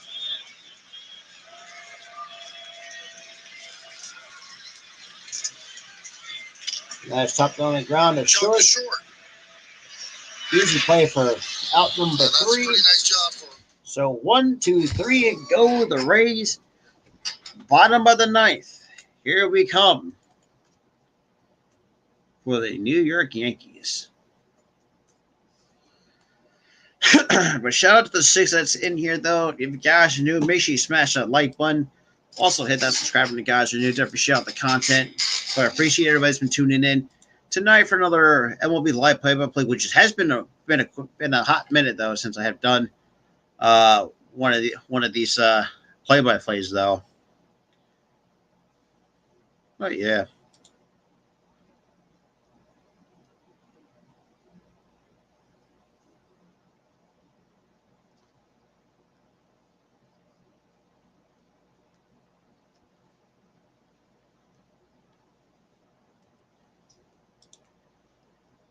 All right.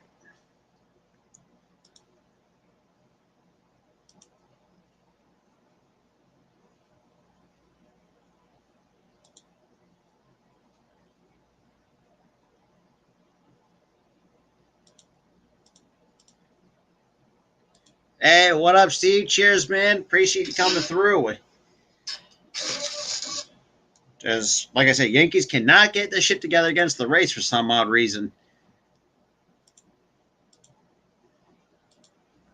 Absolutely. But shout out to the 6 that's in here, though. I really do greatly appreciate it, though, for those who are coming through at the same time.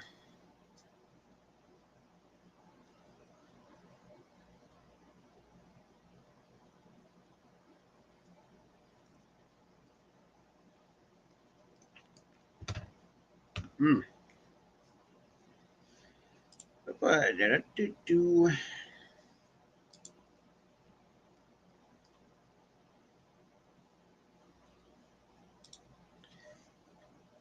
Oh, God, my eye itches.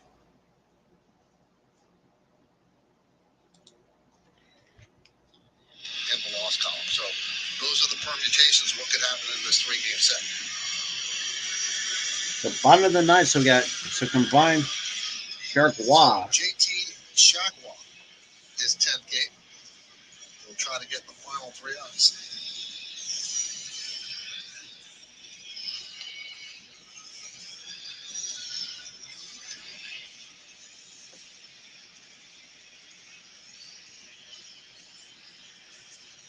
Some names on these Rays, huh? Margot, Shagwa. I'm got a little taste for a glass of wine right now.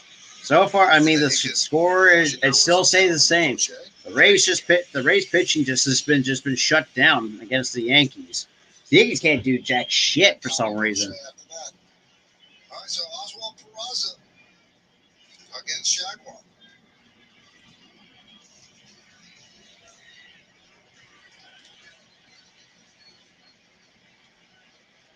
And the first pitch misses inside. 1 ball, no strikes.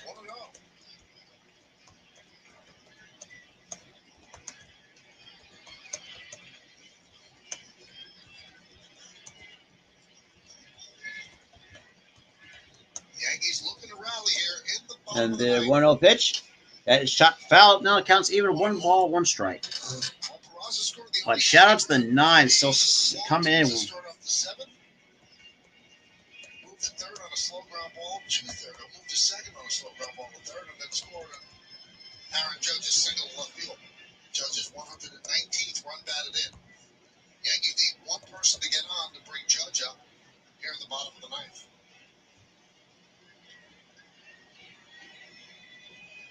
And the 1-1 pitch. That is chopped on the ground is short. Franco, easy throw. Out number 1. So 1 away. No. LeMahieu's still on the injured list. And Stanton's was used as a pinch hitter. So basically, the Rays or the Yankees have 10, as earlier they showed. Yo, what up? What up? What up? What up? But yeah, Steve, so, you showed a graphic that the Yankees have 10 pitchers on the injured list. Seven of them are on the 60-day IL, and then you have, I think LeMahieu, and a few other, and I think 2 or 3 others on the injured list. So yeah. Toronto has beaten Texas. That game's now a final 4-3. We told you that the Orioles beat Boston 3-2. Right. Rays pitching tonight collectively 11 strikeouts, just 1 walk. And that 1 walk came around to score. Cast out no balls and a strike. So Kyle Hishioka. 8 singles. And the 0-1 pitch. And Hishioka to deep left, and goodbye baseball. Higashioka cuts the lead down to 2. Well, that's what you get as a right-handed hitter, or a right-handed pitcher, I should say.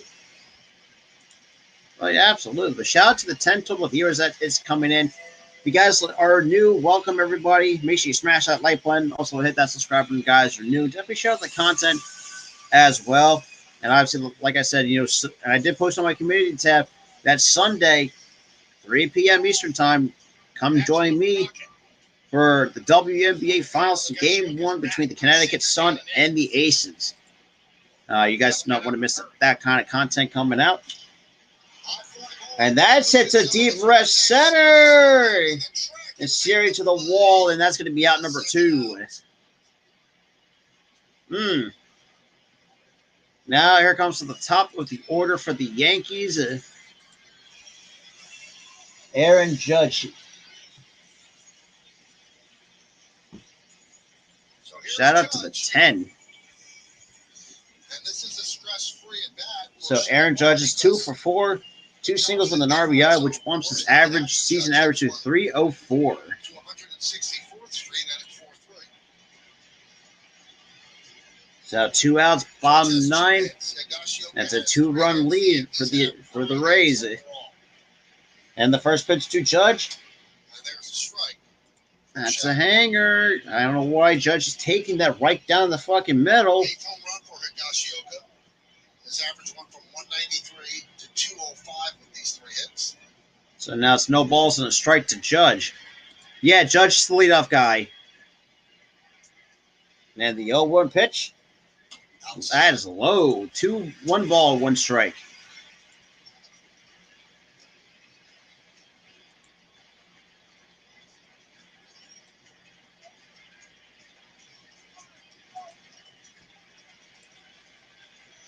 Shout out to the 9.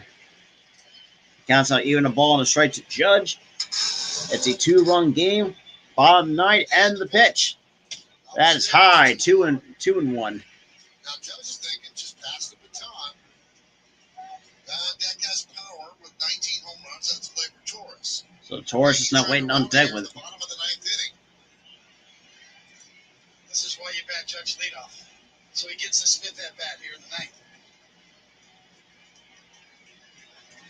And the 2-1 pitch. That's inside. 3-1. 3-1. When you're compromised, your lineup, you have a lot of injuries. I can understand. Get another look at this sinker running in off the glove. It's almost like, you know what? Let's just bat our best hitter clean first. Let's lead him off and get him as many at bats as we can. Here he is in the 9th inning with the 5th at bat.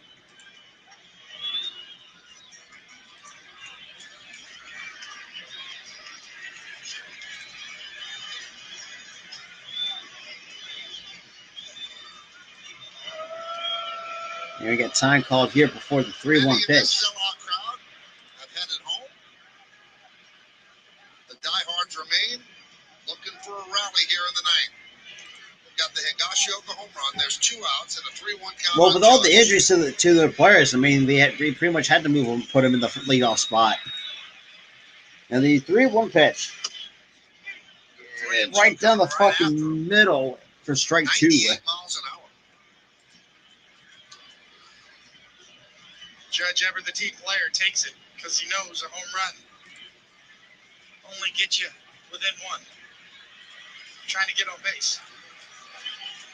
So now it's 3 balls, 2 strikes. So the Yankees are down to the final strike here in the ball game. And the pitch. And that's a foul ball.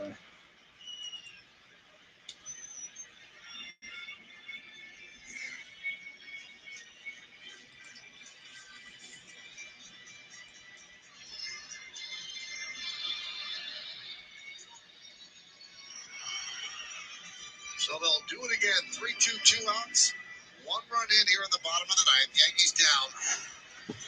Now it's still a 3-2 pitch once again to Chargois.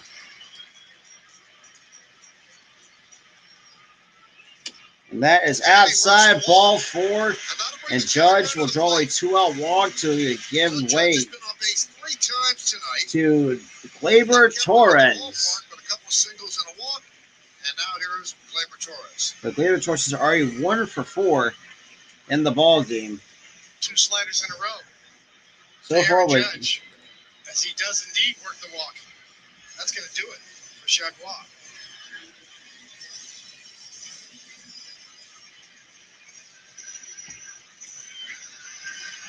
Well, it's going to be Armstrong. I mean, yeah, well, I think most hitters would chase out of the zone. That's for sure.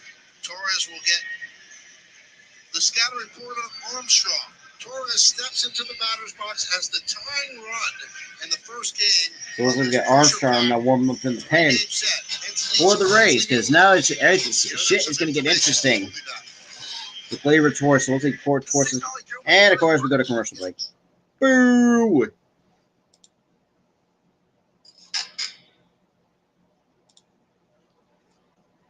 All right.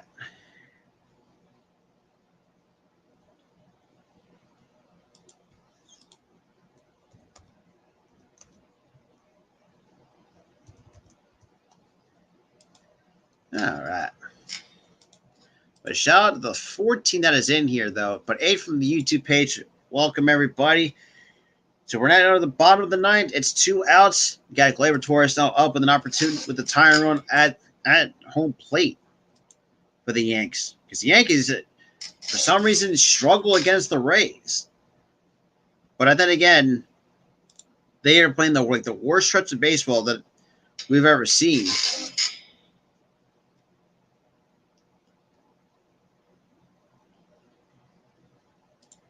A shout out to the 12, though. But yeah, I greatly appreciate everybody coming through tonight for let's be real, it's been a long time since I did a MLB game. I guess I appreciate everybody coming in.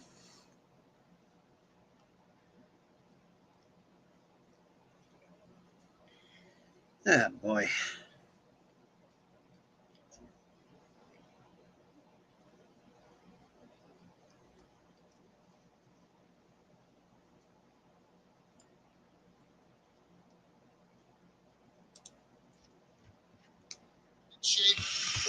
Oh, looks like we Chargois.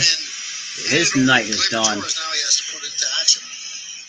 So we get Armstrong now coming in to pitch for the Rays. Watch any at bat you've had against this guy. So all 6 at bats, I guess he's 1 for 6 lifetime is Gleyber off of Armstrong. You can take a quick look at those 6 at bats. All right.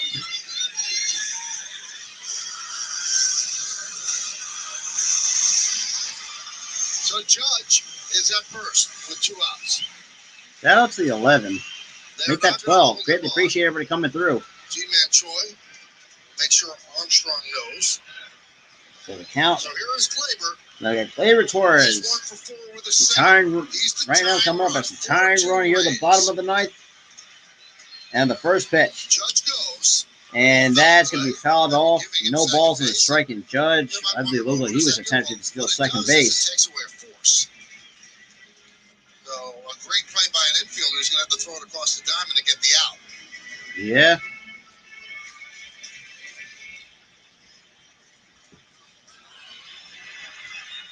Shout out to the 14 viewers. Greatly appreciate everybody. For those who's coming in. Here at the bottom of the ninth. That's a 2-run game. Back a little bit. And the 0-1 pitch. And Torres to deep right to the wall. And that's going to be out number 3. And that is going to be a tough loss for the Yankees. So the Yankees drop game 1, 4-2 against the Tampa Bay Rays. Yeah, that's not an easy thing to do. But yeah, so 4-2 is the final score. It looked like Torres got a hold of it and but unfortunately that wasn't the case. But with that out of the way, so the Yankees drop this game against the Rays 4-2. It might seem that if the Yankees continue to struggle, who's to say? I mean, this is one of the most. This could go down as one of the biggest collapses you can ever see in the history of Major League Baseball. But I mean, the fact that the Yankees still have to constantly deal with the damn injuries, which I know a lot of teams do, but on the Yankees end, the fact that they have 10 pitchers on the IL, 7 of them on the 60-day IL, which is not great by any stretch. It's just like they're just having a hard time adapting to injuries. But like I said, Yankees drop game 1. Because if the Yankees get swept, man, that's going to trim down the lead for the Rays significant, because right now because the Rays are 5 games back now, 4.5. Well, with this game, it's now 4. I think it was like 4.5 now out of first place, which is mind-boggling for a team as has probably had the best record. Well, right now goes to the Dodgers. I appreciate it, Steve. Appreciate that. But like I said, I mean, the Yankees lose 4-2 to the Tampa Bay Rays. They're gonna have to go back at it tomorrow, and for Game 3. But I mean, it is what it is. But with that being said, this is Robert from the Philly Sports Talk Podcast. With that out of the way, have a good night, guys.